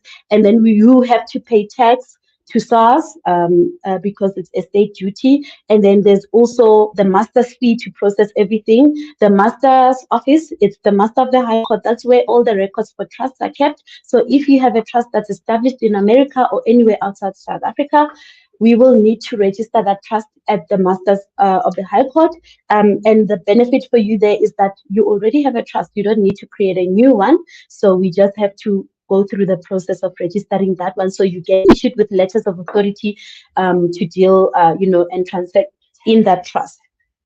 Okay, so I'm gonna try to wrap it up. There's a lot to share still, but just for the sake of time, let's move. Okay, Ashley. Thank you. So yeah, it's very important to choose the structure, right? I wish I could share a little bit more, but yeah. Here I'm going to just let you know about the financing opportunities that are available in South Africa. So an average African American middle class person can actually afford, you can leverage the financing options here, even if you're not buying cash. I mean, I know most of you are in a position to buy cash, but there's an option as well to leverage this and apply. You can get up to 50% funding from, loan, obviously from South African banks. So that's something that is also an opportunity, for non-resident buyers. And then we move to there's also beneficial exchange rates. The rand is compared to the dollar and all the other currencies, the rand is very weak. So as you can imagine, with just, I don't even know, like $1 million is nothing when we convert it to, dollars. And so because of that, you are able to get property that's luxury property because of these, beneficial exchange rates in South Africa. So that's also another reason why we should have more representation. And I mean, we are all Africans. I don't see why there should be politics about who is from where. Like, let's look at the origin. Like I said, Ashley has helped me and taught me to learn how to think deep and how to question. I mean, am I happy with the status quo? No. Are South Africans able to afford these luxury properties? The Black South Africans? No, because otherwise it would be different. And are other, Africans who originate from Africa able to afford to grab hold of these opportunities? Yes, because there are many benefits that are offered for, to people who are non-residents, and shouldn't they grab them? Because I mean, the land is in, the majority of the land is in the hands of the Europeans. So this is an opportunity to level the playing fields. And for me, it will give me great pleasure to transact in, transactions like that, because I think it's going to bring much needed healing, even though I'm not the owner myself. But yeah, if you decide to even buy me one property, that's fine. I'll take it. And then let's move to taxes. What you need to know about taxes in South Africa is that we have transfer duty. There is no, the legislation is very fair to everyone. It doesn't differentiate between South African citizen versus non-South African citizen. Everyone pays transfer duty. It's payable on a sliding scale from 3%. So if you're buying property that's between 0 and less than 1.1 million, you will not pay transfer duty. So transfer duty is property tax that is paid to SARS for the acquisition of property. So if you're acquiring property, you pay it as the purchaser. Over and above transfer fees, don't confuse the two. They are two different things, but transfer duty, the tax is mostly more than the transfer fees. Now, there's also income tax. This is for those, investors who may be thinking of, I want to buy property, but I don't want to move to South Africa. I love Cape Town or I love Joburg. I want to buy property there. It's going to be my investment property. I'm going to put a tenant in. It's going to, create income. For me, passive income while I'm chilling here in the States, you also have that option, but you just need to be mindful of income tax. However, the income tax is not going to affect your income that you have earned in America or anywhere outside South Africa. It's a source-based system. So it looks at where is the property that you are sourcing the income from located. And if that property is here and you're making income on it, then obviously the tax is only applicable to that property. Another reason why you should never buy it in your personal name, because then create that separation so that the tax is only handled looking at your company, the entity, and not your overall income in your personal name. So you're basically keeping your eggs in different baskets and very safe baskets, because entities such as companies and trusts are very secure ways of owning property in South Africa. And then one thing again that I need you to be mindful of when you are considering becoming an investor is capital gains tax. Actually, you only need to worry about this when you are selling property, but I know that you probably already know about this. Most countries have this, even in America, I know they have, and I explained it a little bit where I said, when you are buying property, it's 5 million. By the time you sell it, it's 10 million. You've made a gain of 5 million. So you will pay capital gains tax on the 5 million, less the expenses you will have spent to improve the property and all the other costs that you will have incurred to get that property. So if you're working with, a good property attorney who will help you to keep a record of certain things, so that when you sell the property, it's easy for you to save as much as you can, because my goal is always to help my clients pay as little tax as possible when transacting. But I'm only able to do that when you come to me before you sign anything, because sometimes you sign documents you send to the the people you're dealing with, it's too late because you've already bound yourself to certain things. So we do a comprehensive due diligence for our clients, and for like all the clients that are purchasers, when they come to us and we happen to be handling their transaction, meaning that we help you make the offer, and then you say that you make the offer on condition that LC attorneys attends to the transfer. Then we do the due diligence and we don't even charge you for that. So we review the OTP. There are certain clauses in an OTP I didn't include here, such as the footstool clause, that you need to be mindful of when you are buying from a seller. The seller attorneys, because remember, your lawyer didn't draft that agreement, and that's the disadvantage. So the seller's attorney or the seller's agent will draft that agreement, and when they draft it, they will put clauses that are beneficial for obviously the seller and themselves, the agent, but mostly the seller, because that's who they represent. And things like the footstool clause, which say you are buying the property as is, and there's things like latent defects, patent defects, which means it's defects that you see latent, you see them later, it's a burst geyser, it's costing you a lot of money to fix, and you are like, it's not fair. Why did the seller sell this property to me in this stage? But then if the seller has disclosed that they don't know anything wrong with the property, then the onus is on you to prove that the seller knew about it, and it's very difficult to do that. So when we do the review, depending on who we are representing, if you are the purchaser, then we can't remove the footstool clause, but we impose conditions that will protect you, such as the purchaser, the property, there shall be an inspection, or should there be any defects in the property, the purchaser shall be protected in a sense that the seller shall be obliged to cover the defects, or you can even be diligent and get, an inspection. So a qualified person that can go to the property, because when you're viewing a property, you are excited, you don't know what to look out for, but somebody that does inspections, like a reputable company, they can go and just have a look at some of the things. Luckily in our law, it's a legal requirement for the plumbing certificate to be issued. So the law requires that before we transfer property, we must make sure that a company has done they check the pipes and everything to make sure that the plumbing is operational, and they must issue a certificate as well as for electrical compliance to make sure that all the wirings and everything is in place. So that is automatically, coming with the offer. But I always advise buyers to take a bit more steps for due diligence sake, and I'm happy to discuss those. Because of time, I'm trying to cover as much as I can. I'm happy to discuss those more in consultation. And I've discussed capital gains tax. Ashley, let's move to the next slide quickly. This is going to be, I think, the last one, and then Okay. I'm going to go into Q&A. Okay, perfect. So I've already covered estate duty that is payable if you haven't structured your portfolio well. So you didn't create a trust, you didn't create a company, you just purchased the property in your personal name, which I strongly advise against. But we can unpack that once again when we are dealing with, when we do a consultation, if that's what you need. And then withholding tax, basically when you are selling property as somebody that's in South Africa and you are relocating, so you are a non-resident, you sell your property, if it's more than 2 million, the law says we must withhold 7% if you are selling it in your personal capacity, 7.5%, you pay it over to SARS.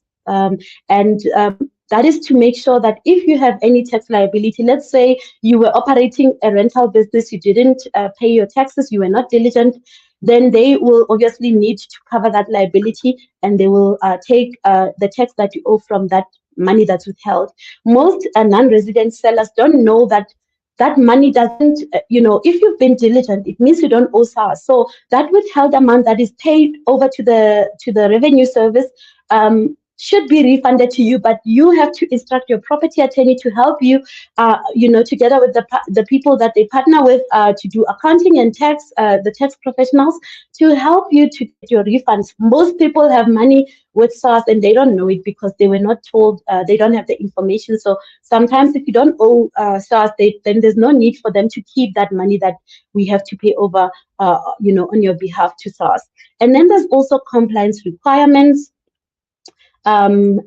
So we are able to assist you with that, basically making sure that when you are buying, the OTP is valid, it's properly signed, the due diligence is conducted, so you are signing something that is also protecting you as much as it's protecting the seller. And I've covered taxes, very important, creating entities, able to assist with that, and also repatriation of funds when you are selling and you wanna move your money out of South Africa back into your country, or when you are buying and you want to move the money into the country, there's just some reserve bank approvals that need to be obtained, as well as your FICA. So there's no restriction really. You need your valid passport. You don't even need to have a visa, like a valid visa to buy property, but you do need a valid passport. Obviously, you would have that to own property, because you can own it from anywhere you are. But you do need, obviously, additional, a visa, like to stay in the property. For instance, if you plan to come and visit, you would need your visitor's visa. Then when you come in, you can stay in your property. And also important to note those restrictions about where you are buying. Always speak to a property professional to know about, does it allow for short-term rentals? If you want to, we can place your property on Airbnb so that you can earn short-term income, as well as long-term if you want to rent it out for the whole year. But yeah, there are many other things. I just want to get to the last slide and just highlight the importance of collaboration and how it has been beneficial for me as a Black property attorney. Thank you, Ashley. Can you just move it a little bit more? Okay, I've already covered that. And then investment clubs, there's an opportunity as well to for you as a group of African Americans and other Africans worldwide to say that we love this community that Ashley has created. We actually wanna look into whether we can club. It's an investment property club, and like I was fantasizing about, imagine an exclusive all Black property investment club, comprising of, maybe a few people from the group that Ashley is assisting, and they just decide to club together and put together an investment and develop land in any country of their choice, including South Africa. So in South Africa, you have the opportunity to do that, and you would just need to sort out the legalities with the property attorney, such as putting together a constitution to regulate, and also the code of conduct to say what's going to happen, how do we get out, if we want to get out, how do we handle the investments, the growth, the returns, how is it going to be run, and what's the purpose of this. But it would be a group of Black, Africans or African Americans. It doesn't matter. There's African in it, and that's the importance of unity and collaboration and owning property together in the country. That's also an option for those who don't want to buy individually. That I wanted to put out there. And finally, in conclusion, I was so amazed when I was watching everyone present yesterday, and I wanted to share about my recent transaction that I didn't even think I would ever be exposed to, where I got to handle a transaction where I'm the conveyancer and notary in a mortgage bond that is being registered for a Tanzanian bank, or in favor of a Tanzanian bank, where the bank has borrowed this holding company that's based in Tanzania a lot of money, $27 million, actually more than that. And they've registered mortgage bonds in that country. But because this holding company has a subsidiary that's based here in South Africa, that's where I'm involved. And the power of collaboration really, and I would have never thought in my wildest dream that a Black African brother would be the one to find me on social media and introduce a deal like this. A Black Tanzanian brother who is a lawyer who's operating here in South Africa is the reason why my name is going to be on a mortgage bond that's covering that security for over $27 million. And that is my biggest transaction ever. And I'm very proud of it because of what it represents to me as a proud Black attorney in South Africa. So yeah, thank you so much for lending me your ear. I have prepared a seller's and buyer's guide for purchasing property in South Africa. The link is on the slide, but there's also my contact information here for those who want to reach out to me and discuss some more. But yeah, let me make time for questions. Fantastic. So good. I'm so grateful for you. Can you hear me okay, Yulinda? Yes. And everyone in the room. Fantastic. We have some amazing questions. Let me pull this off. Go ahead and screenshot her information. You will get access to her information. Just thank you for your vulnerability. Thank you for your transparency. I know we've been spending a lot of time together the last couple of days, but I just am so grateful for you, and I'm equally as inspired by you, and I'm equally inspired, and I'm so happy that you are willing to join us and add value to the conversation, to the community. It's just beautiful. So I moved into a different location inside WeWork so that we didn't have feedback.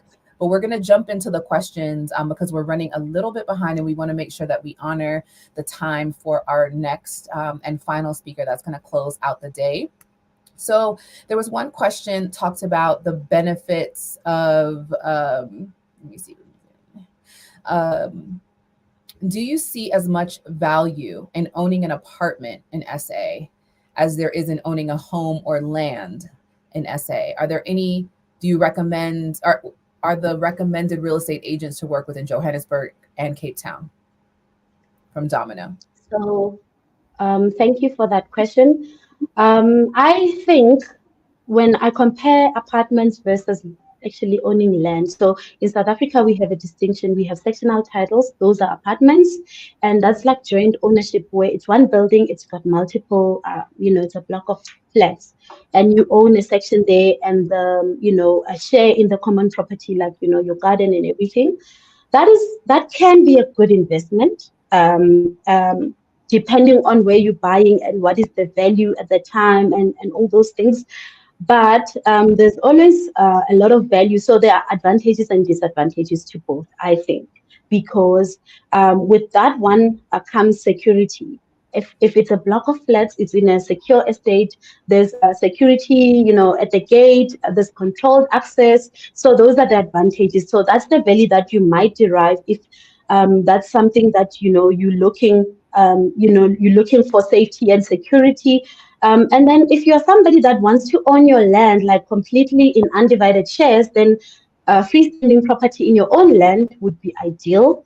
So it just depends on what your need is as an individual and what you are hoping to achieve. I have a dream of, I think there are many opportunities. One can invest in apartments, or, when you come here, you want to, stay there, or you want to, it's a good investment strategy for the rental yield is good and all those things. Maybe also you want to have your own land in a more rural area. And I never used to think about rural areas like this until I started speaking more to Ashley. And I'm actually even going to go to one of our rural areas. And I plan to also have an investment property of my own, because you can literally build a mansion in a tranquil rural area, develop land. And my goal is to do that maybe with for two other, not property professionals, but just professionals who want to also become investors, two or more. And I think you can do that if you want to have land and say, this is my property. Or you can even establish your own, sectional title scheme as a collective or alone, because like I said, the exchange rate is quite favorable. So to develop land with a good property attorney and conveyancer guiding you through the process, that's something that you can do. But if you're looking for one property that you want to own to stay there, I would say just ask yourself, what do you need more? Do you need security and safety? Then you must go for an apartment, controlled, gated estate. Or, you can also have a freestanding house in an estate, in a secure estate. So you have the land, but it's, in an estate. So there are many options, and they all have their advantages and disadvantages. Obviously, with a freestanding property, you don't have much security, because then you are alone in your land. And so there's a certain level of vulnerability. Obviously, you have neighbors, but they're not part of your body corporate, HOA type of situation where, even expenses are not shared. But with a body corporate where you share the ownership is shared in a block of flats, you share the responsibilities for the common property, for the security, and all other things. Wonderful. This is a really good question. Can you touch on the benefits of setting up a holding company or trust out of Mauritius to purchase properties in SA or other African countries? This is based on M's understanding or hearing about this being a wealth preservation strategy practiced by white South Africans. Yes, and that is very common, but I must warn that as much as it's a nice, it looks like a nice and appealing tool, SARS is very particular about people, and like offshore investments and things like that. So as long as we make sure that the structure that you're setting up is legitimate and is used for the intended purpose. So if you are saying, I'm setting up a company, it's a property business, you can't use it as your alter ego, or like you can't use it to hide certain things, even though I did say it's a good tool for wealth protection. So you can set it up in Mauritius, in America, wherever you want to, based on the benefits for that country. I don't know them well because I practice South African law, but when you want to use it to buy property in South Africa, the only simple and additional step that we would need to take is, if it's a company that you've incorporated in Mauritius, then we need the details of that company, the directors and all those things, the founding documents, and then we register it here so that it's on the CIPC records, and then we transfer property into it. So then you continue to have your structure. So it can be a good structure, like I said. And I think if you already have an entity, whether it's a company or a trust, there's no use setting up a new one unless your obviously business needs require you to do so, or unless maybe the business that you want to set up here in South Africa has a different purpose to the one that you currently have. Then by all means, create a new one. We would be able to do that. And it's a fairly quick process when you're creating a company. It's not so quick when you're setting up a trust, because companies are managed by the CIPC, trusts are managed by the Master of the High Court, and there is a waiting period because as well, we have to draft the founding document, so a trust deed where we have to do a consultation and give you the options available, tell you about the types of beneficiaries we can have, the vesting versus discretionary. We obviously want to give you, the founder, as much discretion as possible so that you can choose if you want to remove some beneficiaries versus when you have vesting and they sue you. We don't want a situation where the people that you've selected to benefit from you sue you for your property. So there are a lot of options. But yeah, the long and short of it is you can use your external company to buy property, and then we transfer it into that company here. We just need to add that additional step. And then obviously you can consult an accountant. We have partners that we work with that can give you more information about what is financially viable, because I don't give financial advice. I give legal advice.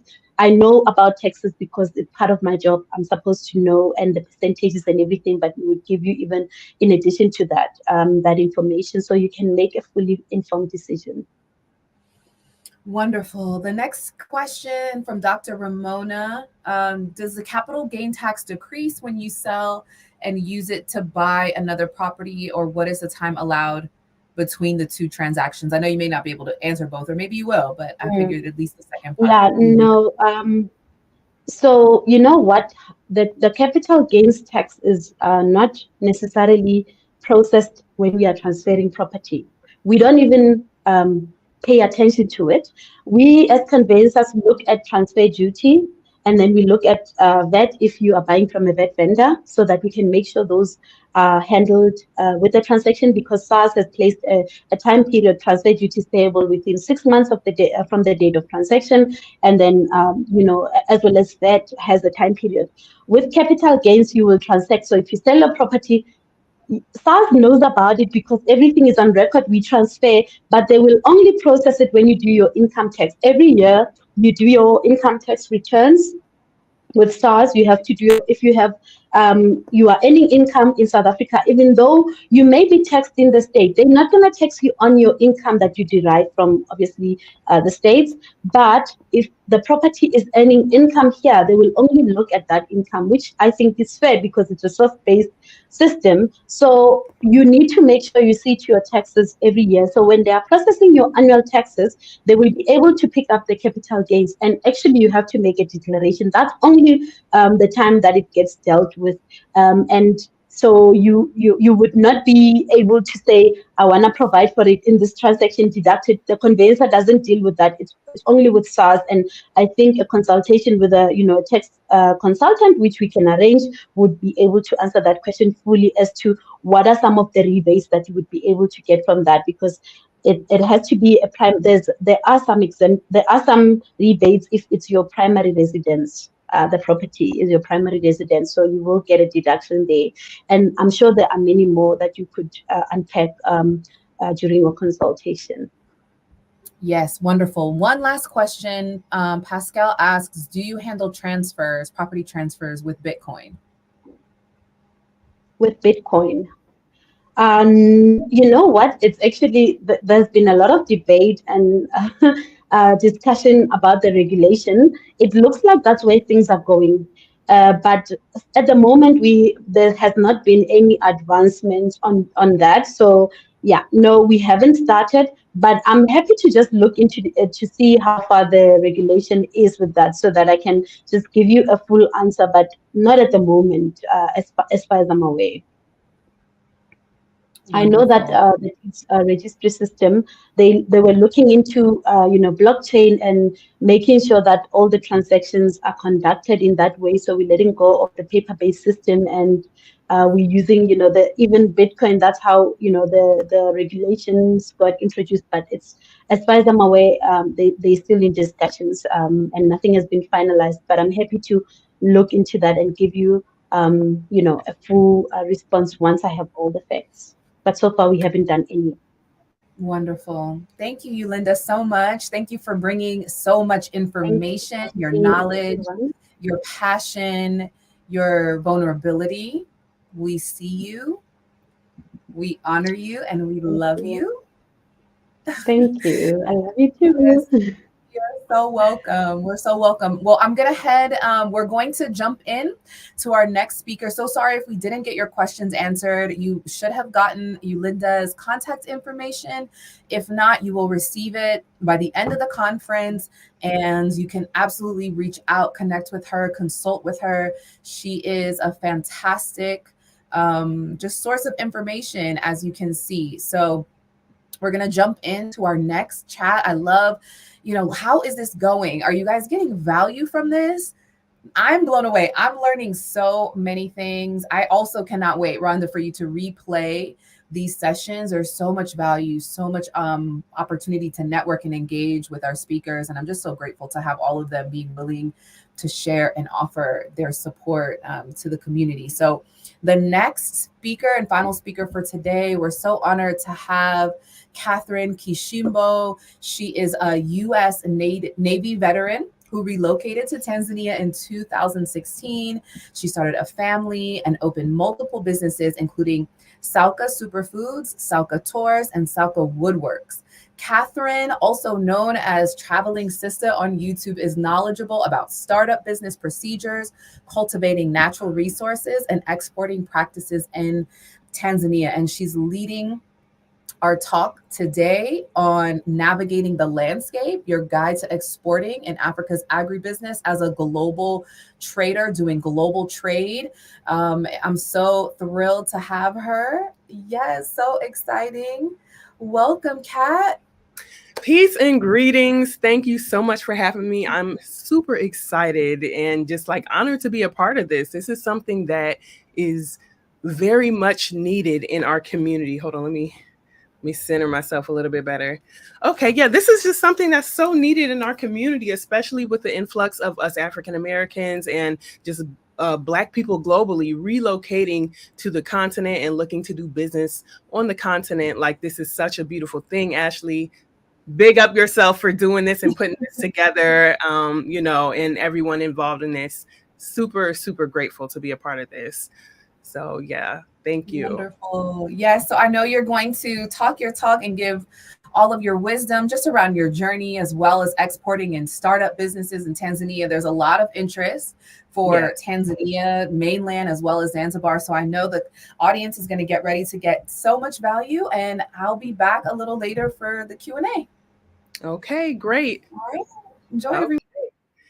Thank you guys for joining. I'm excited to be here with you. Excited to have your ear for a little bit. I'm going to start by introducing myself a little bit. As Ashley said, I am a U.S. Navy veteran. I moved out to Tanzania in December of 2016. So it's been 7+ years since I've been here.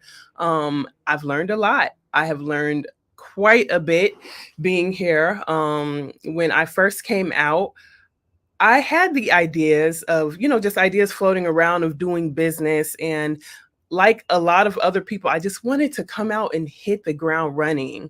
I'm just excited about being on the continent, excited about being in a new place, and just my mind was blown with how many opportunities there were, of raw materials, of, just regular needs of the people that I was seeing, things that could be improved upon, things that I didn't know that I was being educated on just upon observation. So, like I said, in the 7 years that I've been here, it's been a lot of trial and error. I do have a husband who is a local Tanzanian man, and he's helped me immensely navigate through this whole landscape and, just really navigating around the business aspect of life here in Tanzania. So I just want to kind of jump right in and give you the pointers and give you information that I have. I don't know everything. I really don't. I don't know everything. But in my 7 years, like I said, I have learned quite a bit. And I'm just here to share my knowledge with you guys. Okay. You can also find some more information on travelingsister.com. Okay. So what I want to start with, let me bring up my notes. So if you see me glancing off screen, that's what I'm doing. I'm looking at my notes. Okay. So I want to start with one of the biggest pieces of advice that I can give people when you're coming out specifically to Tanzania, or really this can be kind of applied to all over the continent of Africa. The market research, okay, I highly suggest that, you know, we kind of take a step back initially from our excitement, even though it can be very difficult. We take a step back and we do our research about the market and what, not only what it has to offer, what Tanzania specifically has to offer, but what are the needs of the people who you're looking to supply to. I feel like that's one of the steps that's often overlooked because of our excitement, because of the sheer amount of opportunity that's here. We decide to, you know, kind of fly by the seat of our pants and not really thoroughly understand what the needs of the people are. And this also can trickle into different businesses. I know I'm basing around exports, but I also want to touch on people who are looking to start up businesses here and not necessarily export. When it comes to different businesses and starting different businesses here on the continent, and specifically Tanzania, I feel like sometimes we take what we know, as we should, you know, we take what we know and we decide to base a business off of that and what experience we have. But for example, I did a consultation a couple of years ago with a couple who was looking to come out and start a hairdressing business, because this was a braider and her husband was a barber, and they had opened a good business. You know, it had a very good customer base here stateside. And the main problem was that when you translate that to Tanzania and you put that revenue in T shilling, you won't be making as much as you are stateside. So just for example, to get a full head of braids done, it's about $200 plus stateside. This was $15. Okay, you know, so like we have to put into account the profits that we're going to be making and how that translates with the foreign exchange and things like that. That's one really big thing. You know, and to also jump into the things available here in Tanzania. I'm actually stateside right now, by the way. Me and my family just came back to, you know, the States to visit and stuff.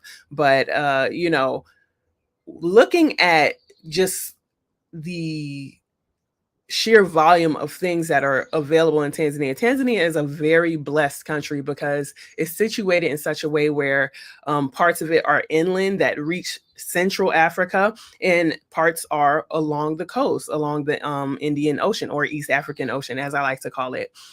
So we have a wide range of climates in Tanzania, a staggering number of natural resources in Tanzania, from natural gases to gemstones, minerals, an insane amount of arable land to do agriculture. We have plenty of natural forests, you know, things like that, that are very fertile ground to start businesses and start export and trade. The top 3 businesses, or the top 3 industries in Tanzania that are highly exported in a high volume, starts with agriculture, and that's everything from avocados to rice to other types of plants and vegetables, to forestry, which is, you know, timber, lumber supply. And you know, I know around the topic of lumber supply and excuse me, forestry, there's a lot of concern about people deforestation. But by the Tanzanian laws, you have to, every time you cut down a tree, there has to be one that's replanted, you know, and there's systems like that I really appreciate about Tanzania that are put in place to prevent from over harvesting of, you know, certain crops and certain, you know, aspects of the nature that can throw off the ecosystem. You see what I'm saying?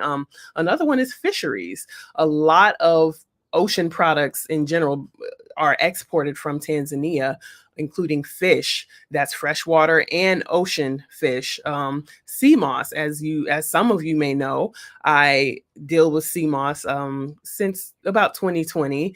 I've been exporting sea moss in bulk from Tanzania, and that's another rapidly growing industry in Tanzania because of just the abundance that the ocean has, the East African Ocean is available. So,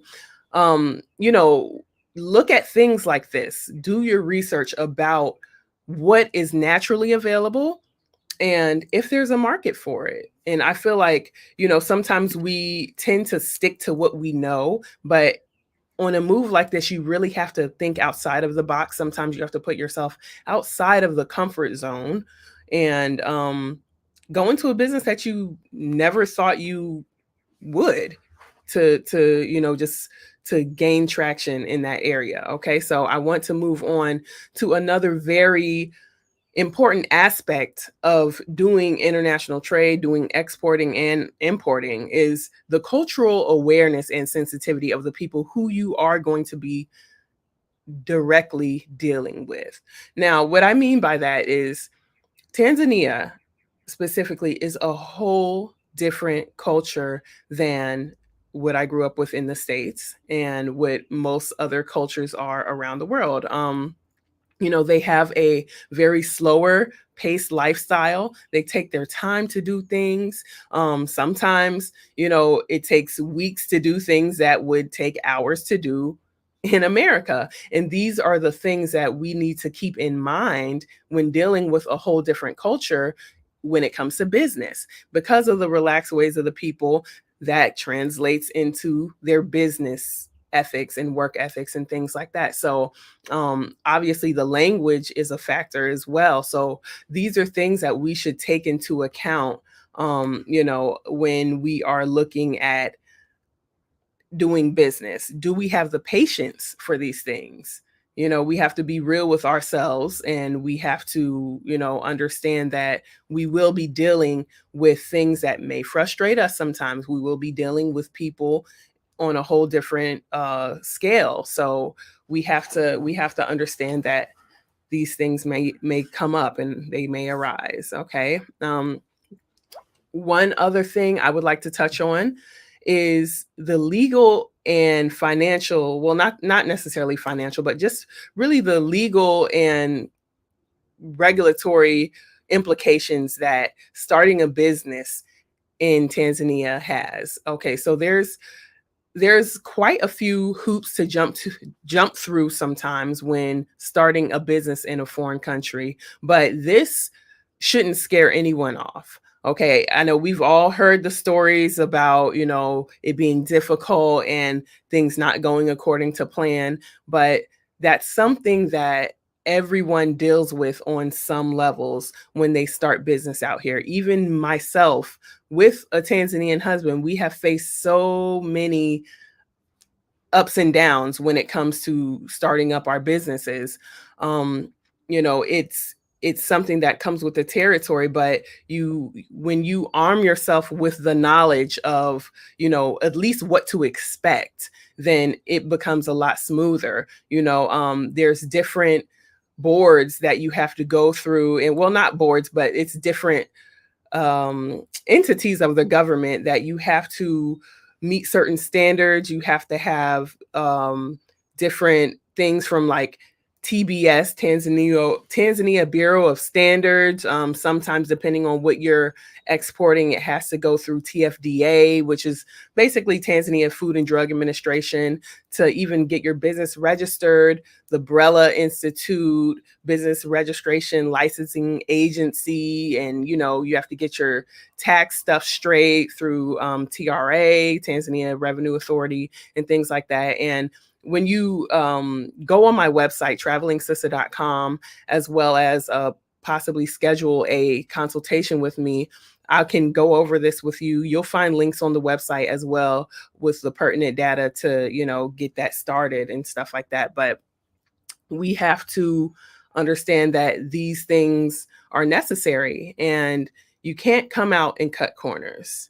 You can't come out and cut corners because eventually it will catch up to you and you may have a difficult time gaining your footing. So the best way to do it is just to do everything above board from the jump. And I also want to take this time to kind of dispel a bit of the rumors about you having to have like an insane amount of money to start a business here in Tanzania. So there's been rumors floating around that you have to have $250,000 plus in the bank to start a business here in Tanzania, which is simply not true. So where that's coming from is if you want to be a part of the TIC, which is a Tanzanian Investment Center, okay, they have a requirement that you have $250,000 in liquidable assets to start a business. Now, like, let's say you wanted to start an agriculture business. You have a tractor that's worth about $50,000.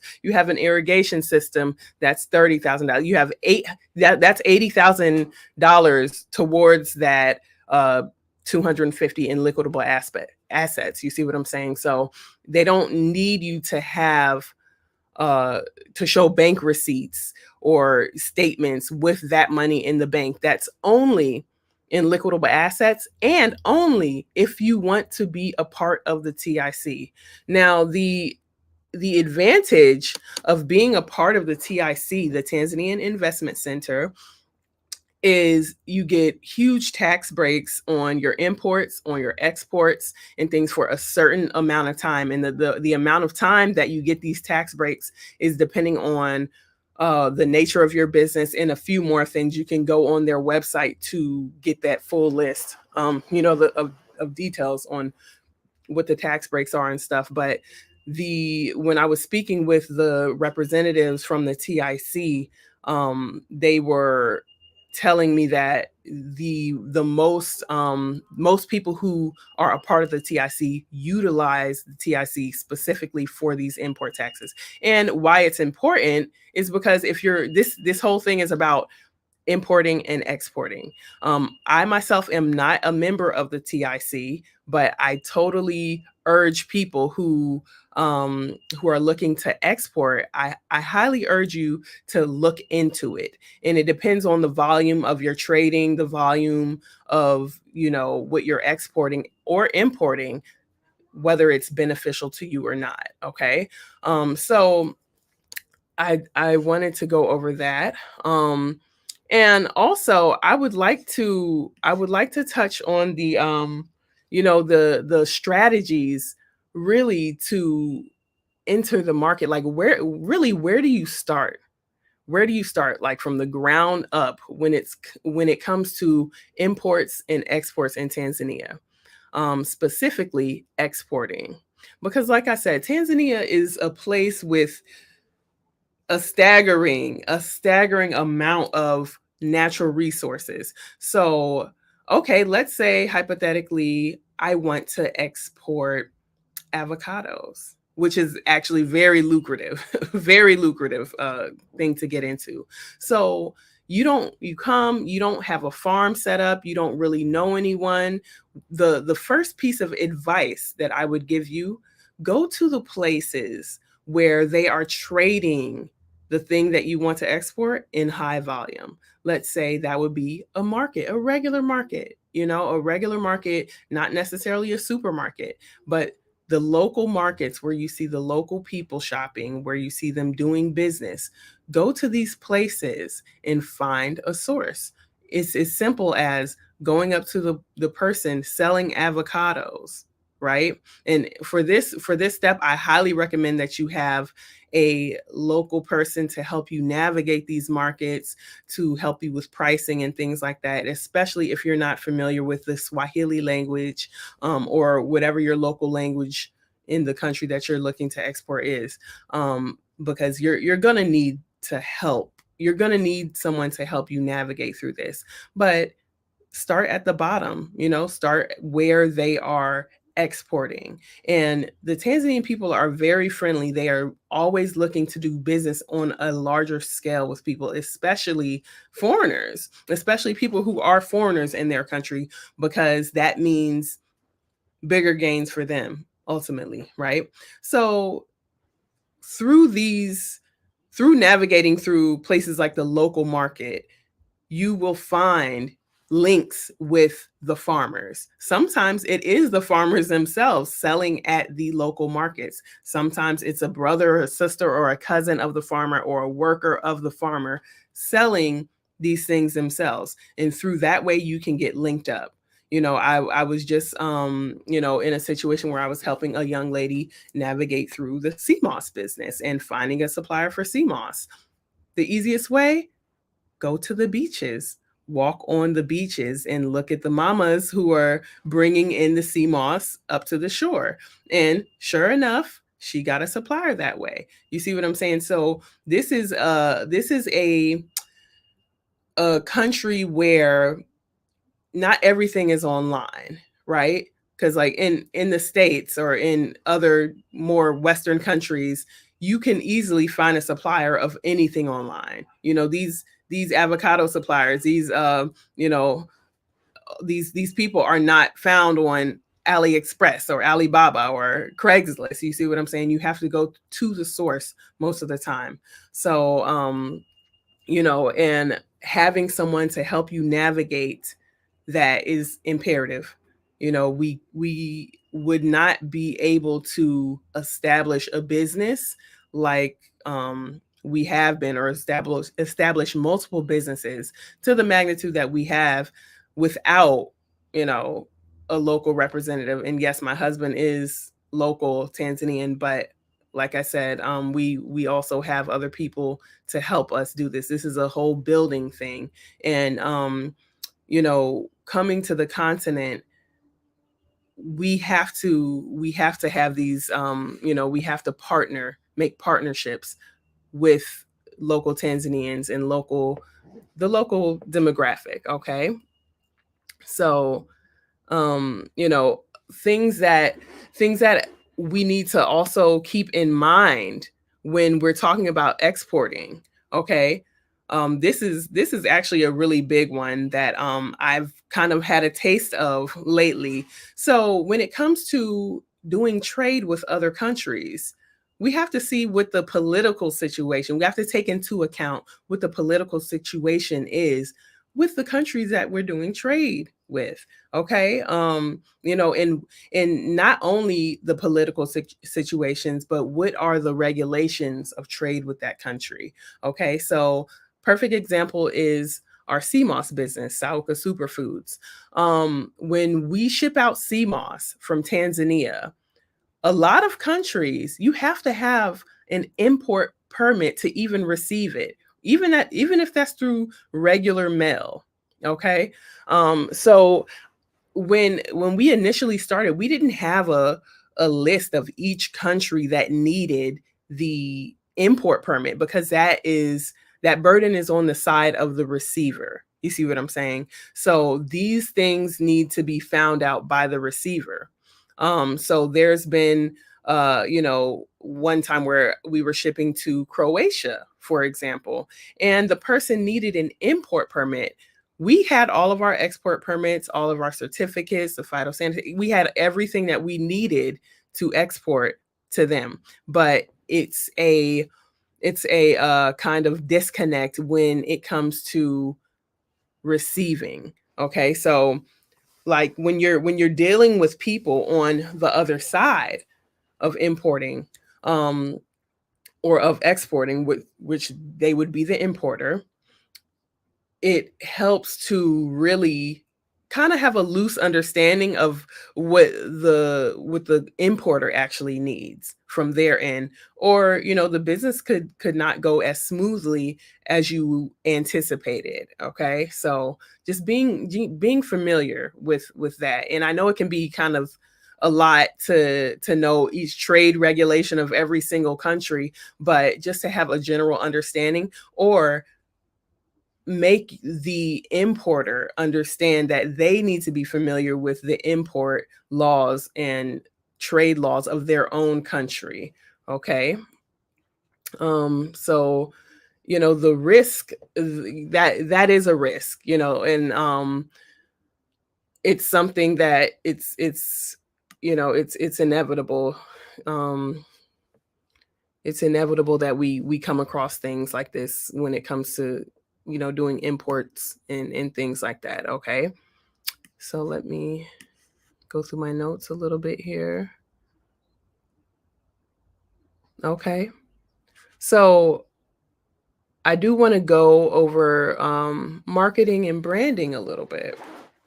Okay. So when it comes to marketing yourself as an importer or an exporter, it's certain things that we have to do to really market ourselves better, because we can't market it the way that we would necessarily market ourselves if we're selling at a local market or things like that. Like, what do you have in place to make people trust you on a global scale? Because 9 times out of 10, when you're doing exports and trading in a large scale, you're not going to be dealing you're not going to be dealing on a small scale, is what I'm trying to say. Basically, you're going to have certain things in place to make yourself trustworthy. You're gonna have to have yourself, your certificates. You're gonna have to have all of your ducks in a row to make sure that people can trust you, basically.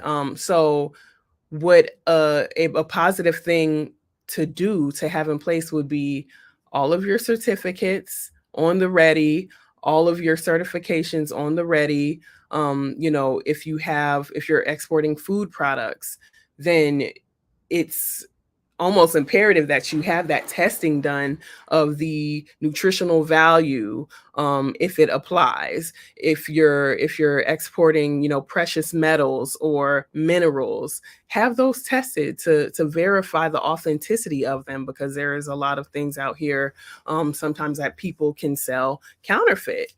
So all of those things just makes you more reputable, and just makes it better for marketing for you, that people can trust you. Okay. Managing the the financial implications of just starting a company here in Tanzania. Now, a lot of times people are very surprised about how much it costs for them to have a startup. Now, yes, there are aspects of life that are here in Tanzania that are way, way more affordable than in your home country, okay? Than in America, than in the UK, than in France, wherever you're from. But when it comes to doing business, it can get quite expensive for foreigners. And I'm not going to sit up here and sugarcoat it. I'm not going to sit up here and try to make you feel better about it. Doing business internationally can get quite expensive. But what you just want to make sure is, whatever you're starting up, whatever money you're putting into the ground, you have a strategy to make that back. Okay. You have a strategy to manage those finances, and you have things in place to help you not leak money out that can't be replenished through the business. Okay, so some of the things that are going to cost you financially initially at startup is, okay, the first requirement that you have to meet if you're doing business here in Tanzania, you need a business license. Okay, you have to have a business license. And to start obtaining that business license, 9 times out of 10, you have to come in on a business visa, which is the same price as the regular tourist visa. It's $100 US. Okay, it's $100 US, and it's good for 90 days. Now, you can also start a business on a tourist visa, but in case you come across any immigration officers or anything like that, then it's good to be on a business visa, right? So first you have to come in on that. And in order to get that business license, you have to meet with a lawyer. Okay, you have to meet with a lawyer, and they can give you a walkthrough of every single thing that you need to put on a business memorandum. That's basically a business plan. That's what they call a business plan in Tanzania, is a business memorandum. And it depends on what type of business you are starting. Whether that's a sole proprietorship, whether that's a limited liability company, whether that's even up to a bigger, large scale corporation. They all have different requirements. Okay, so once you get that squared away, that should cost you, like I said, depending on which type of business you are looking to start up, it should cost you anywhere between $500 on up to even, a few $1,000s. Okay. And that the higher the price, that's more so on the corporation side and things like that. Excuse me. But that's the first thing. That's the second thing that you have to have in place. And once you're finished with the registration of the actual business, you have to, go through getting the business name registered and things like that. And that's through the Umbrella Corporation. After all of that's done, then they have a process where you estimate your taxes, what your taxes are going to be for the first year, and you pay in advance. It sounds a little confusing, but it's just kind of a little backwards than what we do in the States. But this is only for the first year that you estimate your taxes. And then the following years, they base it off of your bank receipts, your transaction receipts, and things like that. But you have to go through TRA and pay that estimate in order to operate. Because if they catch you operating without that, then fines, problems that you really just don't want. You got to just do everything above board. And along with registering a business, I want to just go back a little bit to that step. Along with registering the business, you can register a business by yourself as a foreigner, but it will be considered to be a foreign company registered in Tanzania. So you're going to have to pay those taxes according to that. And I always recommend people that, if, like I said in the beginning, if you can find a local Tanzanian person that you trust, if you can find a local Tanzanian person to partner with that may be already working or operating in the industry that you want to get into, then that is the best option. That's the best option to go that way, because that person will be a shareholder in your company. So then it won't be considered to be a fully foreign company. Now, how do we navigate through the possibility of, okay, I have a local person who, we're building a rapport with one another, and, we don't know each other so well, but we're building a relationship. How do you prevent that person from getting angry with you and taking the whole company from you? Every penny that you've dumped into it is now his. This is how you do it.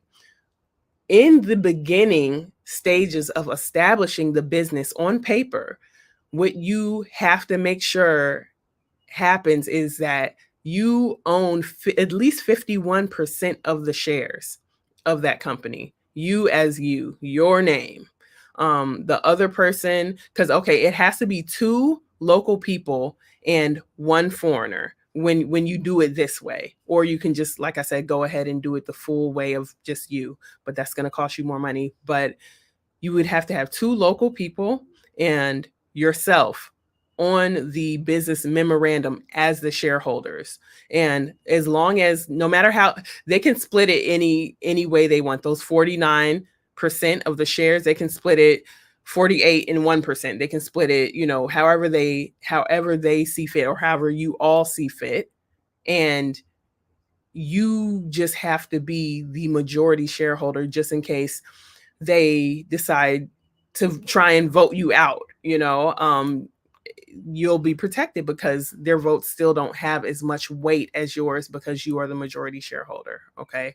So moving forward to the rest of the process, after you go ahead and pay those taxes and get the business up and running on paper, then you just have to make sure that you have, depending on which type of business you decided to start, some require that you have annual shareholders meetings. Some require that you have each one on payroll. It really depends.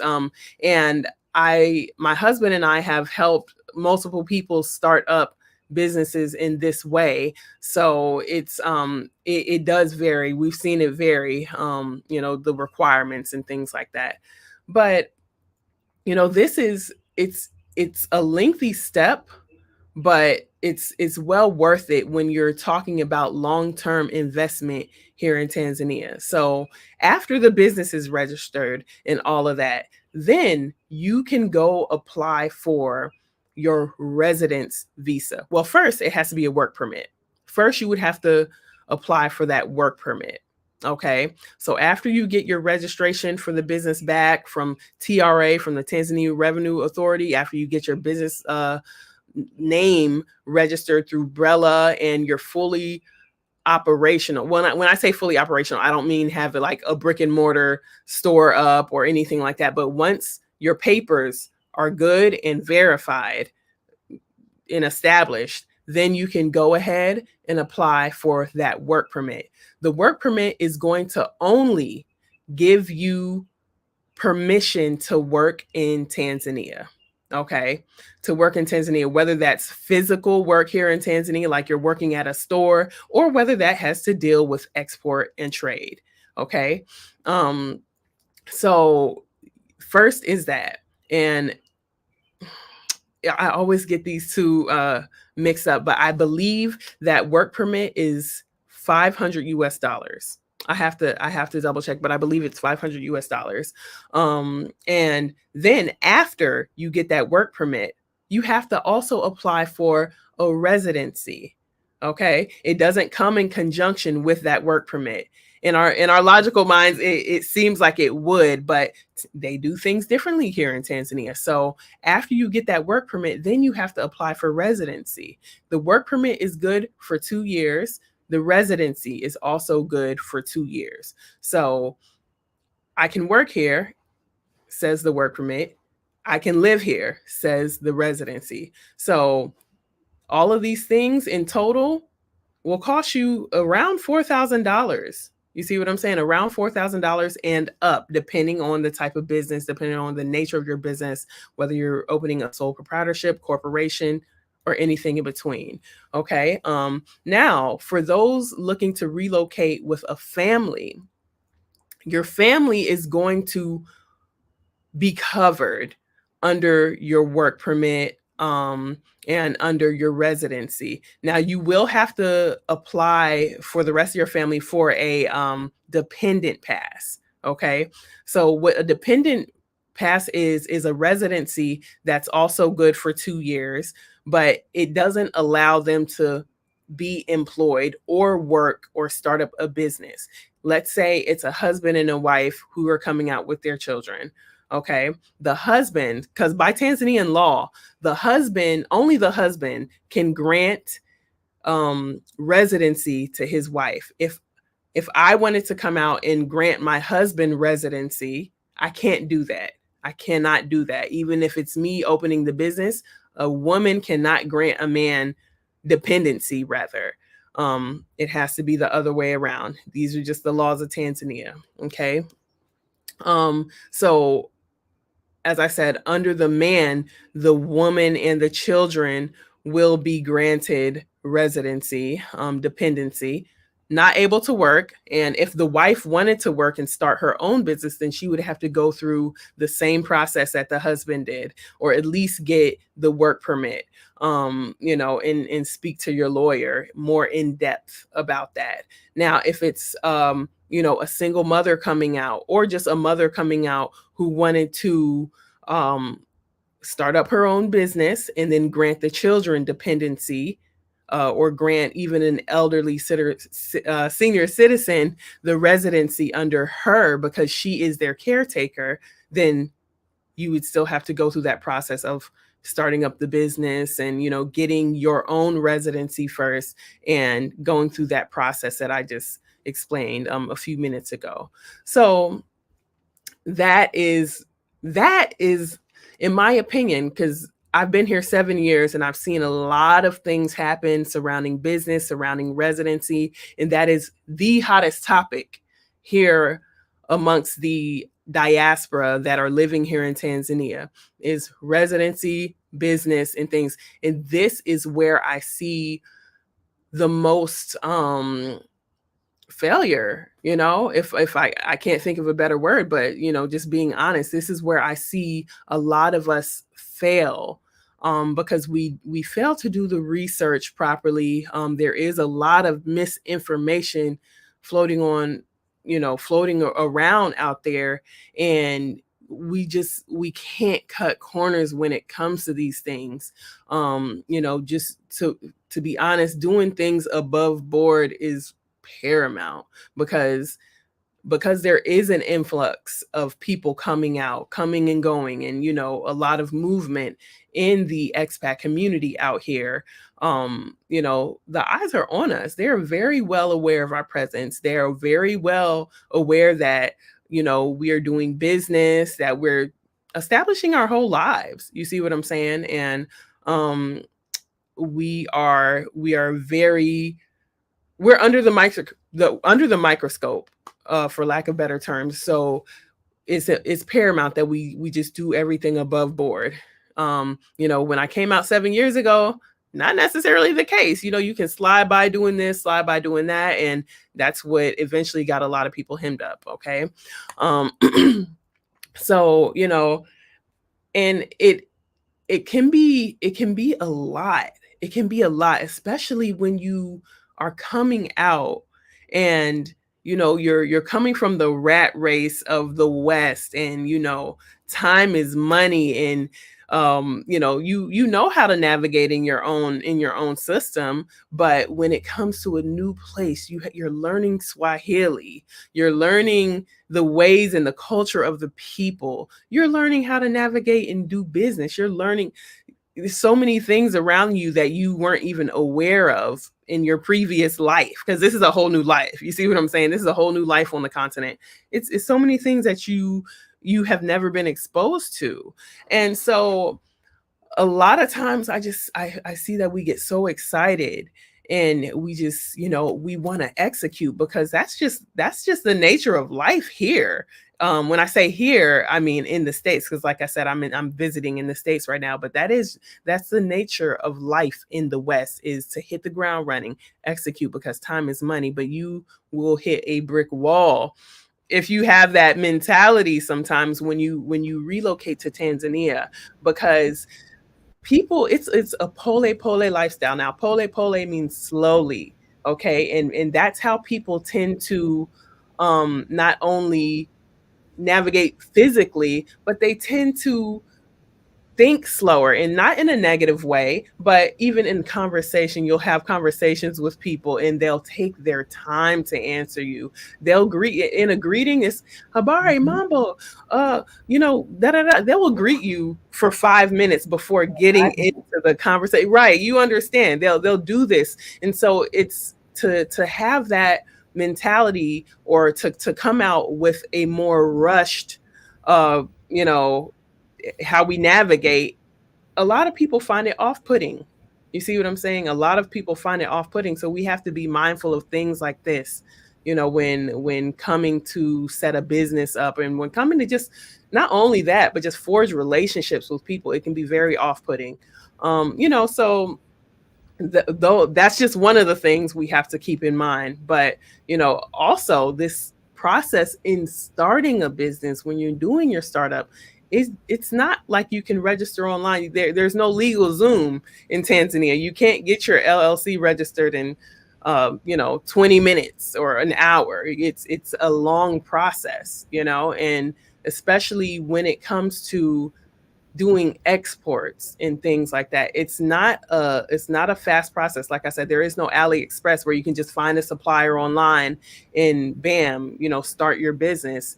You have to get in to the culture. You have to get your feet on the ground. You have to get your feet wet and navigate within the people of the culture. And it really does help to have a partner, have a business partner that's local, that is specifically familiar with the industry that you are looking to get into.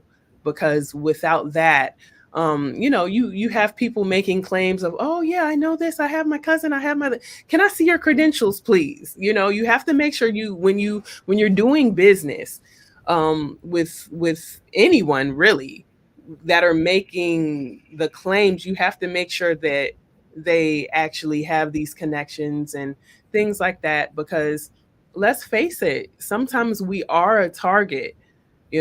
Us from the West, when we move out to certain countries that are outside of the West, we tend to be targeted because people think we're just coming out with, everything, an abundance of money. And, some people are saving for 5, 6, 7, 10 years to come out with a nest egg enough to support their families, to support themselves and make business moves. So that's another thing is, try your best to make sure that the people who you're working with are qualified and not necessarily have degrees or not necessarily, have the papers to say so, but you see the physical evidence. Like I was saying earlier, it helps when you're navigating, trying to find a supplier in the local markets that, you actually find someone, like find a supplier from there, not necessarily from,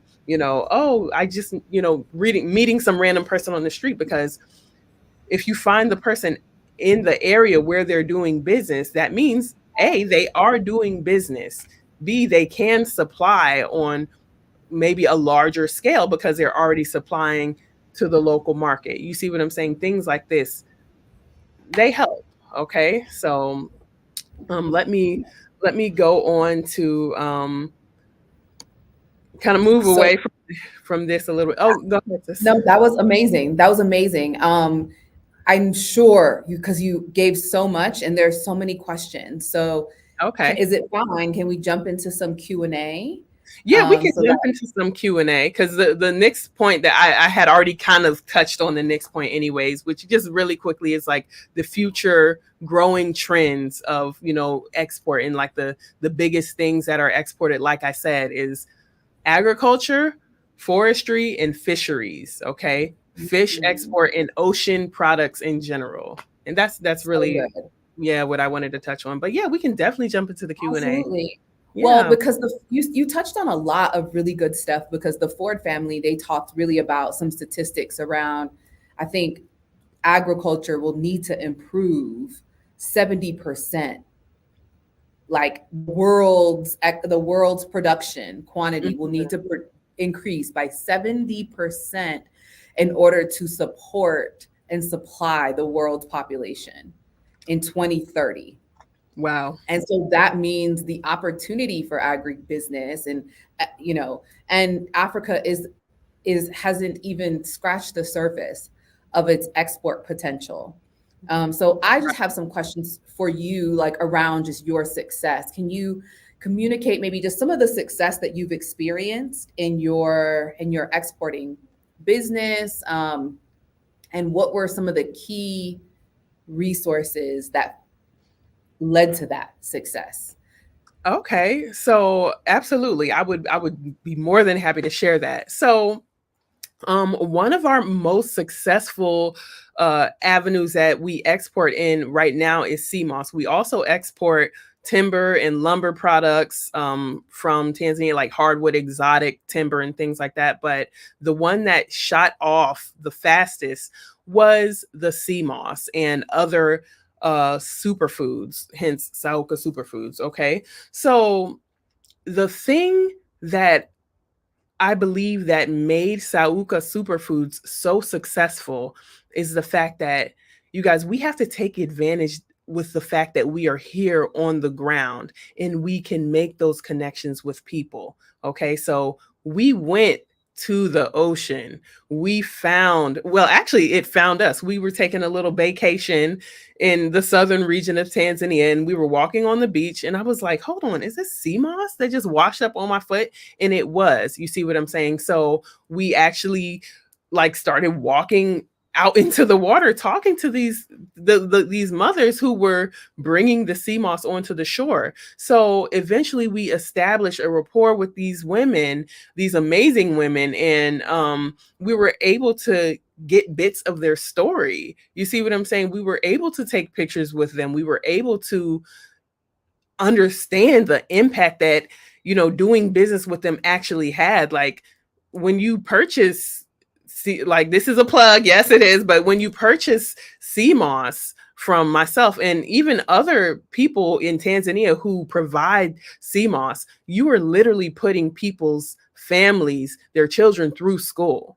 You see what I'm saying? And people really connect with stories like that instead of you know, being a bigger corporation or a bigger industry that you're purchasing from. You're literally making an impact. So it helped. I feel like that is a huge part of our success, not only in the sea moss, but in the other industries that we're in tourism, in you know, the lumber and timber industries.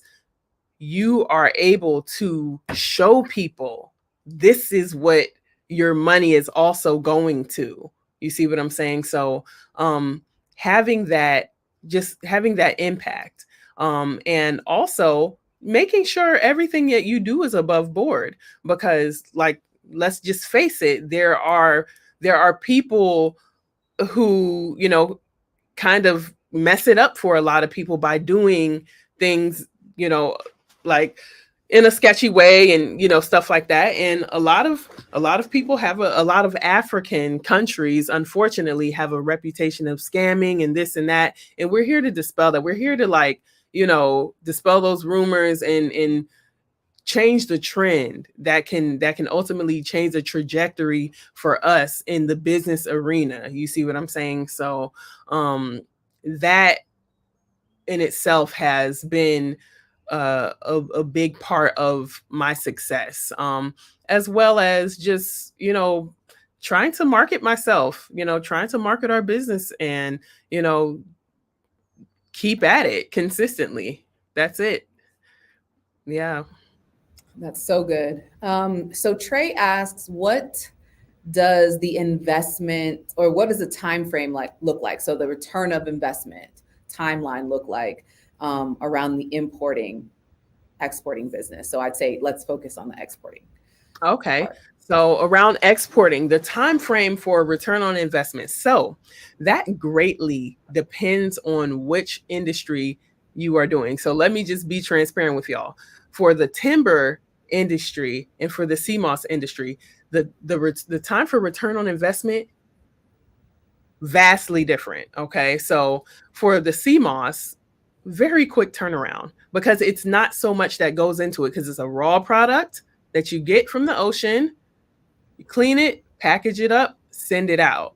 But for something that requires processing, like timber, or if you're doing something like maybe gemstones that need to be inspected, cut, gold that needs to be refined, even you know, other types of agriculture or things that are processed goods, that return on investment, that can be such a long time. Because, okay, with our timber industry, we have a sawmill. That was an investment. We have trucks, we have transportation things. So it depends on how many moving and working parts that you have.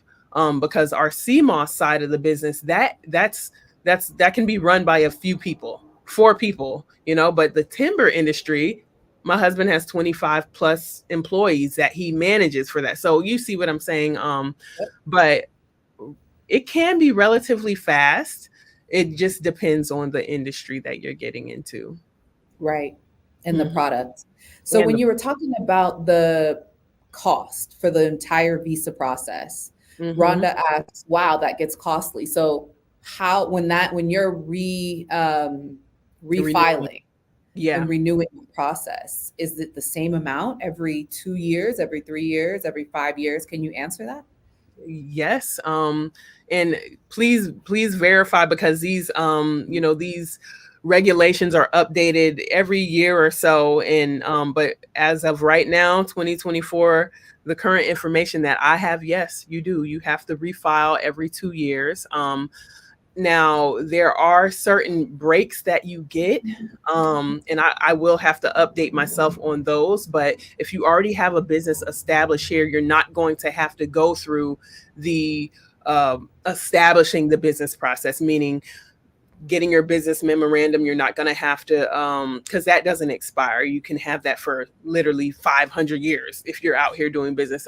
If you obtain land, that's another thing that I did want to touch on as well. But if you obtain land under that business, you're not going to have to renew your lease on that land after 2 years, because most leases out here are for 33, 66, or 99 years. Most of them 99 years. So renewable with the business. But to answer the question in its entirety, yes, for those, the resident and the business permit, you will have to renew it. And the way to kind of counteract that, okay, so $4,000, that might sound like a lot, right? To be putting out there every 2 years, but make sure your business gains that revenue, make sure your business at least covers that in the 2 years that you're here, and that it's up and running. Yeah. Mm-hmm. And thank you for answering that. And I also want to stress, just like Kat said, continue to do your research, because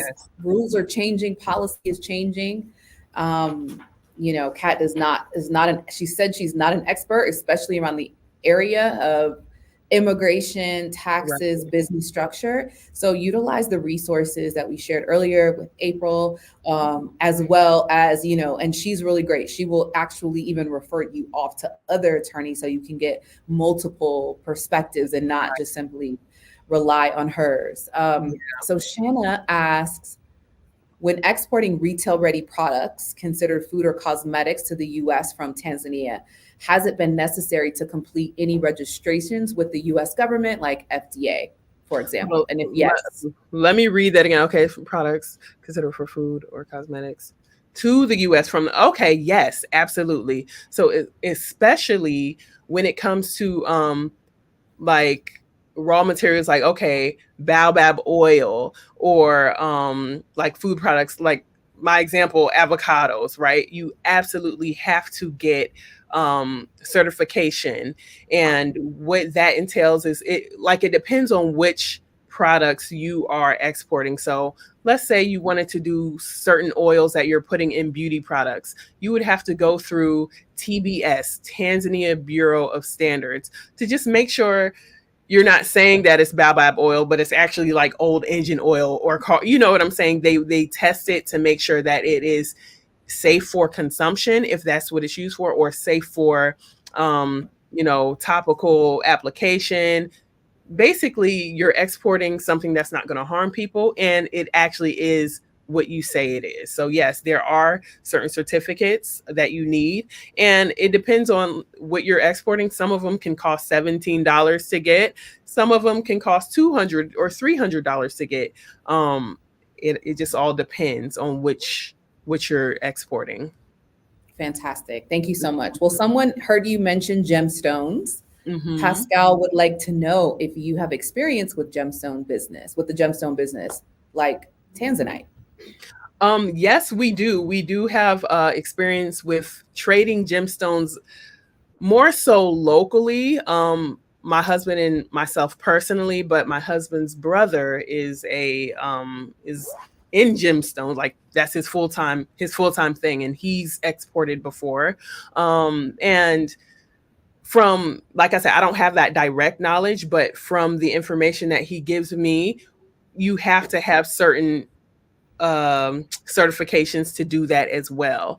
And if you want to export, you have to have not permission, but you have to kind of be under the umbrella of a master dealer or something along those lines. But if you're just a regular person looking to come and you know, get the minerals, tanzanite, gold, gemstones, or minerals, then that's very possible. You just have to get the certification or the paperwork to export, which that can take a few days. It's not a super complex process, actually. Yeah. Oh, wow. That's really good to know. Yeah. Wonderful. I have one more question. So, what has surprised you the most about living and working and doing business in Tanzania now? Is it 7 years? It's been Yeah, 7 wow. years. What's been the most like aha moment for you over the last 7 years? I know there's probably so many, but is there one that sticks out?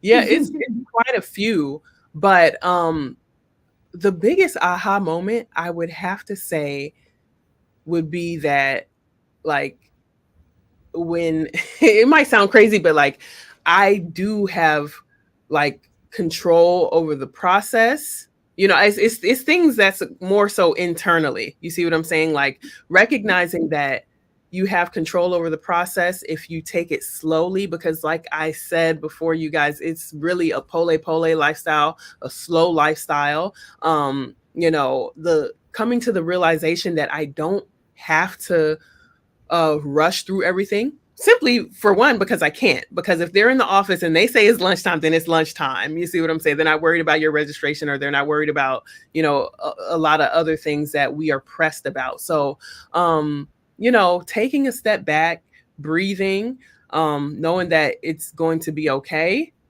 even though I'm frustrated sometimes, you know, that. And on the other end, it's like, really, even though this is a different country, you are navigating through so many different things just by simply catching a plane here. You see what I'm saying? But everything that you need is at your disposal. It might come in a different package. It might take a little more time, but you know, there are certain luxuries also about that come with being out here and doing business out here, like just the how affordable it is to hire help, to hire workers, to get things done, to have a personal assistant, you know, without breaking the bank, and also paying them very fairly, above even what they're asking for. You see what I'm saying?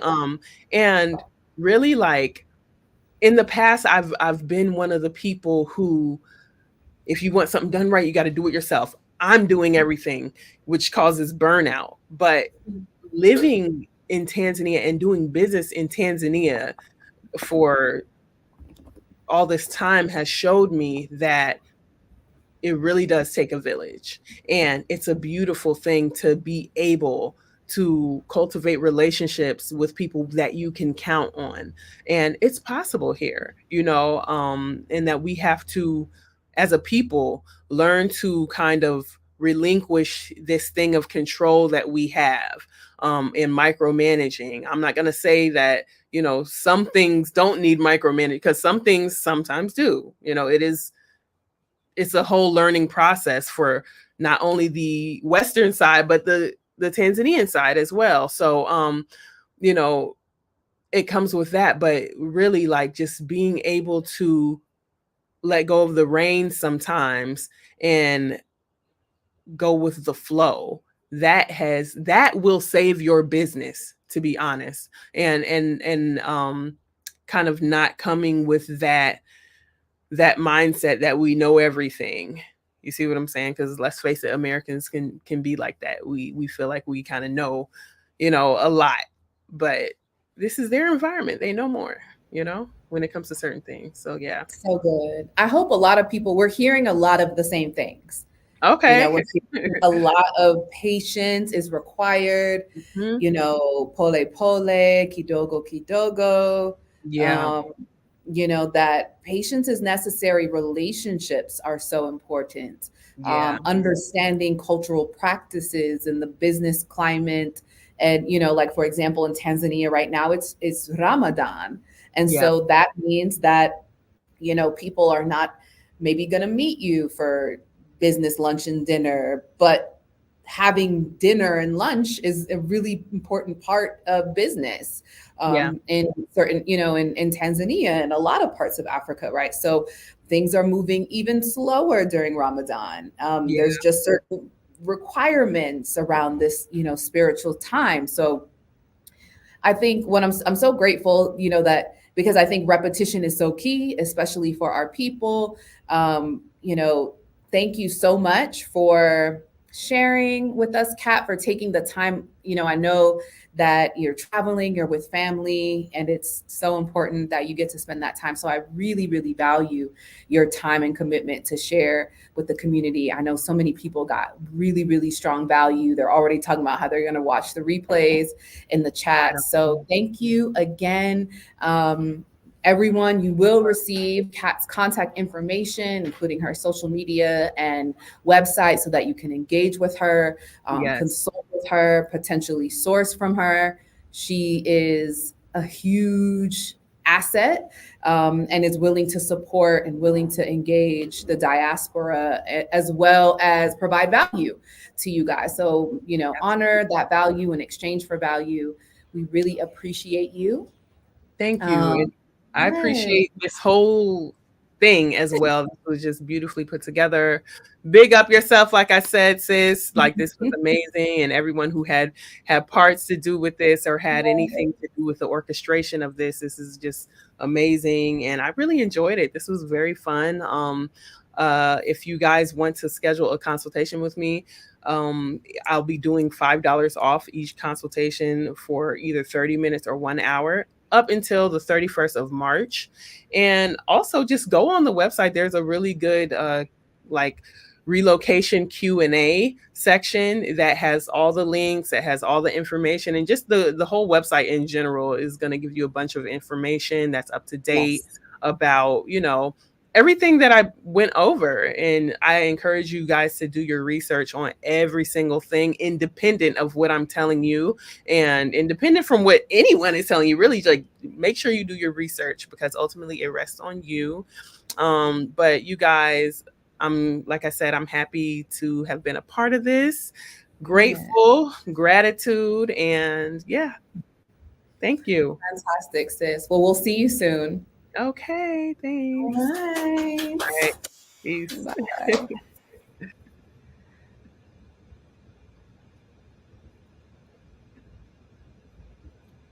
All right, everyone. Wow. The end of day 2. It's just flying by. It's flying by, and there's so much value to share. I am just so grateful. And again, fuller than I was yesterday.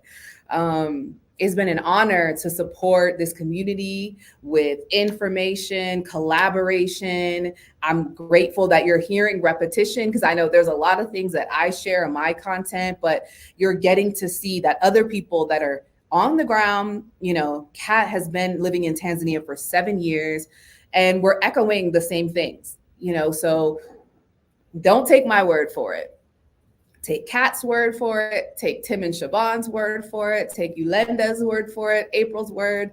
It is just such an incredible experience to hear such collaborative energy, but also these similar and shared experiences. While this journey is not an easy one by far, it has been the most powerful, transformative experience that every single one of us have had. Those that have the diaspora that has moved to the continent. And I can equally say those diaspora that engage and work with continental Africans, they also repeat the sentiments from those that follow those strategic pillars, right? The strategic work, the patience, the empathy, and the respect for the culture in which we're looking to, integrate into. So I'm so grateful to all of you all. Thank you so much.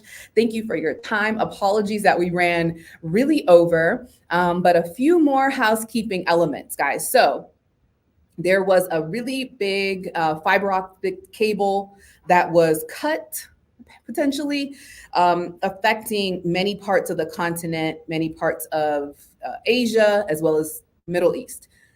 our folks in Ghana, we have 2 folks presenting from Ghana tomorrow. They're not really sure if they're going to be able to join. For those that were on yesterday and saw Mom Kokua and Cass and Coach Cass, they really tried, they struggled, they moved from a different location to get to another location with hardwired internet. And we're still unable to join or, really like successfully present to the community.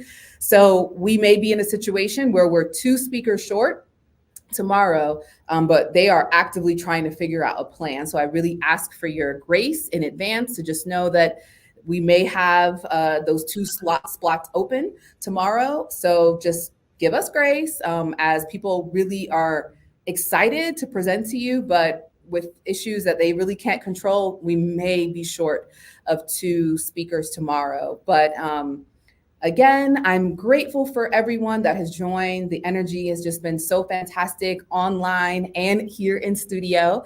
And we will look forward to seeing you all tomorrow. So until then, I'll see you soon.